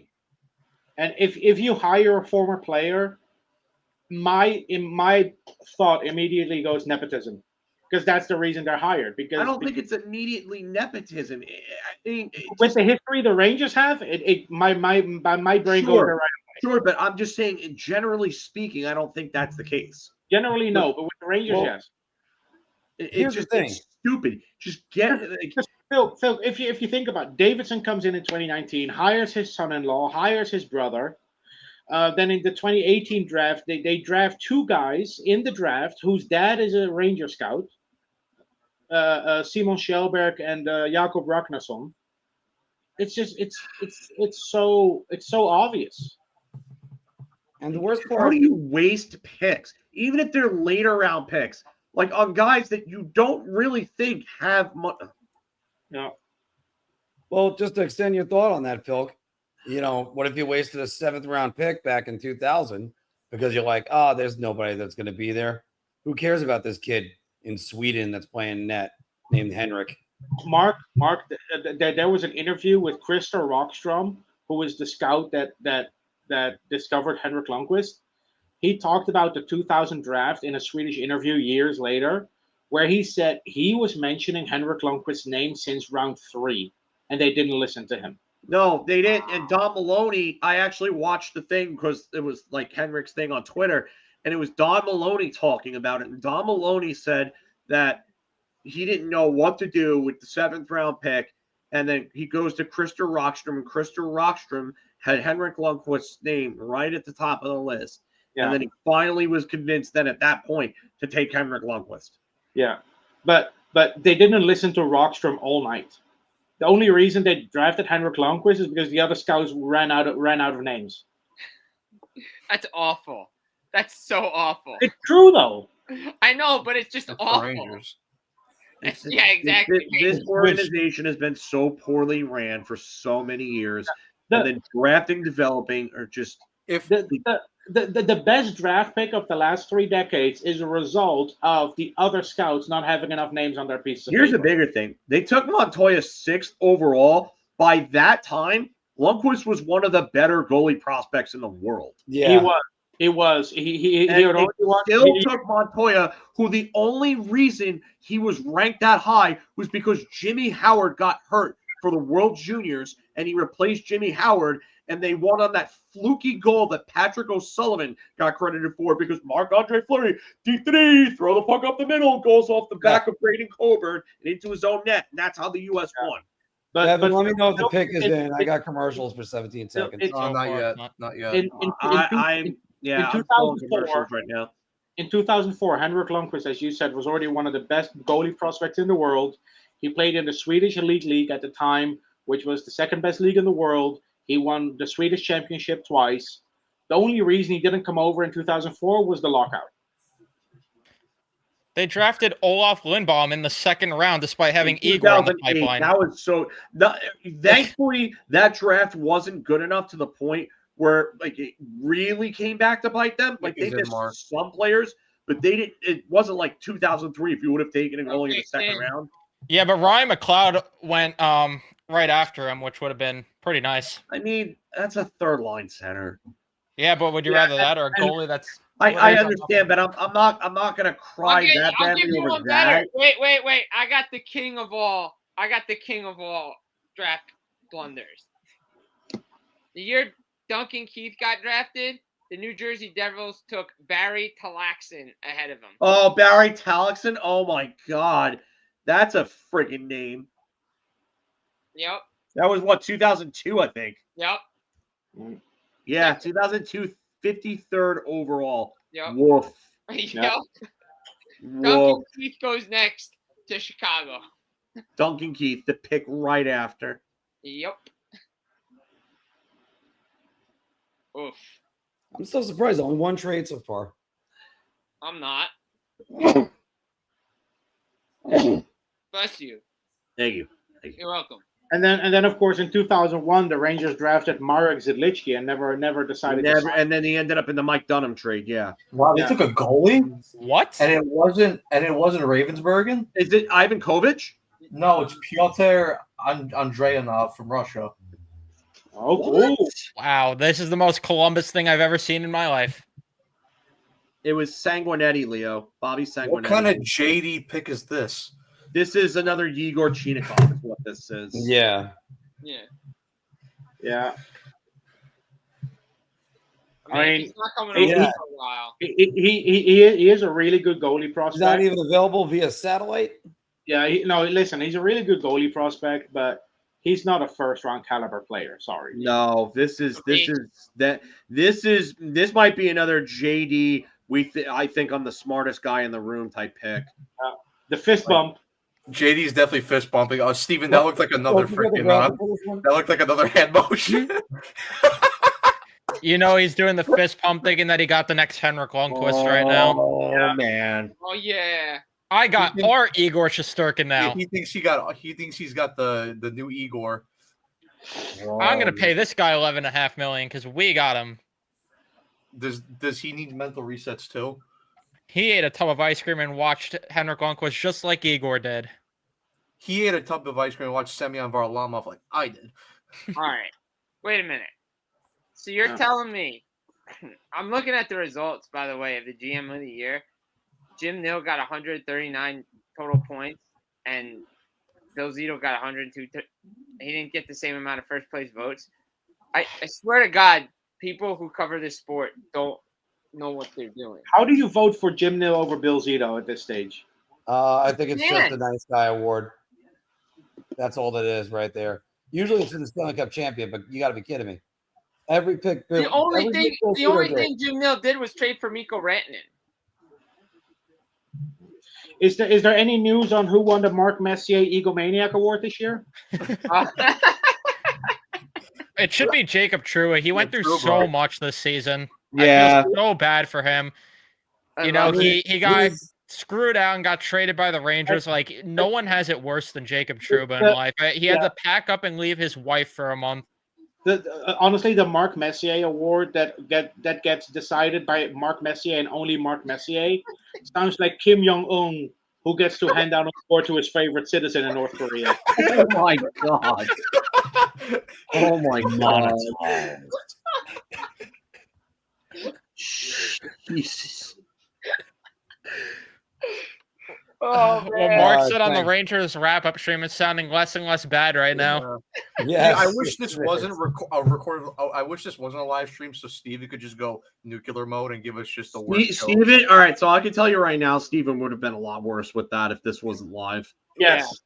Yeah. If Not afraid to admit it. Yes. He would have went like He went full nuclear. He would have gone full nuclear. Absolutely. If we were still backstage, I would have gone a lot worse than mentioning Kim Jong-un. So bad. That's so great. Oh man, I don't know. It's crazy though. I just don't understand why this award exists. Because it's the ego. I don't get it. It's the ego award. It's the ego. Yeah, it's the ego award. The Mark Messier Ego Award. Let's give Mark Messier something to be happy about. Make him feel special. Like we were saying Oh, before. Leo. Like you were saying before, like let Glenn Sather, right? Take his phone away and take James Dolan's number out of it. Why'd you take the phone? Why'd you take the phone? It's the equivalent of the Garden of Dreams, where they make someone feel special. Oh. Demonetized.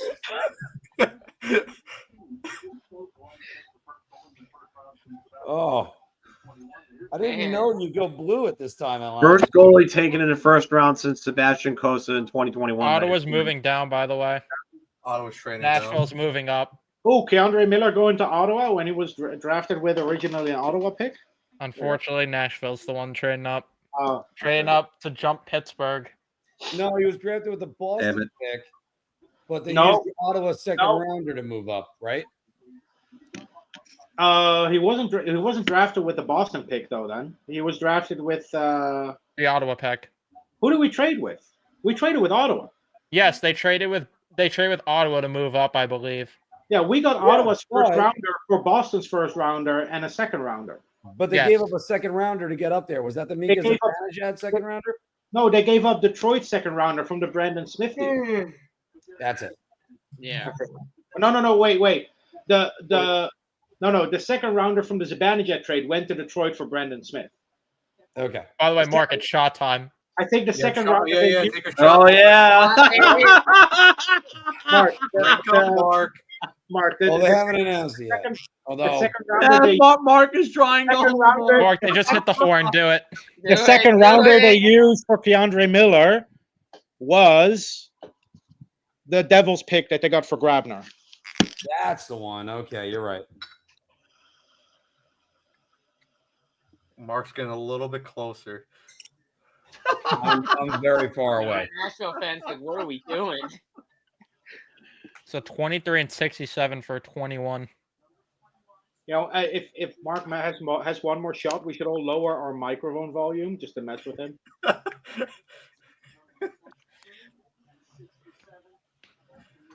Or pretend to speak, but not make any sound. Yeah, pretend. Yeah, turn off our microphones and start talking. Play a bit of pretend, I can't help but ask this question. Why is Nashville moving up 2 picks? I guess they like Get somebody. out of Pittsburgh. They like somebody apparently. Like somebody. I mean, We're drafting you, Mark. Get ready. Yeah. oh, captain, my captain is getting drafted. Sir Marcus is heading to Nashville. Now you could point to Philk in the stands at Bridgestone Arena. Philk will still be taking a leak. No, see, that makes sense. The city in which Mark got the drunkest, he's getting traded to. Listen, the rule should be if you trade up in the draft, you shouldn't get 3 minutes on the clock because you already know who you're going to pick. By the way, after I got hammered that night, I went out, met up with my friends, and then one of the guys I met that night at the Barstool Bar was Paul Bissonnette. Oh, look at Mark flexing. And he met Will Smith. Flexing like when he scored the goal and pointed to you. Yeah. And you weren't there. It was Well, Mark, I don't want to brag, but Bissonnette and I combined have like 7 points in the NHL. So. Oh, hey. Hey, congrats for that. All right, and unfortunately, we're off of Instagram now because apparently they have a time limit. Yeah. Oh. Although, wait, maybe that's not true. Who knows? No, it's not. There's not even. I can't even see Jim on there. So. I don't know. They're definitely taking a defenseman, though, I would imagine. There's a ton of them, too. Who's the guy that was shaking hands with everybody?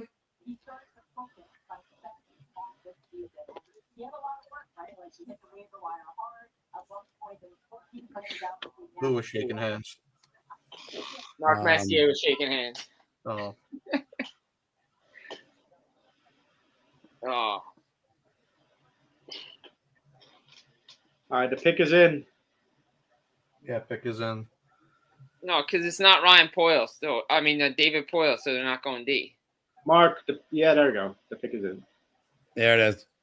Sir Marcus. Check it on the Big Apple Hockey. Okay, so guys, the pick is in. They show the panel, and in the background, the timer is still going. Why is the timer still going when the pick is in? Now here we go. Here's Gary.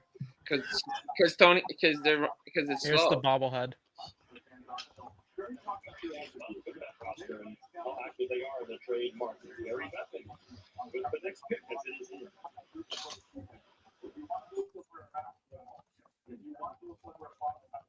Oh, of course, Kittle. So we'll see what they're with that roster and how active they are in the trade market. Gary Bettman with the next pick as it is in.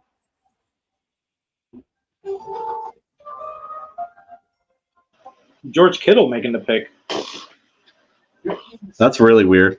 By the way, am I the only one surprised by the lack of I booing? like that pick by Nashville. I like that pick. Stephen, by the lack of what? The lack of booing for Gary Bettman at this event? They did it in the very beginning. That Was it though? It was like 50-50 split. It was like a John Cena farewell. John Cena. Yeah, it was a John Cena boo. It wasn't even that great. Because there's not a lot of fans there, apparently. Like I think like a lot of people bailed. Oh, there we go. We have our first Ranger mention on the draft. Cameron Reed. I like that pick a lot. There you go. Good for that. I mean, that's a good pick. I mean, Good, that's good value at 21. It's good. I like that Pittsburgh didn't get him. Yeah. The question is, would Pittsburgh have gone for a second defenseman in the first round? Oh no, wait, who did Pittsburgh get? They traded down. They took no, with the other pick. Who did they get with the other? no, that's what I'm trying to remember. They said Kendall. Kendall. Yeah, they didn't take a defenseman. Yeah, Kendall and then Philly took Jack Nesbitt. Okay, then it would have made sense for them to go after Cameron Reed with their second pick, yeah. Yeah, so that's why Nashville jumped. That was good on them. Yeah. So maybe now Pittsburgh takes Hensler here. I wouldn't be shocked. I mean, Listen, Dan Muse is the. I wouldn't be shocked if they took Boumediene. The Pittsburgh head coach is Dan Muse. Hensler is a product of the NTDP. Yeah, I forgot they hired Dan Muse.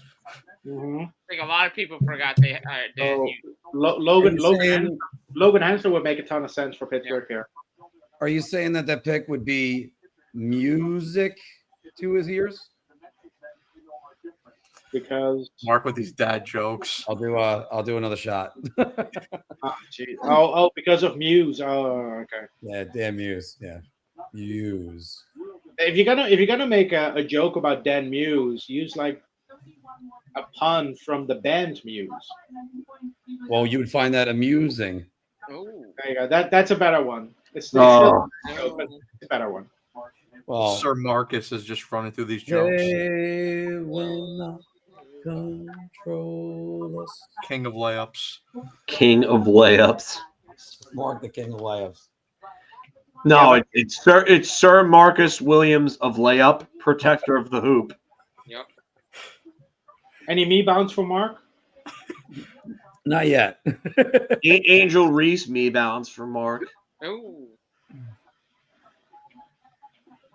I mean, this draft right now is sort of treating the New York Rangers like Caitlin Clark is treated by the WNBA. Yep. Oh man, that is true. Yeah, I like that Reed pick there. That's a great pick. Really is. Definitely.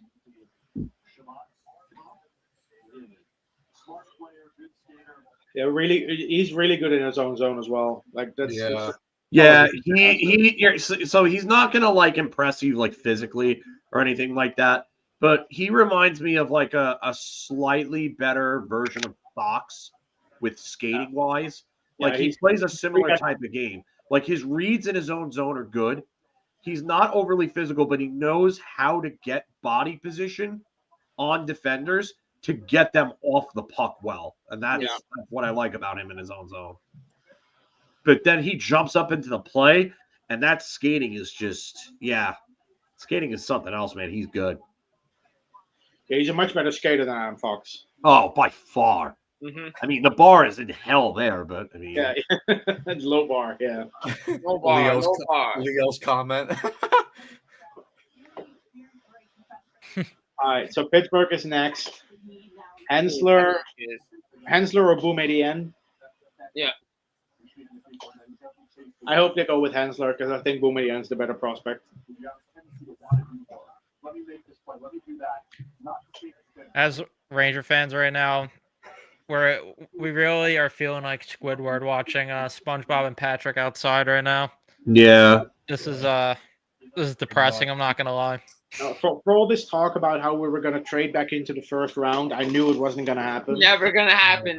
For all the talk this offseason about, how big changes are coming, this and that, I wasn't falling for it again. We heard this crap last year. Is going to be very aggressive. Yeah, okay, sure. This offseason was going to be different. It was not going to be like last year. And what is it? Exactly. Same stuff. I'm glad. I'm just glad I didn't fall for it this year. I'm glad I didn't fall for it this year with the big changes coming because it's like we saw the same exact thing this last offseason. Yeah. And then Evan, you know what's going to happen when September rolls around and it's preseason and Keandre Miller is signed to a 1-year deal. We're going to have Ranger fans on social media tell us that it's actually a good thing that Miller was signed. Yeah, and then come December when he's unhappy and gets traded at the deadline. Yeah, I'll have people. I'll have the Keandre Miller defenders coming after me. Oh, why are you so hard on Keandre Miller? He's so good. His analytics are amazing. Look at the small sample size with Fox. Yeah, I mean, seriously. Look at the way that he turns the puck over. Nobody else does that in the league. I wish Keandre Miller cared as much about his game on the ice as he does about what he looks like in a suit in the spotlight. That would make a whole. That might be the most accurate analysis ever said. Wow, I didn't expect that. His priorities are all wrong. I like the pick. I just didn't expect it. I don't know how I'm this far behind you again. Pittsburgh Penguins are proud to select from the winner of the Huskies, Bill Zonin. Yeah, that's actually not a little higher than I expected, but I get why they're going with him. This is probably the heard it. first skater, probably the first skater to go that wasn't projected to be a first round pick. Zonin? No, there were a bunch of mocks that had Zonin in the first round. Yeah, I like Zonin. He's decent.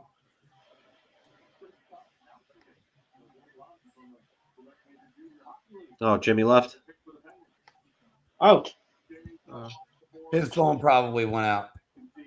Someone took the phone. Or his Why did they laptop. take the Why'd phone? you take the phone? I still stand by my statement. Oh, we're Yeah, I have questions about his upside, but I like the player. And if you're reserved to him being a middle six guy, which is not a bad, it's not a bad pick at 22. I mean, I think they could have maybe taken a swing on someone else instead, but it's not a terrible pick here. I just don't get why you traded down. I don't know. I'm not getting the trade down for Pittsburgh. I'm really not. I just don't think his playmaking is good enough at this level. He has a motor, and he's tough to play against. Like, I think if anything, what he could turn into at the next level is something like Patrick Hornquist. Yeah, it's not Like bad. that's what I see. Like, maybe him or a Lawson Krause, something like that. Like a guy that goes to the dirty areas, scores a lot of goals, has a good motor, will get in on the forecheck, will hit like everything that moves. Like he's going to be a pain in the neck to play against. That's Well, just they knew they were going to get him, by the way, because they have his name on the jersey. Yeah, I mean, they had him high on their list, and good for them. I mean, that's a guy that you like. Again, this is a guy that's a 16-game player.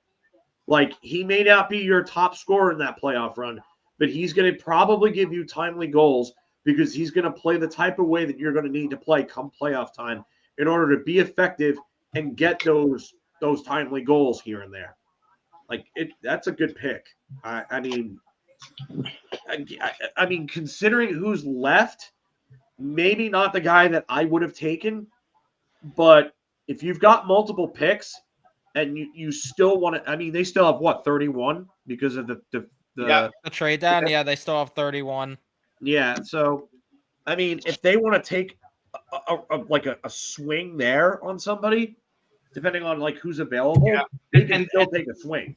Yeah, and Phil, that actually makes a lot of sense that you want to go get the guy you wanted with this pick, and then go all out with your third pick in the first round. Yeah, and I disagree with the comment that Zonin has bust written all over him. I don't think so either. I think he's a safe fourth liner at the very worst. Yeah, I think the floor is high, ceiling is a little low, but you're still going to get a productive NHL player out of this guy. Yeah. How can you say about a 17-year-old? He has bust written all over him. That too. Yeah, that I don't understand. Then again, at worst, he plays a game that fits for a fourth liner. He can remind you of a player that turned into a bust, sure. But I went back to the 2020 draft and looked at some of the reactions to Will Cooley getting picked by the Rangers. Oh my God, it's hilarious. Adam Herman said that Will Cooley is the same pedigree prospect as Ryan Groff. Leo, you don't understand. I'm not even going to talk about friggin' that term. No, but it's just an example, right? No, I know. The statement is ridiculous, and I mean, he's been wrong on so much that it's just. What are we doing here? Yeah, I got to the point where I don't follow him anymore, so no need. Yeah, no, I'm not even gonna get into that. Yeah. Pick is in, Mark. All right. I cannot believe Colin Potter is still on the board, though. Yeah. Maybe that changes here. I honestly thought when you guys said you liked the pick, I thought it was Cullen Potter, and then I heard the someone's TV and saying Bill's on, and I was like, oh. Well, no, if Pittsburgh took Colin Potter, I would have cried. And Cullen Potter just seemed like such a Pittsburgh pick too. It just made so much sense. And his mom is actually Jenny Potter, who's in the U.S. Hockey Hall of Fame. So.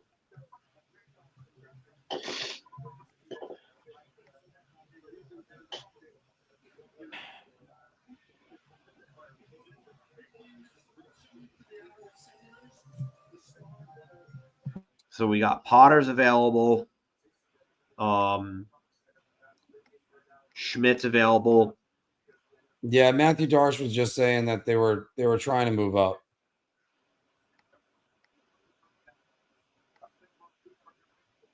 Nesbitt was taken. Malcolm Spence was taken. No.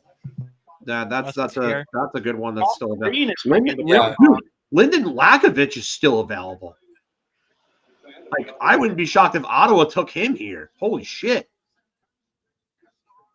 They went D. Oh, they no. You gotta be paused, kidding but me. they went D. Please, anybody but just put Tom Brady. Marianne.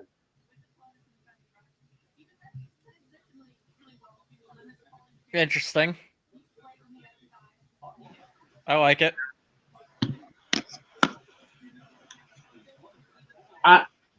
Logan Hensler, yeah, it was. If you want to go D, it's either Hensler or Boumedienne. Honestly, Colin Potter should go to Chicago. Give Bedard another weapon to work with. Yeah, that's a solid pick for them there at 23. That's really good value, honestly, because he can just. I think there's room for growth offensively. I wonder how high the ceiling is there, but I think you're going to at least get a good two-way guy that's going to come in and probably be a 4. Maybe he's a 3 that anchors your second pairing at his very best.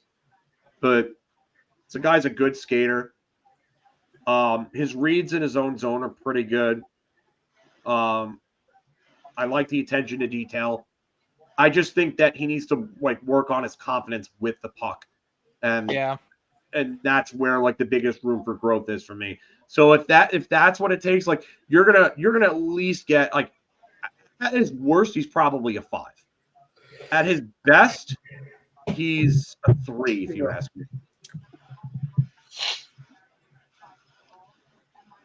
Will Junior's Gold Medal winner with Perot, by the way. I would say, if anything, you could say that Hensler just needs to play a little more consistently physically. He reminds me of Miller in the way that he uses the stick first, and he sometimes relies on it a little too much. But there are times where he plays the body and he's effective. So this guy, despite being a year younger, made the World Juniors roster over Emery last year. That was so awkward. Wait, over who? This guy made the World Juniors roster, and Emery didn't. Oh yeah, because Emery was terrible at North Dakota this year. He wasn't good. Well, Emery was part of the preliminary roster for their. But he didn't make the cut. He didn't make the cut. Yeah. Yeah. But That he was so so awkward. I don't know if anyone else noticed that the interview cut out there for technical difficulties. That was so awkward. Freaking ESPN. Only ESPN, man. I can't. I feel like this is where Lakovich goes. Yeah, I you know what? They took Liam Greentree last year, though. I could see Spence here, or I could see Spence. I could see Spence also. I could see Spencer Potter. Lakovic makes sense in a way because they still do need scoring wingers, but I think they need center a little more because Kopitar is getting up there in age and he's going. They have Byfield, but what do they have behind Byfield? Turcotte? I mean, how much longer do they got Danault under contract for? Oh, Danault. Yeah, that's right. Yeah, Danault's under contract for a few more years, I believe. I think Potter or Spence actually makes a lot of sense because they like the size. They really do. Phil, was Danault still on the Blackhawks when they won their last cup? I think so. Okay. So technically he has a ring then. Danault still has 2 more years left at 5.5. Yeah, I think he was on. I don't know if he played enough games to get the ring though. Let me check. No, on Hockey Reference he's listed as not a cup winner because he only played 2 games that year, and playoffs wise, he didn't play in the playoffs. So. No, okay. Yeah, and then he was traded to Montreal the following season.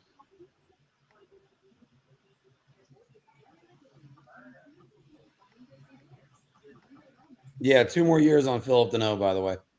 Yeah, that's what I think. Matt. That is a long contract. Yeah, he was for Tomas Fleischmann and Dale Weiss. Oh my God. 6 years at 5.5 for Philip Danault. Do you know Dale Weiss's nickname, by the way, Phil? What is it? Coward because Milan Lucic called him one? No. Or dead meat? Wait, Dale Weiss. I know it because you told me one time. I told you already, Matt. Yeah. His nickname is Dutch Gretzky, and it's not because he's Dutch, but during the lockout in 2013, he played in the Netherlands. Oh. Huh. When all NHL players go to Europe to play in like Switzerland and Russia and Sweden, he ended up playing for a Dutch team in the German 3rd division. So his nickname became Dutch Gretzky because he was the best player in the league. In 2013? Yes. The 2012-2013 lockout. Really? It doesn't. IMDb or HockeyDB doesn't have that for him. HockeyDB doesn't have like you have to go to Elite Prospects. Oh wow, yeah, because HockeyDB has him between Victoriaville and Moncton in the queue. Yeah, no. I'm looking up his Elite Prospects page now. Imagine the Kings trade this pick. Another trade shot, Mark. Is it trade? Trade, Mark. Take a shot. Take a shot, Mark. You know what? I started saying it. Oh, Pittsburgh! You fucking got to be kidding me. Pittsburgh moved up. Phil, Dale Weiss had 48 points in 19 games for his Dutch team that year. Wait, Dale Weiss? I thought you said it was Philip Danault. No. That's why I was like really confused because you. No. You said Danault. I'm talking about Weiss. We're talking about because you were talking about who Danault was traded for to Montreal. All right. Yeah. Oh, yeah. Tilburg Trappers. Yep. Yeah, 22 goals and 48 points in 19 games.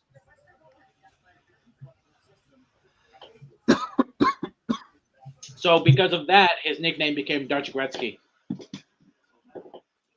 Even though he's not Dutch. Who announced that pick? No, I don't know who that was. I wasn't paying attention.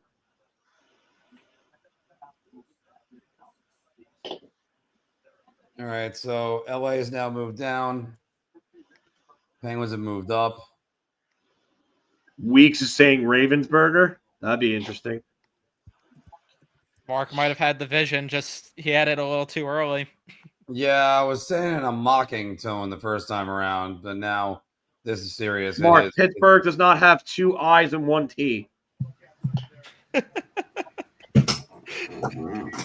happened? What did Mark do now? Spelled Pittsburgh wrong. Pittsburgh, Phil. Pittsburgh. He spelled it with 2 I I's had and to, 1 T. I had to correct that one.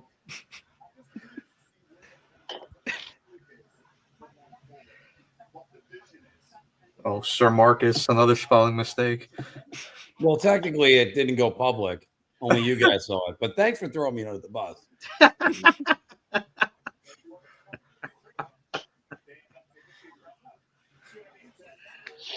I saw that. I was like, what the fuck?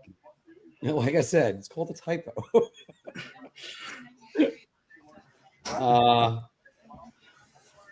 And I'm pretty sure I got the name wrong for Ravensburger, so I'm gonna wait on that.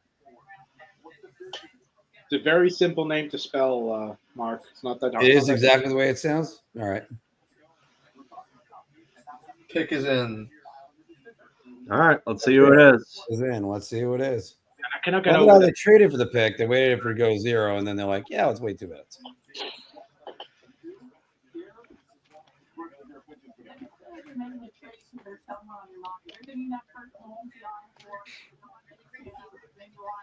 I don't know how I forgot about just because he was mentioned in the chat, Fiddler. I don't know how I could forget about him with the notes that Nick put on his draft board. Fiddle me this, Batman. Where did we have Ravensburger going in our draft? Did we have Carolina. Carolina? All right. Here we go, announcing the pick. Well, Pittsburgh jumped up 6 picks to get him. 7 picks. I want to wait.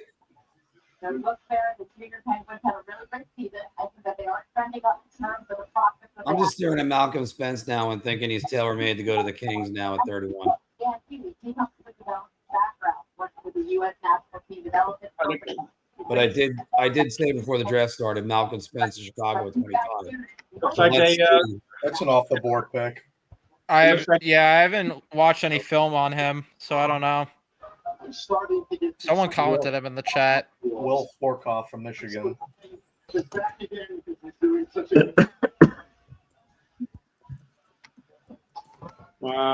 I'm not too concerned about that, to be honest. Will Horkoff. Wow. Hey, show his dad some respect.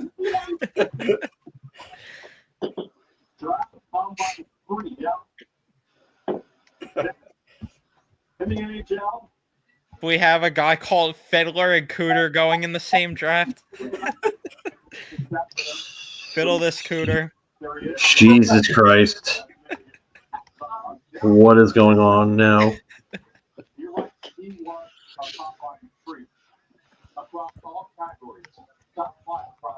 I mean, a lot of people in the pre-draft and the mocks, they were saying they were kind of predicting Horkoff to go to the Senators because at least Steve Stais was familiar with his dad. Will Horcrux. Going with the nepotism angle that Steven was talking about before. But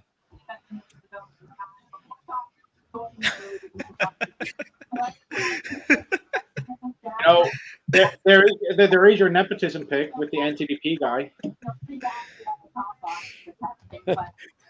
Oh man, I don't want to highlight this. Yeah, you can't highlight that comment, but it's funny.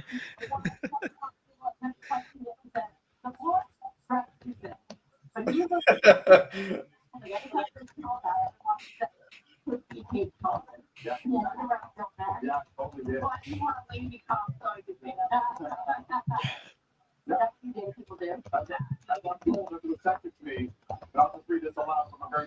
mean, if you guys want to even, no, never mind. I'm not gonna. No, I'm putting it together.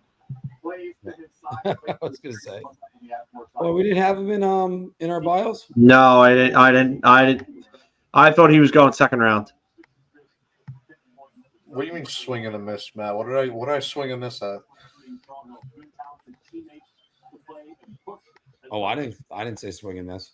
No, Leo. I don't know what he means by swing and a miss. Swing and a miss.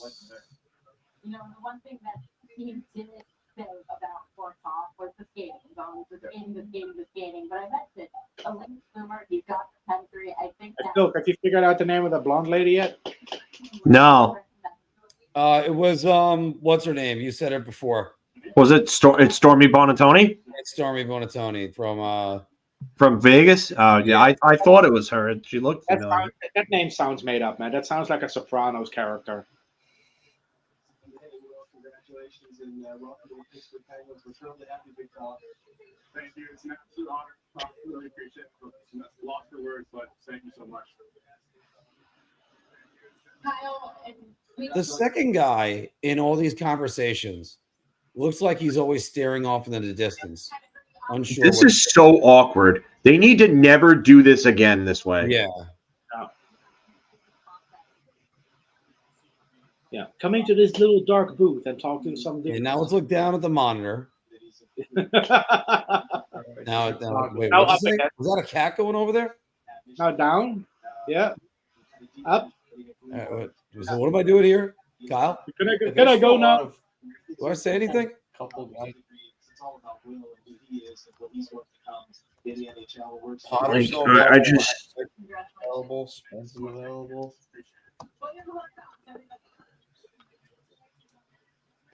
You can see him being probably Hey,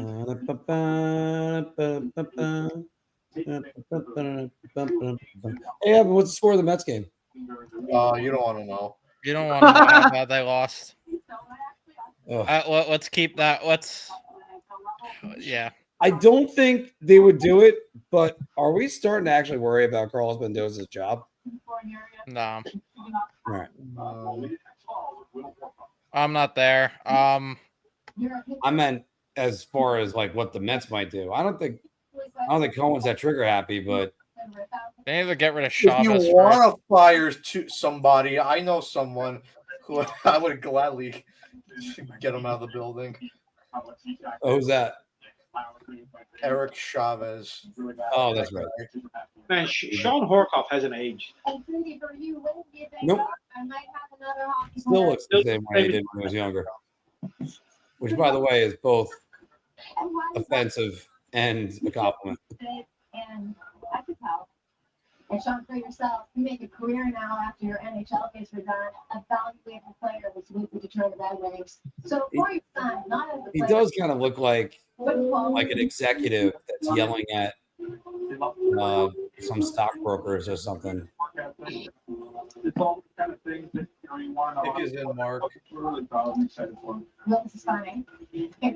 Awesome. Congratulations. Appreciate it. Good team. Fourth round pick. I forgot who was the Ottawa Senators coach for a minute. Was it Guy Boucher? Yeah, Guy Boucher. Yeah, he was the Tampa coach that had the moment in that game against Philly where no one was skating after and the guys were sitting behind the net and the crowd booed and they whistled the play dead.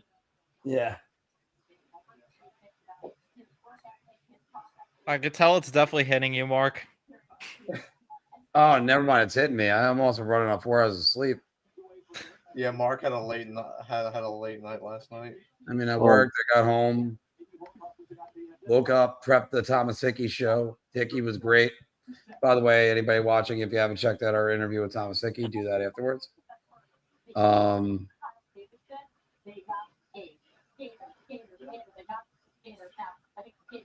So I'm surprised Lakovic has fallen this far. just a reminder that when the Penguins were like on screen, that was just an office space that they rented for the weekend. It's so awkward. Yeah. Here it is. I mean, are they in? I mean, it would make no sense to be in Los Angeles to do that. They're not in Los Angeles. They're in Pittsburgh. They rented an office space in Pittsburgh. Okay, yeah. Because I mean, I know when I was in Nashville, there were several different parties because I walked past the Arizona party in my hotel. But they had a full year to prepare for this. How is there no meeting room available? The pick is in. Antoine Frondell was their first one at 3. Who is the next pick at 20? Well, Spence Comedian. I'd like to oh, hey, pick is in. very special to me and the entire National Hockey League family. Shaping the For narrative of the 44 NHL years, it's sharing what players' stories, communication, and PR department. all around the No world. one is better. He's a friend No one has and been one of the most valuable people to ever work with the league. Okay. Gary is I'm behind retired again, after and the for no draft. reason. And tonight, They go to these ads and then they put me behind. Talking about sharing player stories with a Blackhawks logo behind you. That's an interesting one. Never worked for the league. Retiring after tonight, I invite him out here to make the next selection for the Chicago Blackhawks. All right.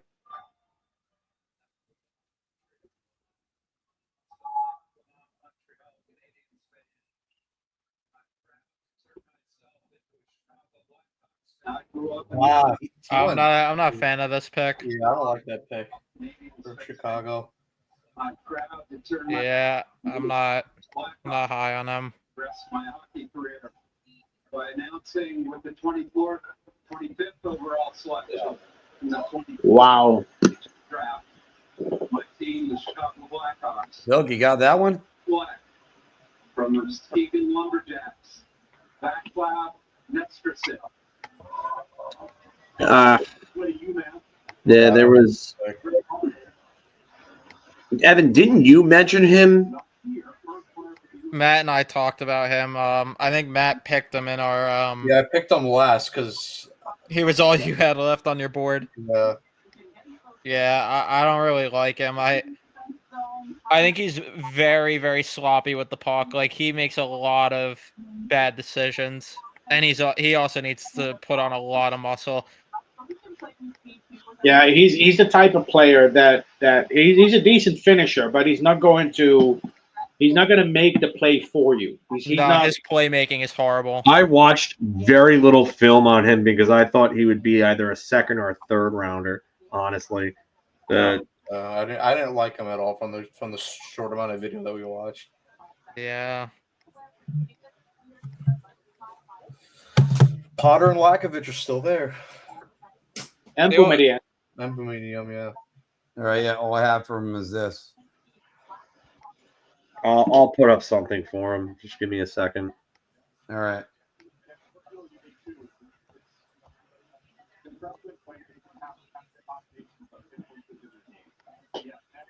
Let me know if you can do better than that, Phil.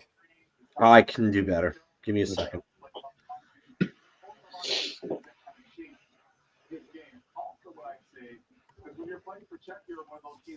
Yeah. Once again, 750-70 is still staying strong with us. 4 hours and 36 minutes. And you wondered why I always did this when I was drunk.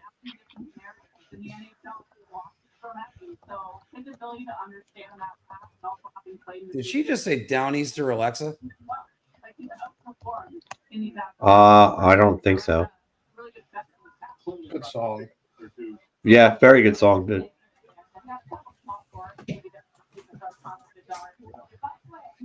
Might sound weird. I wouldn't even put that in my top 20 Billy Joel songs. It doesn't compare to Farmer Day, but or Uptown Day. Uptown Day. Uptown D. She's a living uptown. What about Stranger Day? Stranger D. Strange Day. The Stranger Day. Stranger Danger. Stranger Day. If only Senor D was here tonight. Oh, Senor D. Lost Day. Maybe yeah, he's working a late night shift on the farm tonight. So Megan Chayka, that's John Chayka's sister? Yeah. Pick is in, Mark. They're announcing the pick right now. All right, let's do it.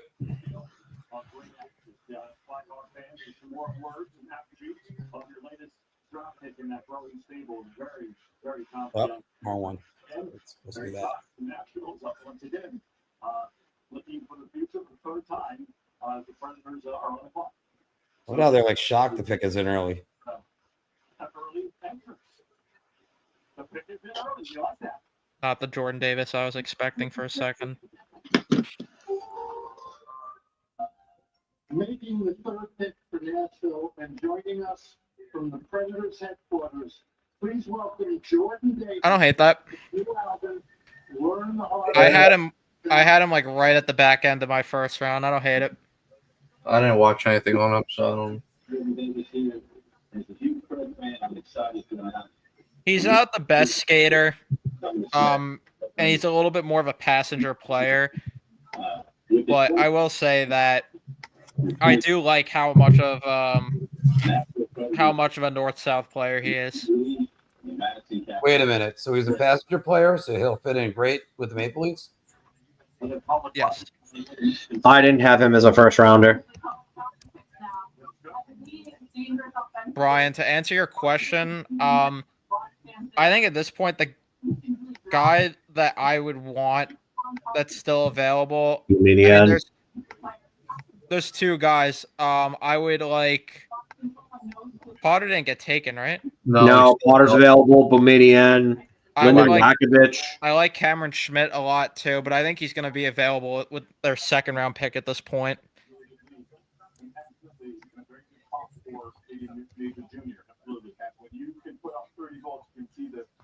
Emotion on the family members' faces, understandably so. I remember that feeling, priceless feeling. But when you can put up those numbers in the USHL, Henry Brutzwitz, I also like too. Prstevich, yeah. I mean, not a bad player. I'd rather take Boumediene over him though. That's just me. Brian Corey is asking this, by the way. Welcome to the show, Brian. Is there anybody that you would like Rangers to trade up for? Boumediene. Well, obviously he's from Boston. That's all you gotta do is tell Chris Drury that. I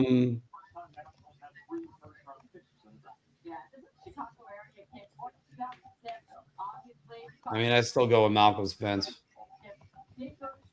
Rangers want to get tougher. That's one of the guys they can go with. At this point, though, I wouldn't even trade much to get up. Like, I would pause, but I would move. Like, what picks do they even have? Their second, maybe one of their thirds. If a team's willing to do that, that's about it for what I would do to move into the first round at this point. And maybe another late round pick. I'm not giving up any more than that.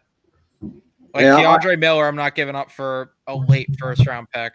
Yeah, no, I don't blame you at that point. Like, if you weren't able to get a first for him, like, that's got to be a hockey trade now. That or you have to get a first for next year and then flip the first, maybe.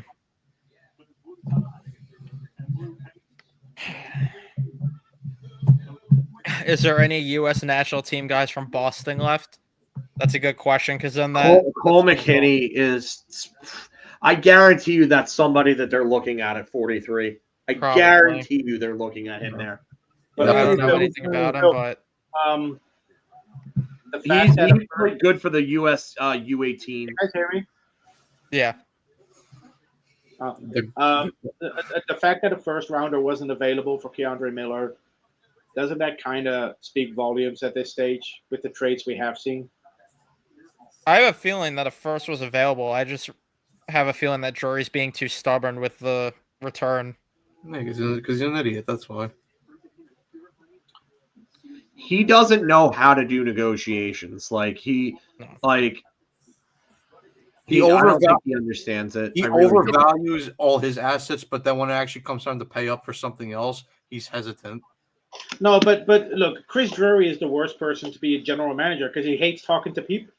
When I don't know if I shared the story with you, Phil, but when he was called by Martin Baron to come to Buffalo to speak at the ceremony for Jean Ray, he told Baron on the phone, "You're asking me to do two things I don't like: speak in public and talk about other people."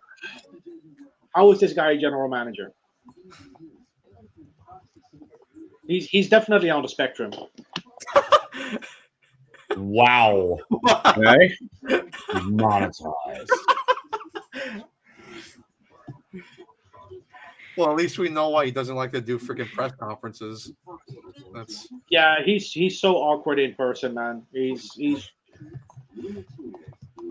how this guy has a front office job, I'll never understand. Yeah, this channel's never getting Rangers credentials now. Yeah, thanks. With Steven calling, saying he's on the spectrum, and then Mark saying what he would. Wait, what did I say? So you know what on the Rangers wrap-up stream, you know what you said. Oh yeah. Well, yeah. Let's not say that again. Yeah, we're not saying that again. But if you listen to Drury every time he speaks in public, do you have the feeling that he's actually enjoying it? Talking into a microphone. No, and I like I told you, I met him once outside of the team store that my aunt used to run at Gate 66, and That was right at maybe minutes after I talked to Paul Mara, who is awesome, very nice guy. But Drury he was just like, yeah, like kind of like fuck off, you know? Yeah, he's very awkward. It's like he's just like shy is probably the easiest way to describe it. But he just doesn't like talking to people in general. Like, how are you a general manager of an NHL team if you don't like talking to other people? I hate how good of a pick that is for Washington. Good pick for Washington. I hate that. That is a good pick.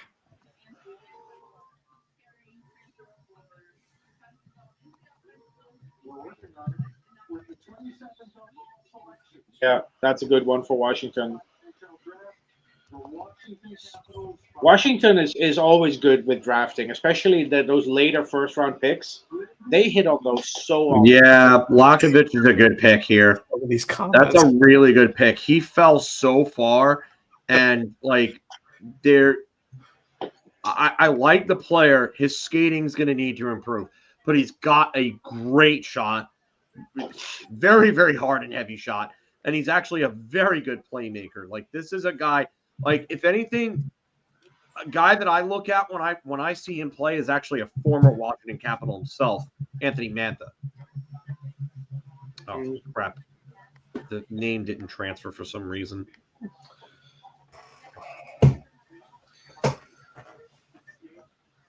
Five more picks left.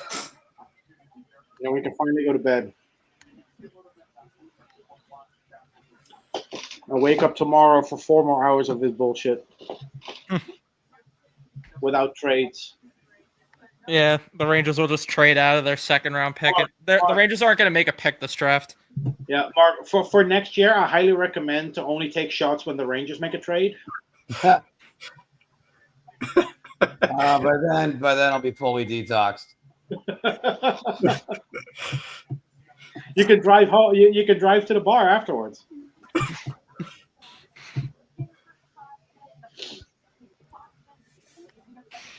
By the way, how have the Capitals never gone to that eagle logo on their jersey permanently? Yeah, I don't get that. I don't get how they think this is better.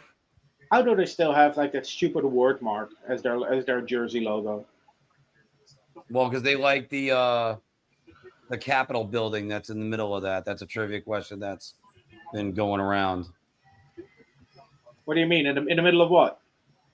In the middle of the eagle, at the bottom. No, in the middle. yeah, no, I get that. I know that. But why are they not going with that logo on the front instead of the word mark? Why do they stick with the word mark? I don't get it. Oh, that I have no idea. I Or thought just go back to the Screaming Eagle. Or the Screaming Eagle, but something, anything but word mark.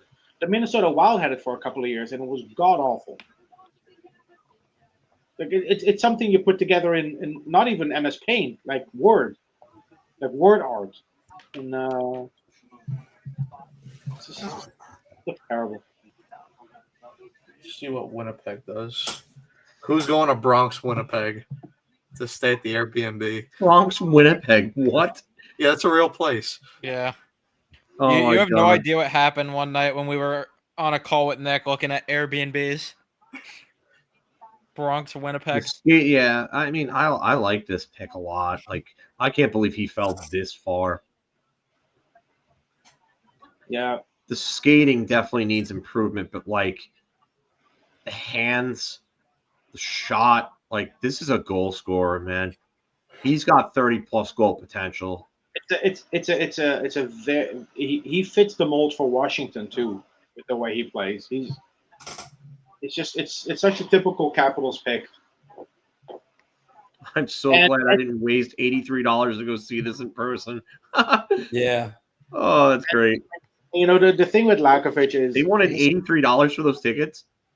His skating doesn't have to be an issue if they surround him with guys that they always have. You know, it's not a must for him to become a good skater to be successful in that system. So no, I mean, all right. So yeah, the skating has to be fixed, like regardless. But yeah, I get what you're saying. If you surround them with the right players, and you play like, all right, so the Florida Panthers don't have burners. Like, who's the burner on their team?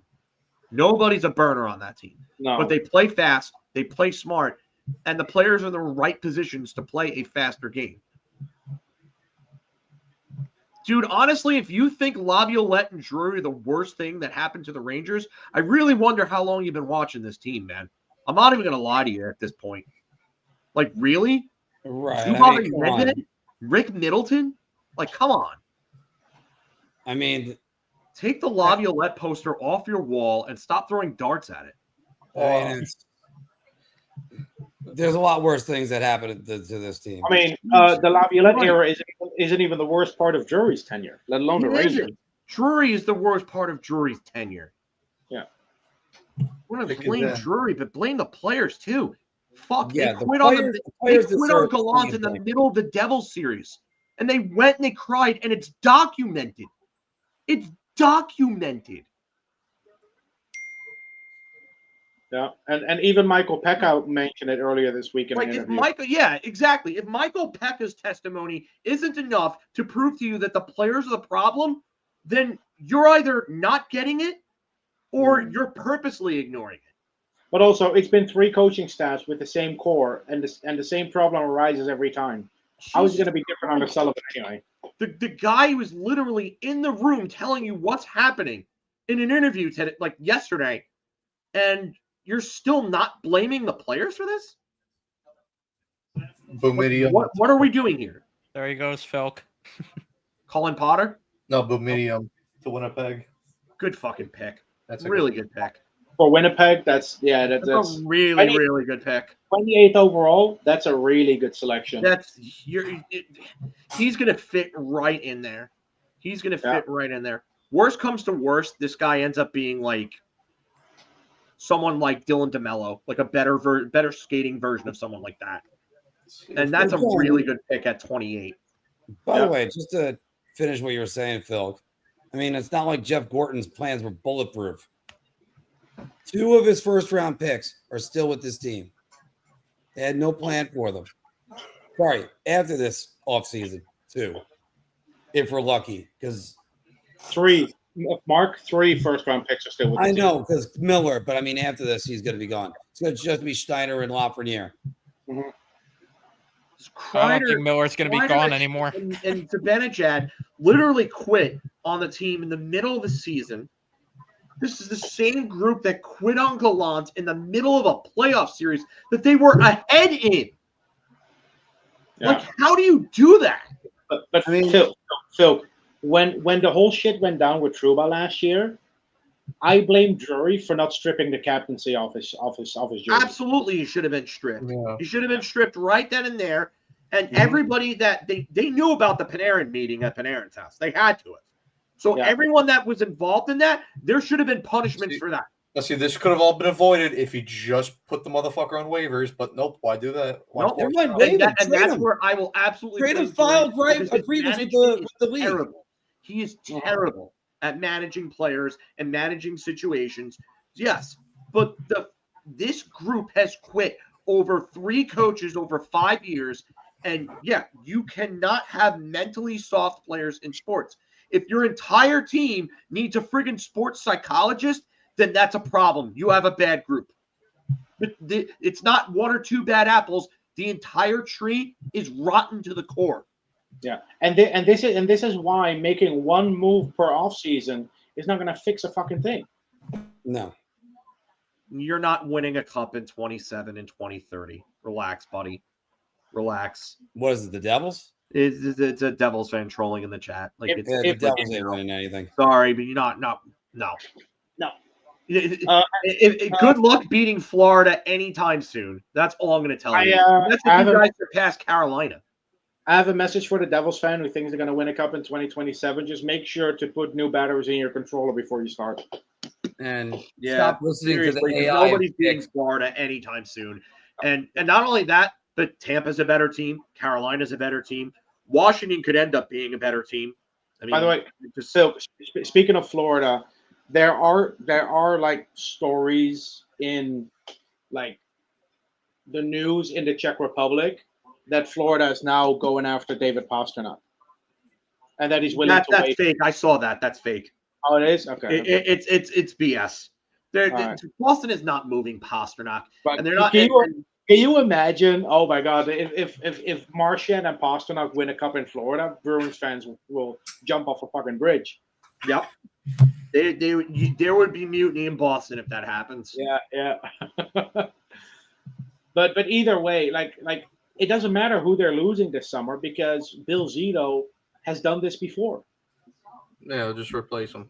He knows who to target, and I think the biggest strength of that team isn't even the players on the team. Washington is a better team already. Yeah, because their PDO is through the roof. Look up PDO and what PDO means, and then look up Washington's shooting percentages and tell me how much you think they're going to regress. And if you tell me that they're not going to regress at all, then I know you're not talking in good faith. Also, Phil, I saw since they dumped Laviolette, the first season after Laviolette, they got swept by the Rangers. Did we forget this? Oh, by the way, who was coaching the team that swept them? Yeah. And I know people go, oh, but Connor McMichael and Alexia Protas never got a chance under Laviolette. They were 21 and 22 years old. They weren't ready yet. The real thing is, the Devils are not doing anything to Florida. The Devils couldn't even handle Carolina, and Carolina got absolutely shithoused for the second series in a row by Florida. And Florida is going to have Bobrovsky's contract coming off the books after this season. Like, please. Yeah. You are no. And at that time, you were delusional. Jacob Markstrom got another year older. Delusional. If you look at Florida, Barkov is still there. Luostarinen is still there. Verhaeghe, Reinhardt, Lundell, Bennett is still there. That whole core besides Lundell was 23. Yeah, and Hughes can't stay healthy, and Hughes is not getting you. No, you wouldn't have. No, you wouldn't have at all. Carolina outclassed you guys and made you look like fools. Stop. Like, at least, if you want to have this discussion, at least have it in good faith. Like, that's not good faith at all. And Hughes is never going to be able to stay healthy because he's 175 pounds, soaking wet, and if he takes a hit, he's fractured. And that's one thing we constantly harp on with them. They need to be healthy as a team. They're never healthy. Your best shutdown defender was Jonas Siegenthaler. If you think your 6D is going to make that much of a difference, I don't know what to tell you, man. Hey, you're the one that's saying that they're going to beat Florida with an extra D, dude. I don't know what to tell you. And I really don't. We're not fighting. We're just you weren't. The other dude was, but I'm having a discussion with you. I'm just telling you that the 6D and Jack Hughes were not going to put you past Carolina. I'm sorry. I fully understand as a fan being confident in your team, but Florida was on another level, and Carolina was another level over Jersey. Yeah, it's no question. And even if you get past Florida, you're not beating this Oilers team in the final. If by some miracle, Florida, nobody's getting past Florida, man. No, but if by some miracle you get to the Stanley Cup final. Yeah, this guy's rage baiting. All right, you're still going to go up against the Edmonton Oilers.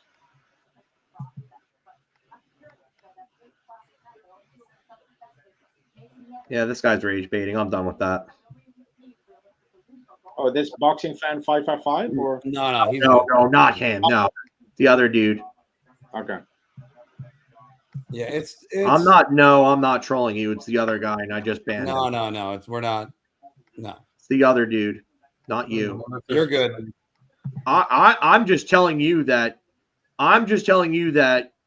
You were not beating. That series was not close. All right, let's start over. Let me ask you something. How was that series close? Like, I really want to know how you think that series was close. Yeah, it looks like Carolina's trading down. The computer boy cooked something up. Mark, take a shot. Yep, shot time, Mark. No, I'm not talking about the Panthers. I'm talking about Carolina. I'm not talking Yeah, about somebody else said the Devils were beating the Panthers. not you. Another guy said that the Devils would beat the Panthers. That guy was obviously rage baiting, and I got rid of him. Chicago's That's not moving up, you. by the way. I'm talking. You said they'd beat Carolina. I'm asking you how they'd beat Carolina. Is it Chicago that they traded with? Yeah, Chicago's trading Yeah. up. Okay. Cheers. I think this is Malcolm Spence, by the way, guys. Peanut butter Drury time. Is Drury's that phone, reference? Is Chris Drury's phone on? No, Is he even awake in the war room right now? Drury's at Colony Grill or whatever it is that he owns. He's making pizzas right now. Yeah, he's probably we're making in the the war pizzas room. for They're all Andre doing Miller to Congo line. serve them up the middle of the ice. Chris I- Drury's a thumb up his ass. I think he's sleeping in the war room right now. Yeah, but Hughes wasn't going to be the difference. That's what I'm trying to tell you. Like your team got systematically shut down, and the 6D. I mean, even if it's Hamilton, okay, you don't blow one game though. The Devils were dominated the rest of that series. Yeah, that's And it's not like Jack Hughes is like a noted playoff performer. Like when the games get tougher and tightly checked, just like Artemi Panarin, he disappears. It's just what it is. He's not fit for playoff hockey. I don't know what to tell you, man. Jack Hughes needs to put on at least 10 to 15 pounds. He needs to do that for his own sake because his career has just it's going to be in jeopardy if he keeps taking hits that sideline him for months and months at a time. Yeah. I mean, Jack Hughes in his career so far has played more than 62 games once in a season. And he unleashed his power and scored 99 points that year. So he has to be healthy. he has 11 points in 12 games. It's a small sample size, and a lot of those points were against the Rangers. And understand what we're trying to say also. It's if he's healthy, he's got to be healthy. You got to remove that if at some point. And lots of guys have had that in their career. Brian Leach had that problem, and then he wasn't. Then he was healthy the rest of his career, even through a lot of injuries.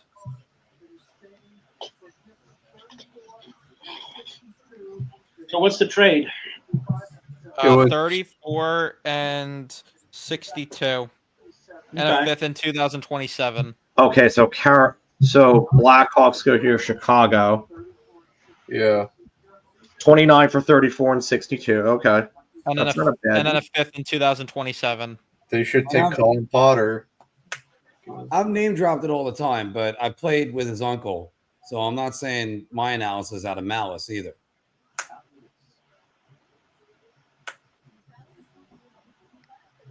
That's not the point, though, Bluegrass. You continue to go on about this. The point was that the roster quit, and you have an assistant coach that literally said that they couldn't handle their emotions. And it was the same group that quit in the middle of the Devils series and went to the general manager because they didn't like what the coach had to say to them.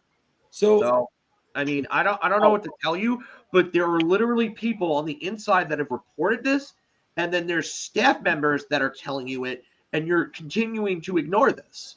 So And also, Phil, there's also the story of the players being upset that Chris Drury did not inform them about the upcoming moves.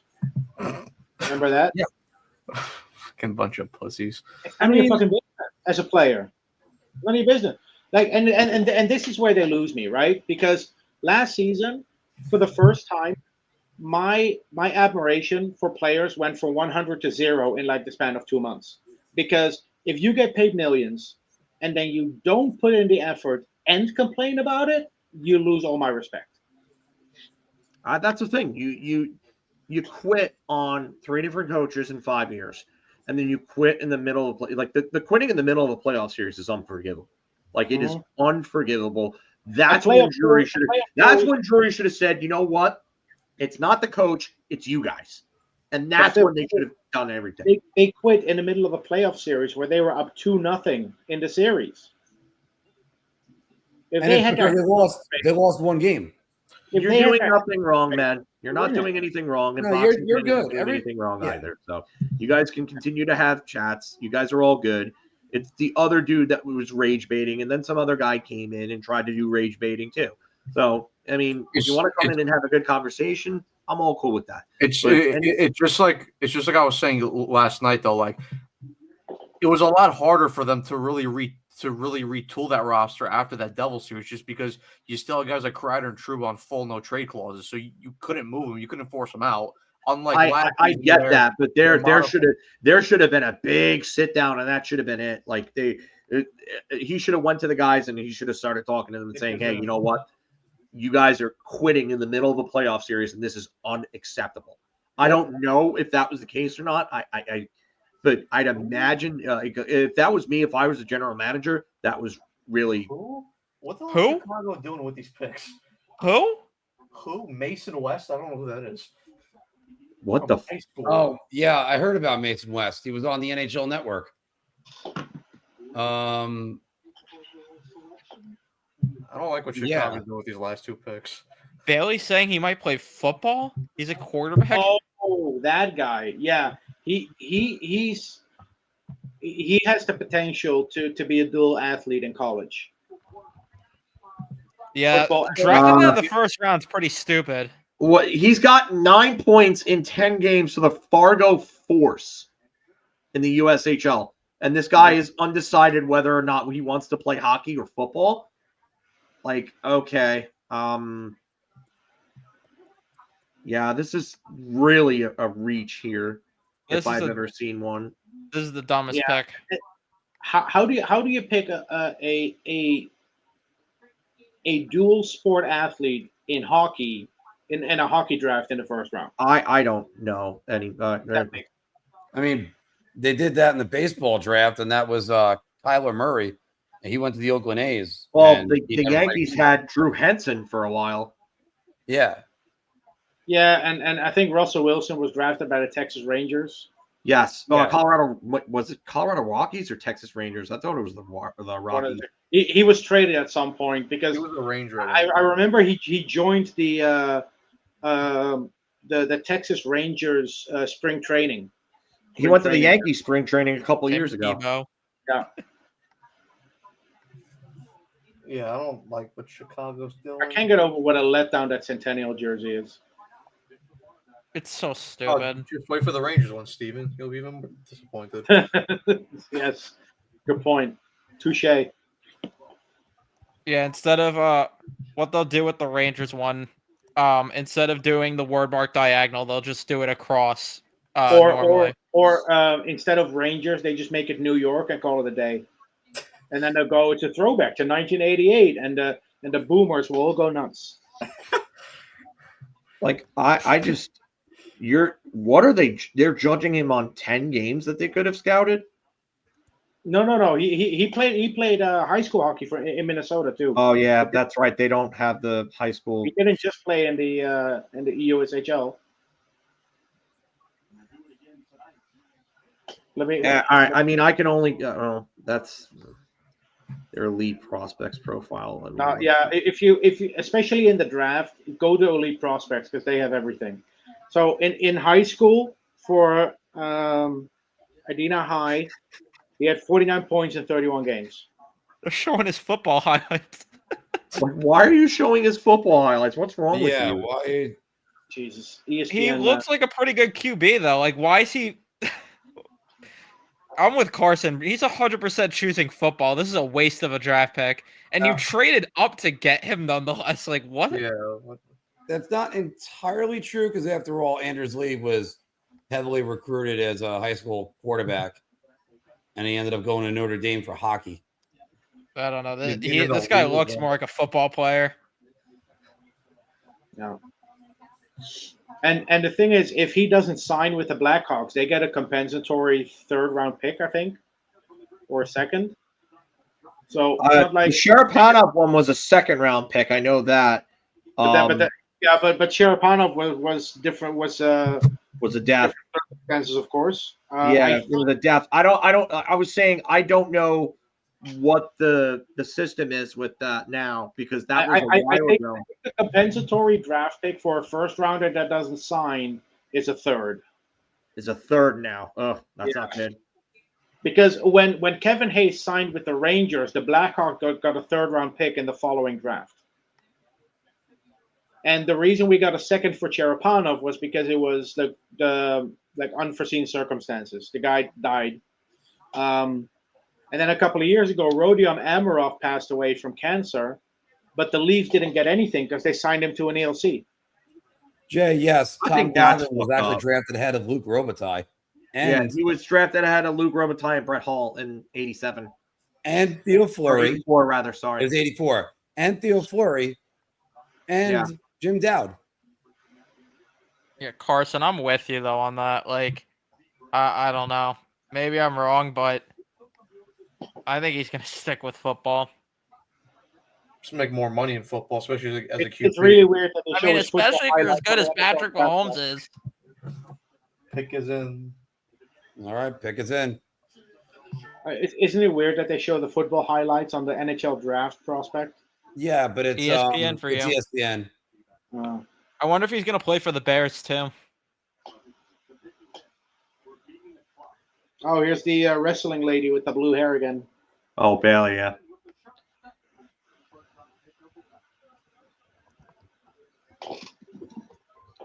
Congratulations, everybody, so far.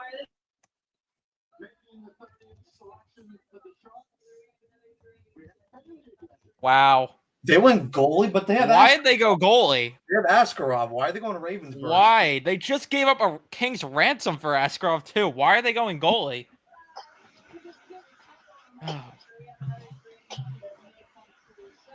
Okay, sure. No, I think it's Ravensburger.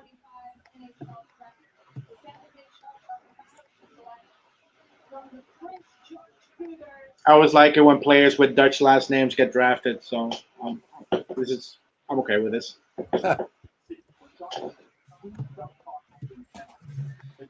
Sure, San Jose. I don't get that after Askarov. It just, especially when you give up that much to get Askarov, like, makes no sense.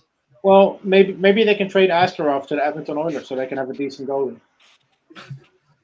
Is Askarov what's going to get them over the hump, though? No, I don't think so. Like, that's available that could do that for them would be Gibson, but yeah. Yeah, I'm confused by this pick too, guys. Like, I mean, what did they want to make sure they had another lefty catch goalie? Sorry, righty catch goalie, I should say. I was thinking about lefty throwing. That's what my problem is with that. I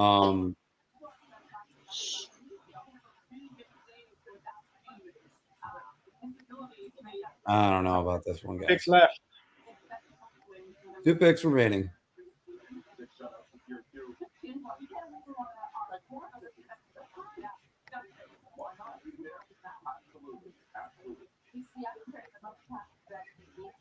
He's doing the hover hand. Oh, no, now he's not.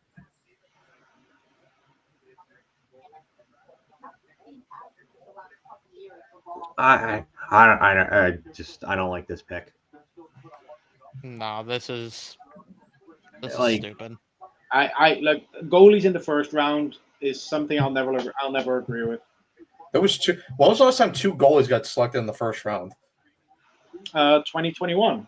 It was Kossa and Wallstedt, I think. Yeah, for Wallstedt. Yeah. But those were highly touted goalies. They were high. Columbus pulling a Igor Chinikov Part 2 is like one of the most ridiculous things I've seen. Yeah.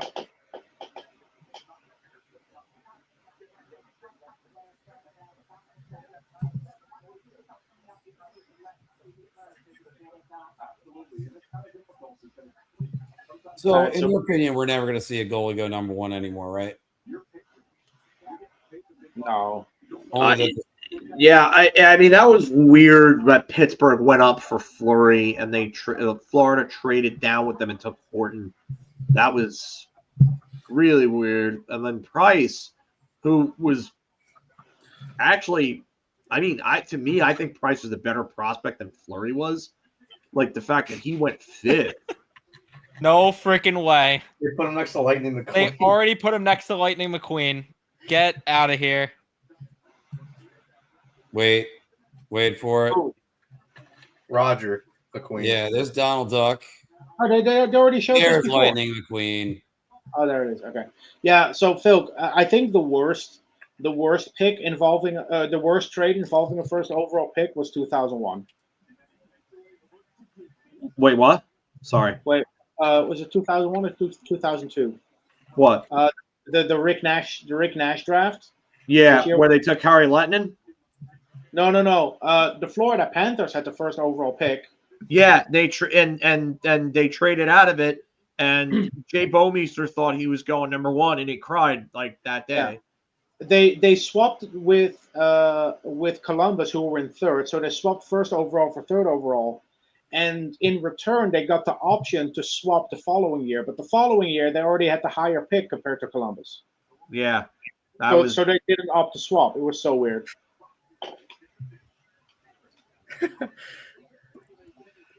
Carson. Yeah, Carson unhinged. It's so stupid. We've got football highlights and Disneyland highlights. Gotta love ESPN. Yeah. I mean, I can't believe they showed his football highlights when they're talking about it, the NHL draft. Phil, in 2019, when Cole Caulfield was drafted, they showed highlights of Lionel Messi because they compared Cole Caulfield to Lionel Messi. Yeah, I remember that. That was dumb. But that was also another network. They put Messi highlights. That's insane. It's ridiculous. The only thing they had in common is that they're the same height. The only thing they have in common is that they cannot reach the top shelf at the supermarket. That's literally the only thing they have in common. All right, the Kings pick is in. Did the Kings already make a selection? No, they traded down. They traded down. Let's see. This will be interesting. Yeah, good pick. Good pick. I thought he was gonna go early second round, but this is a good pick still. I didn't watch anything on him.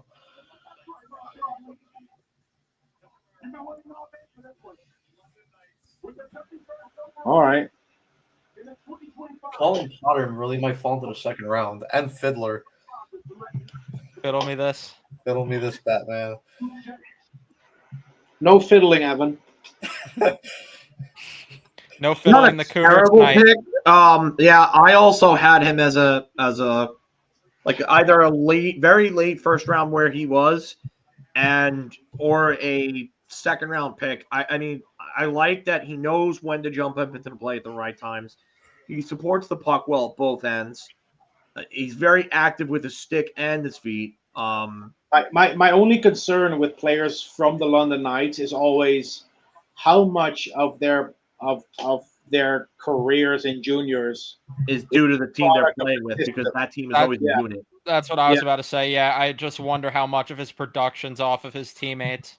Yeah. The one thing I will say, though, is that the lion's share of the offense from the back end this season with them, from what I watched, came from Sam Dickinson, who obviously led the team with over 90 points. And then Oliver Bonk, when he was there, he missed some time. So I would say, if anything, I think there is maybe some room for him to grow and get a little more offensive responsibility. I think his puck management needs to be a little better. But he was one of the toughest players for me to gauge because of Dickinson and Bonk getting a lot of the offensive work. So, but I do think he's a project, though, if you ask me. I don't think you're going to see him for at least 3 years.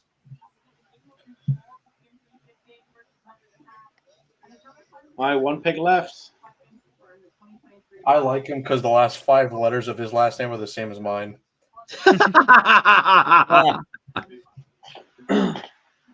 Another sobriety test for Mark. What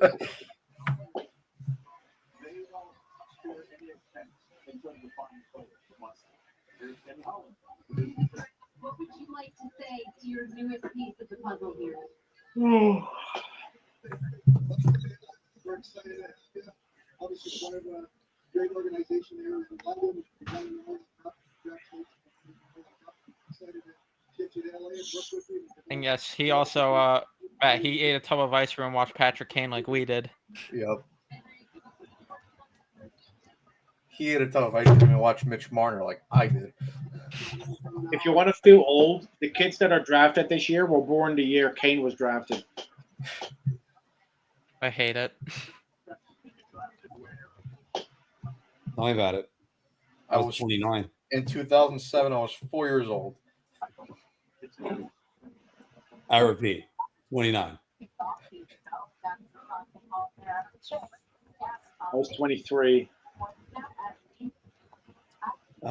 Yeah, I agree with you, Chris. This can't be the format with the draft going forward. This is horrible. Yeah, absolutely.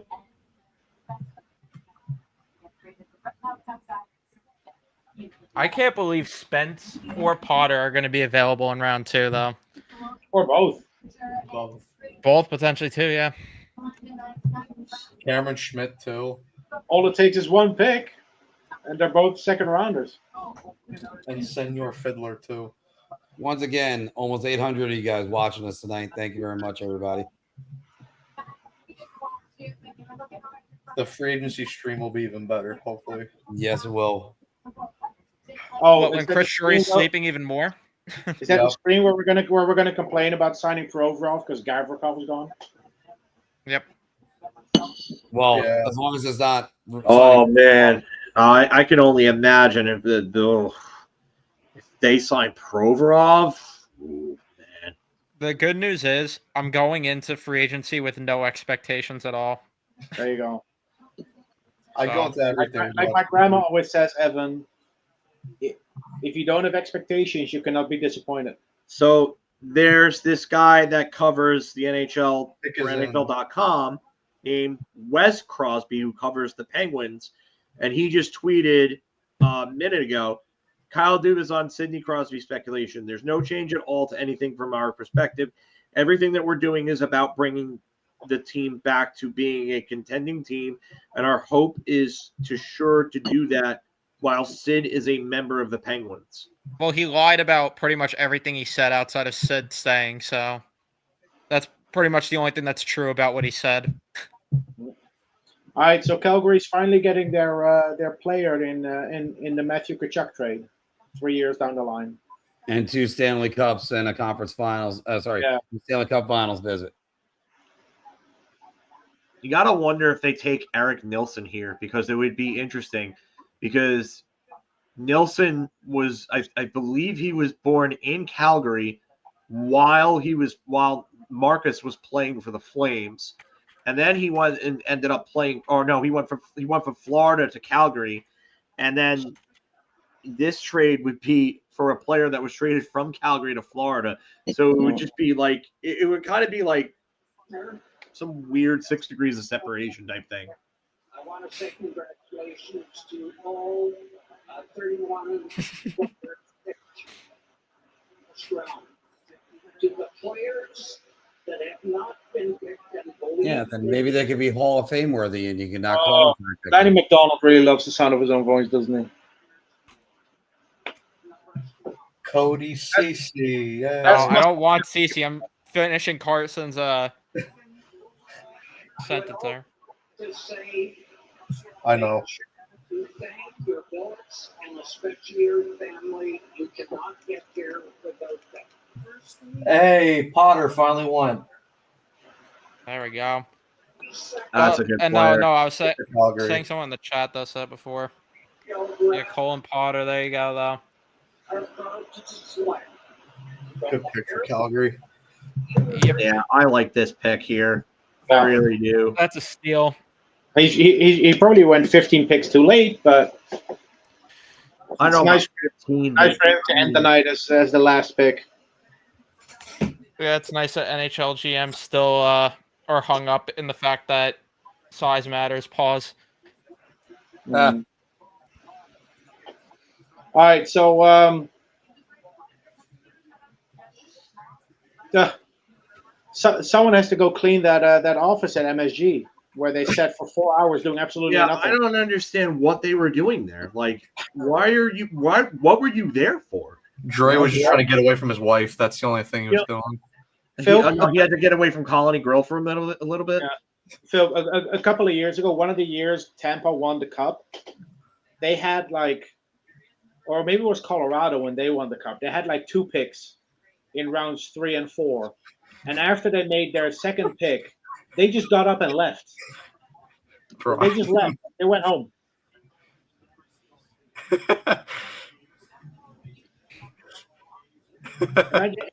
Imagine coming into work for an evening where you do absolutely nothing, in with 20 people. I'm sure he got a good nap in. Bailey was saying it was Tampa. Oh, it was Tampa. Okay. What Tampa was what? A couple of years ago, Tampa, one of the years they won the cup, they had a 3rd and a 4th round pick, and after they made their second pick, they just got up and left. Yeah, Carson.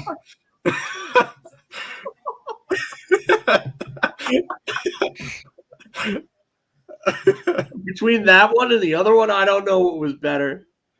No, the Keandre one was better. All right, guys, I'm gonna go to bed. It was fun. Take care. What is it? 5 o'clock in the guys morning right now, Steven? Sorry? What's it, 5 a.m.? 4:30, and the sun's already up. So Great. Hopefully you're off today.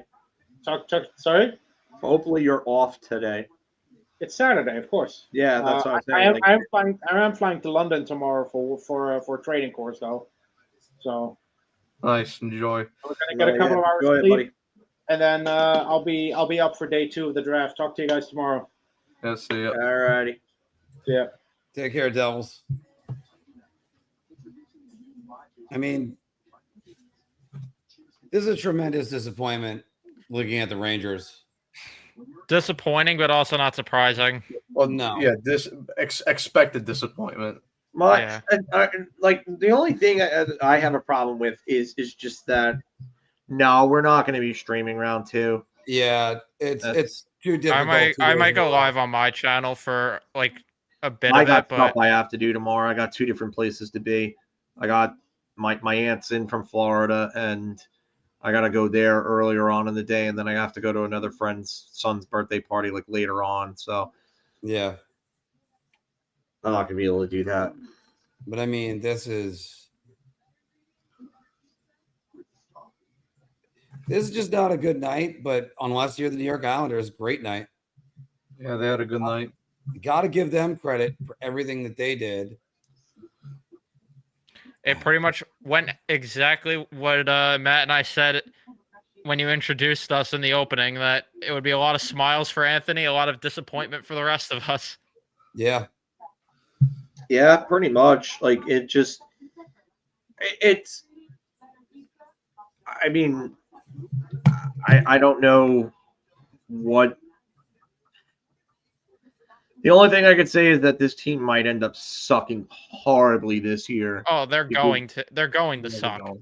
It's not even a might. They're going to suck next year. Unless they go and they make crazy moves in the next upcoming weeks. I mean, I don't see how they do. Yeah. Yeah, anything like reading the first 2 rounds of the draft is like reading the phone book, no matter how you make it. Here's the other thing. If you guys think that the Rangers are going to be able to get bad enough and then like win the lottery and get Gavin McKenna, that lottery is definitely already rigged. He's not coming. I don't know if it's rigged, but it's like either. Yeah, but even if we get McKenna, I'm not excited because I know they're just going to screw him up anyway. We're not talking about Potter though. It's just the fact that they don't have. Like, it just doesn't seem like there's a real plan in place, and that's like my biggest thing with Chris Drury. It's like I thought he would be aggressive and start making like more culture changing type moves, but like it doesn't seem like that's coming like anytime soon now, and it just I try to be positive, and that's what I get. I get let down. So here we go. Yeah, it's like the problem more so is how was Keandre Miller not moved tonight? Legit, how was he not moved at all? And the worst part is if he's moved tomorrow, you're not doing anything to help the team within a couple of years. No. So yeah, like I said, don't know. Like we said the same thing after the first round last year. Why wasn't Kako moved? And then ended up. We said it with Lindgren scraps. too at one point. We With said Lindgren, why too. wasn't Lindgren moved in the first round? It just that's the part that's frustrating because it's like it's just getting to the point where it feels like Miller is going to stay when how I thought maybe it would go down is they trade Miller to get back into the first round tonight, and then they just overpay Gavrikov on July 1st. That's what I thought was going to happen, but they somehow stoop below that expectation even. This season so far, as at least with the off season, it's shaping up the same as last year. The only difference is there's not going to be any expectation going into the season like there was last year, even though we knew that the team wasn't good. That's the only difference. Yeah, we're on a marathon, Killjoy. Oh, there you go. Yeah. But I mean, it's culture's got to change, and it's got to be from the top down, and it's going to take something catastrophic. I don't know what it's going to take anymore. Yeah, your star player has some news break the day of your legendary broadcaster's final game. The team quit. They've burned through 3 coaches in 6 years, but they have 4 GMs in the last 30 years, almost 40. Come on. And look, Drury's got work to do, and he's behind the 8 ball because he gave up assets. They didn't have a first because it went and got JT Miller, which Drury's still out on that move too. And as one of the guys said, 93 is still here. Yeah, I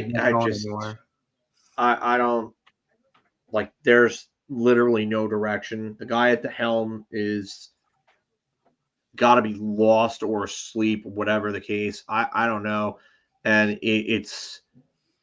I don't understand it. I really don't at this point. It's you went and you gave the goalie a stupid contract, and then you turn around and you trade Kako and you trade him for a guy and give him this deal that's not worth what he is because a small sample size. Then you go and you trade for JT Miller and you're like, okay, we're going to try to be competitive, but now you're not going to make any moves and you're not going to get rid of a guy that you identified as a problem. Like I make up your mind, man. Yeah, Make up but your mind. I know what he's trying to say right here about I'm not trading Mika or Panarin now and Miller.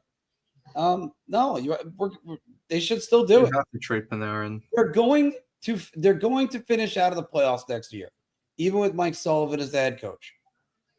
You could do it with them. You could do it without him. You could lose a guy that had 120 points 2 years ago for nothing, or trade him and get something back. Maybe an NHL player, maybe a prospect that's on the verge of not going to get through. Rangers are not one player away. They are not one coach away. They are not a Stanley Cup team. That's why I said from the start, the Igor deal was dumb. And it just you gave him that deal, and now you cornered yourself into having to try to listen. He's not all right. He's good, but he is not good enough for he's not good enough to be able to carry this team if the defense in front of him is as John Radigan is calling a 7-car pileup. It's actually pretty accurate because that's what they look like in their own zone. They look like a 7-car pileup on the southern state. Actually, on the northern state where it's only 2 lanes. It's a clusterfuck. And it just seems not good. It's not good. Is Zibanejad going to bounce back? Maybe. What does he bounce back to? What does he bounce back? You can't build around the goalie. You can't. I'm sorry. You just can't build around the goalie. You don't build around. Name me one team who built around the goalie and won a Stanley Cup. Do it. I can name you the last team that did. And by the way, pre-salary cap, because people will point to the team I'm talking about is pre-salary cap. The 93 Canadians. It's the 93 Canadians. Yeah, in the salary cap era, you don't win building from the net out. In the salary cap era, you cannot build around around the goaltender. Like Florida didn't build around Bobrovsky. They did not build, and Tampa did not build around Vasilevsky. They did not. That core was already in place by the time Vasilevsky became their starter. They can't do anything with the contract. That's the problem. That's the issue. Thank you, boxing fan. They put the guys in front of Bobrovsky. Bobrovsky wasn't even there when that core was built up. Like Barkov and Huberdeau were there. What got them over the top was changing their entire culture by trading for Tkachuk. They made a massive trade that many people had question marks about because they gave up a guy that scored more points than Tkachuk and a top 4 defenseman to get him.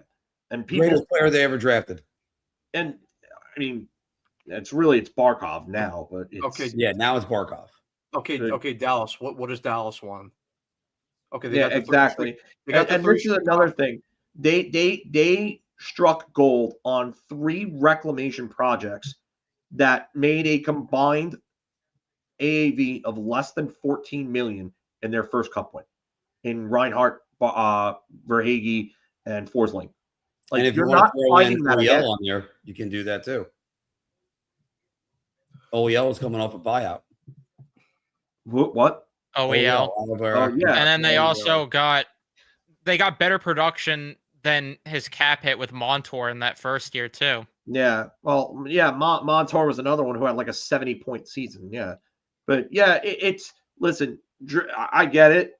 I do, but it's just that you shouldn't have given them this contract, especially when you didn't know which way your team was going to go, because you were in the midst of a free fall.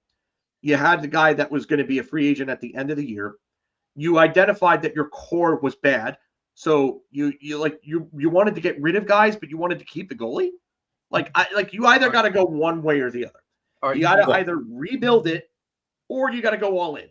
Because if you do either, he went back and forth and completely screwed everything up. All right. Because if you go into the retool, we talked about this. Igor's got maybe 1, 2, 3 years left in his prime, and I already think the decline's already started. All right. Matt Murray won Pittsburgh 2 cups. Cam Ward won Carolina a Stanley Cup with his top pairing being Frankie Caberlet and Aaron Ward. You know what their top 4 was? Caberlet, Ward, Brett Hedican, and an aging Glenn Wesley who retired shortly after. Like, if Cam Ward can win with that, then you have a formula. Like, look at all the teams that have won in the cap era. The guys who won with truly elite goaltenders at the time that they won were guys like Tampa. They won with Vasilevsky when he was like at his peak. Quick. He was elite and he won. And Kaylee's right. Kaylee's absolutely right. That's the point I've made several times. Vasilevsky, Thomas, like those are 3 guys that were truly elite at the time that they won. Like guys that were finishing near the top of the Vezina voting, putting up the big regular seasons, and then they did it in the playoffs. Thomas won the Vezina and the Conn Smythe in the same year. Who else has done that? But with Vasilevsky, the context matters too, because the first cup he was making, I think, like $3 million, and then the second cup they were able to keep that roster together because Kucherov went on LTIR for the entire season, despite Vasilevsky getting his cap raise. So that allowed them to run back the same team and go back to back. And I've said this before, I'll say it again. The Vezina isn't as important as the Selke. There's been 2 Selke winners. If you're talking about the Vezina, yeah, he won the Vezina twice, but the last Vezina win was in 2017. He didn't win the Stanley Cup until 2024. Yeah. None. There's only 2 Selke winners since the lockout season. What if? Ifs and buts mean nothing. He didn't win. And Lundqvist is a better goalie than Igor ever was. Yeah. And by the way, I do maintain that. If Zuccarello not being healthy probably cost the Rangers Stanley Cup. Yeah, it probably did because Zuccarello, that and then McDonough playing on a broken ankle against broken foot, against Tampa. Yeah. Like that. And Lundqvist did not have his best series. Did not have his best series.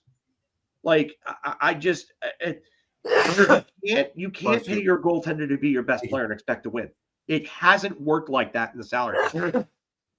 Just hasn't. And you cannot point to Florida because Florida had all those guys on reclamation projects. They literally struck lightning in a bottle in every way possible. D? No. I'm allergies. No. I'm just someone put D in the chat. I know. One of the guys put in Mark looks bombed. I'm like, no. It's not well documented because it's not based in reality. There's no well documentation that they would have won the cup is Zuccarello. You can assume that. That's fine. But there's no documentation or anything that's concrete that says that. You can't say that is a fact when it's an if scenario. It's literally a hypothetical. Even though I agree with you, I agree with them. You can't. It's not a fact. I'm sorry, but you can't say that they like it's. Yeah, thank you. This is what this is it right here. You need an elite number 1 center, which I've been saying for fucking years about this. Like, look at the teams that have all won. They've all been strong down the middle. They've all had 1 or 2 true minutes eaters that can eat 25 minutes effectively per game in the playoffs. And then they have the depth behind them, and then they have a competent goaltender who can get hot at the right time. If you look at, in my opinion, if you look at every Stanley Cup winning team, they have 5 things: elite number 1 center, an elite goal scoring winger, 2 very good defensemen, a very good third line, and then a reliable goaltender. Not an overpaid. You don't need an elite goaltender to win. Jordan Binnington won. Antti Niemi. How about Darcy Kemper winning with a sub 900 save percentage for the NHL? Darcy Kemper posted a sub 900 save percentage in the Stanley Cup Finals and won. Aiden Hill won a cup. Yeah. Aiden Hill had a career high of 27 games played in the season. He wasn't even their 3rd goaltender when he came into their net. Let me say, when Vegas acquired Aiden Hill, they got him for a 2024 4th-round pick. Sure, he was great in the playoffs, but that's not that. That's what we're saying. You can have a hot goalie that gets hot at the right time and win. Like if you really need to go back far, like pre-cap, I can talk about Bill Ranford's 1990 run. Bottom line is, when it came to the Florida Panthers last year, the guy as soon as they started playing against them, the Panthers took away Mika Zibanejad, Chris Kreider, and Artemi Panarin. They were nowhere to be found. Where'd you get your offense in that series? Alexei Lafreniere and Barclay Goodrow. And half of Vinny Trocheck,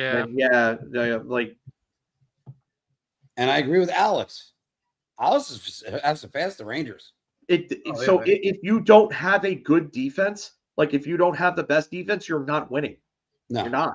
Here, let me put it into simple terms for everyone in the chat. So everyone's argument right now, you need an elite goalie to win. Then how come the Rangers didn't beat Florida last year? Like, don't we all agree that Igor's better than Bobrovsky? So why did the Rangers not win last year against Florida? It's because they don't have a good team in front. Look at Florida's top 6 in comparison to the Rangers. Look at Florida's top 4D in comparison to the Rangers. That's all that needs to be said. The conversation ends there. It absolutely ends there. There's no argument. And then while you're at it, compare your 3C last year, which was Alexander Wenberg in that series, Anton Lundell, to Anton Lundell. It doesn't matter if he's the best in the playoffs. Because you don't have the team in front of him, and now you're not going to be able to put the team in front of him because you overpaid him. You paid him $3 million more than the guy that just won the Vezina and the Hart in the same season, becoming the second guy to do so in the cap era. And the other thing, okay, fine, he may be the best in the playoffs. You have to get to the playoffs first. This team ain't getting to and the Igor playoffs. isn't that great in the regular season. And where has that got them? If Igor won a cup with the Rangers, I would have no complaints about the contract, because then you prove to me, okay, you could win with an elite goal, getting carried by an elite goalie. They did not prove that. It got them to the conference finals. That's it. That's not the goal. It's not the goal at all, and it's not. It doesn't matter if you have an elite goaltender if the team in front can't do shit. And John Radigan's right. Like, there's no defenseman on this team that is playing on Florida's top six. No. Maybe DeAndre Miller. Maybe. Well, Adam Fox. Oh, no, he said take away Fox. Oh, take away Fox. I didn't see that. Yeah. Outside of Rodriguez, who from the Rangers' top six would go into Florida's top six? Like, who would you take out of Florida's top six and then put in? Because I would say you take out Rodriguez and then maybe put Miller. All right, so in a vacuum, Panarin can go there. Yeah. But Panarin doesn't play the type of game that they need in order to be able to, like, win. Like, he's the antithesis of what they want to do. Like, they don't care about scoring 120 points in a season in the regular season and then not showing up in the playoffs. That's not how they're built.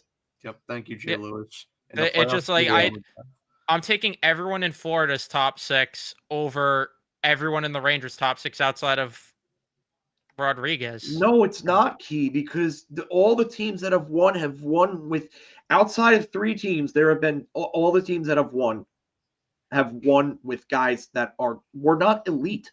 They were not elite. Braden Holtby was not elite when he won. He was well past his prime. He wasn't even the starter heading into that playoff season. Grubauer. It was Grubauer, and then he lost it in the middle of that Columbus series. But again, like we said before, I see it say put the guys in front of Igor. You can't when you're paying Igor. This is what we've been saying. You cannot do so when you overpay the goalie by $3 million and change, I would say. The other thing is Igor did not play the same amount of games as Henrik Lundqvist. Henrik Lundqvist you could book him 65 games.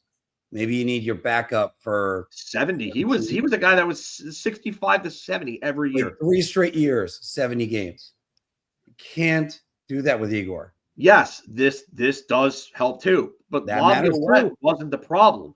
The players' refusal to play a structured zone defense instead of playing man by man cost them.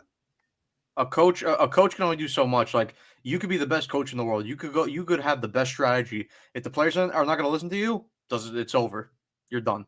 There's a reason John Cooper's not winning every single year. This is not it at all, dude. If this is what you're getting from this, you're not listening to what we're saying. I don't know where you're getting that from. Okay, well, in the meantime, go on his reference page. His goals against has gone up every year. His save percentage has gone down, and he's in his prime. Please tell me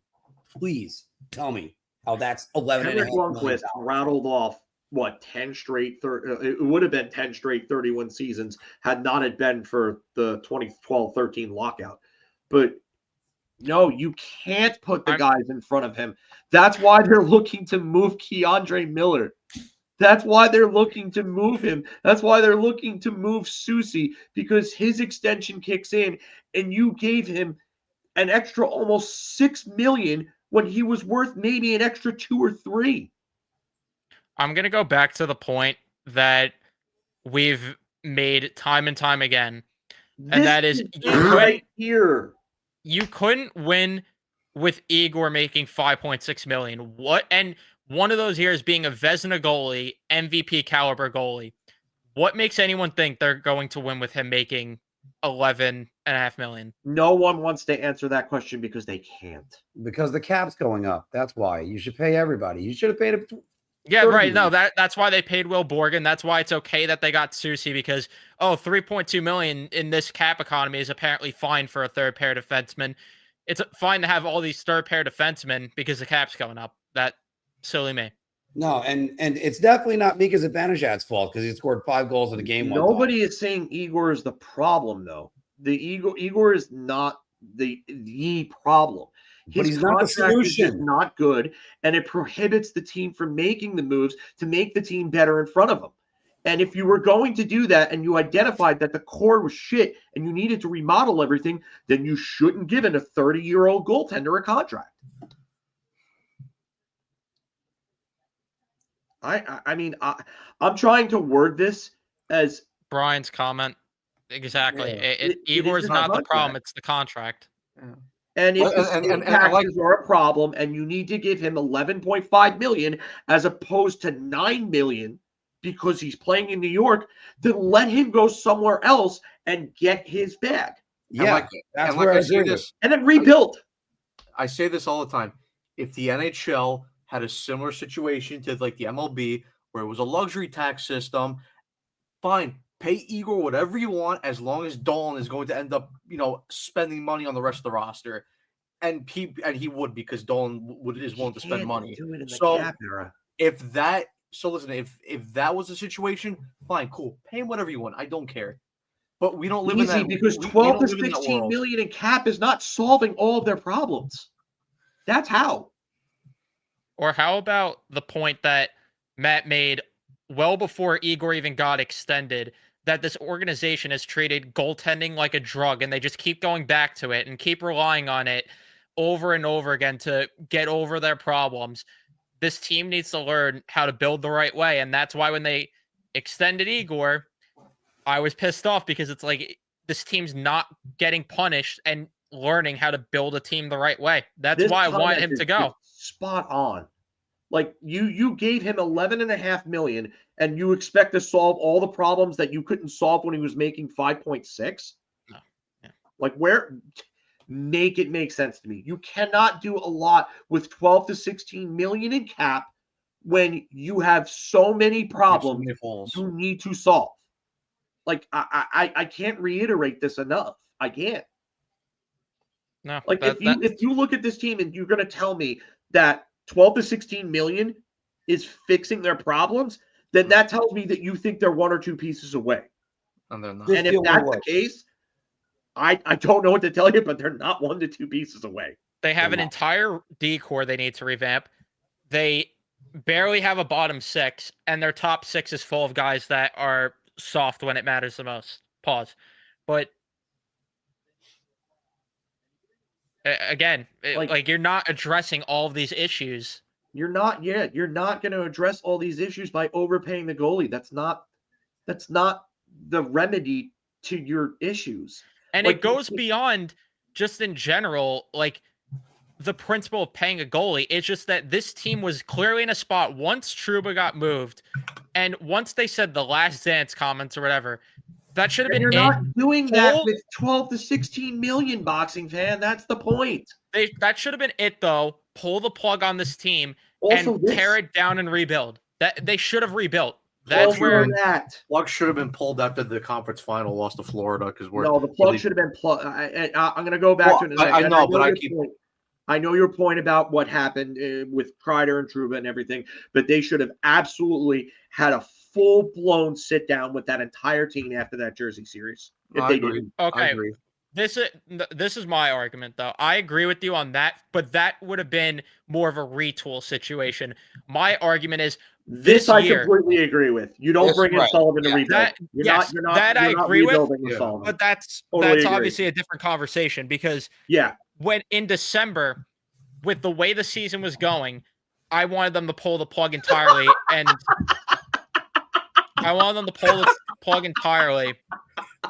and rebuild the entire team. Oh my God, he's right though, man. That was a great comment, 399, because that is absolutely true.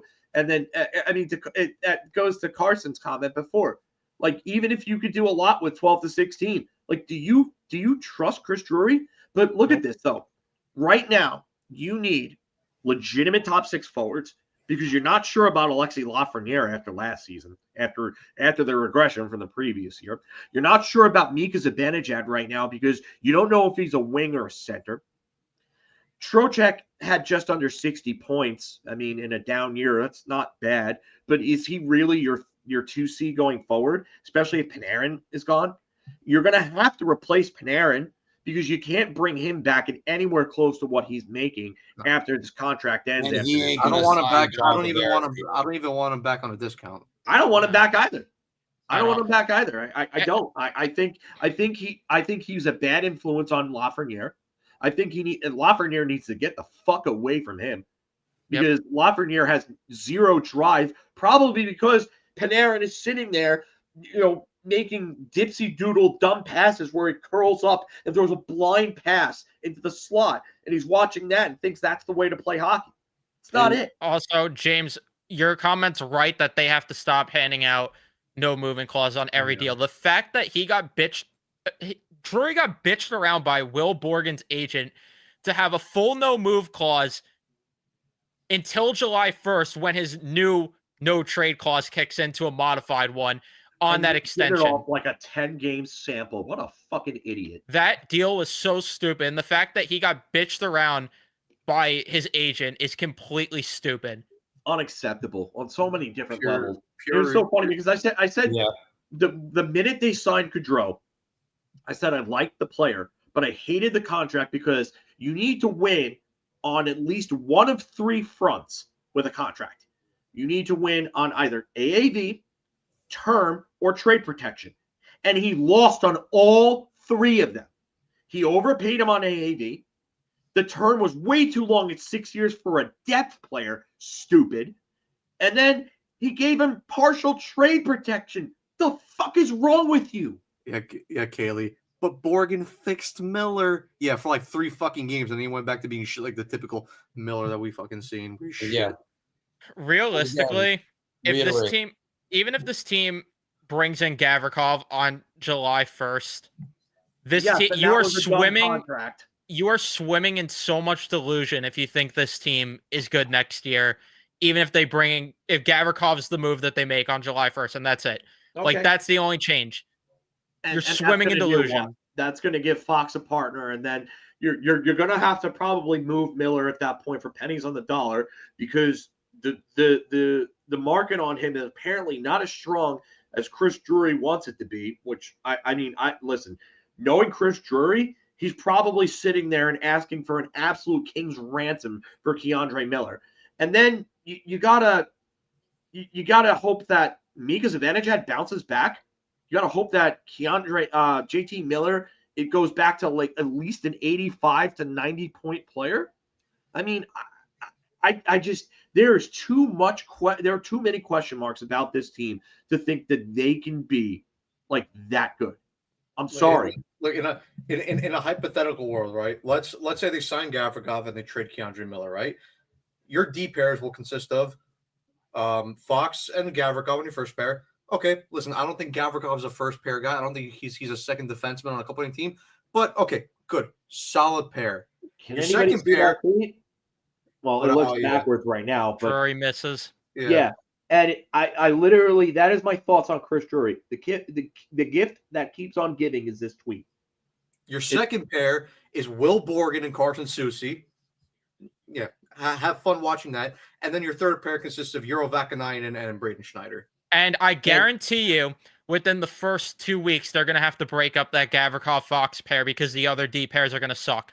Yeah, guarantee it. It's a lock. And then it'll be Soucy back on the first pair with Fox, and Soucy will end up dragging Fox down because he has to freaking, play down to his level and cover his mistakes. And the thing that I'm trying to understand with the Keandre Miller thing, how is it that it's reported that half the league is interested in the guy, but they're not getting a good enough return, supposedly? Chris Drury is out of his freaking mind. He clearly, like you said, Phil, is holding him to like some high standard and thinking he could get like an obnoxious king's ransom. That's just not realistic. I guarantee you he wants a return that looks like the one that Dobson got. I guarantee you he's valuing the same way. Oh, Dobson only scored 39 points this year. Keandre had 40 2 years ago. Yeah. It's probably what he's doing. This guy is just too much for me, man. Well, We're going in circles right now, guys. So I'm actually going to call it a night. And Yeah, I don't we're blame at you. 6 hours. So Yeah, I mean, you'd be surprised. But 6 And this is hours the in the point. This night. is what Statboy Steven said. You could bring in one of the best chefs in the world, but if you have shit ingredients, it doesn't matter. doesn't matter at all. It really doesn't. And you know what? It's listen. Chris Drury is not. Oh God. Mark went out of the picture. Okay. Well, Mark's gonna get off, but I mean, I'm probably gonna wrap this up too because it's just there's not a whole lot more that we can say. Like we've said this over and over again, and people just don't want to listen to us, and that's fine. That's fine. I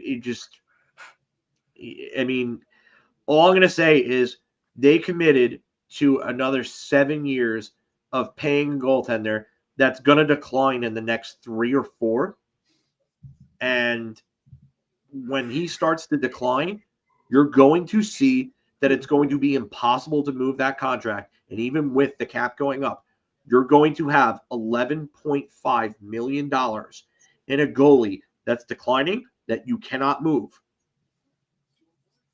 Yeah. I mean, that's what you're going to see.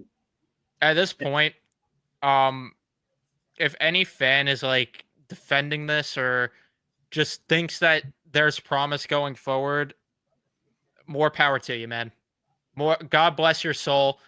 You have the patience of a saint. That's all I could say. If you're a blue teamer at this point. Yeah, because I just don't get how. I don't understand it, but you do you. They literally had a better goaltender that was giving them better results behind worse defenses. And they had him for over 15 years. And they made the same mistake again. You're like, it's like fool me once, shame on you. Fool me twice, shame on me. And they went and made just how? How do you go and you make that same mistake? I don't get it. It's the definition of insanity. It is. There you go. But everybody, thank you for joining us. We just cracked the 6-hour mark. And we're gonna go longer probably on July 1st because Josh asked before. Yeah, we are doing free agent streams. We're doing free agent frenzy. And that's gonna be nuts. That's gonna be like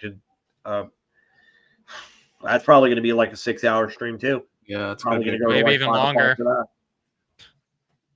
that. I don't know if I can go a lot longer than 5 o'clock. I mean, I think it opens at noon. But I think we're gonna be on probably like sometime between 11 and 11:30. I think we'll probably end up starting. So, but yes, thank you all. Remember, like, share, and subscribe if you haven't already. Show the guys at Ranger Central here, Matt and Evan. Show them love. I think we'll go a little longer than 4, just because there's going to be Mark. That's Mark typing that, by the way. I think there'll be signings that'll pour in and stuff like that. So, but it'll be a long stream. So, but when everything starts to really start to slow down, we'll probably try to kind of gauge it from there. So, but yeah, so we'll see how it goes. But definitely join us on Tuesday for that. Matt, Evan, thank you guys both. Appreciate it. Thank you to Steven and Jim Beeringer for coming on with us. Definitely show some love for them as well. And like I said, be here Tuesday morning. And everybody have a good night.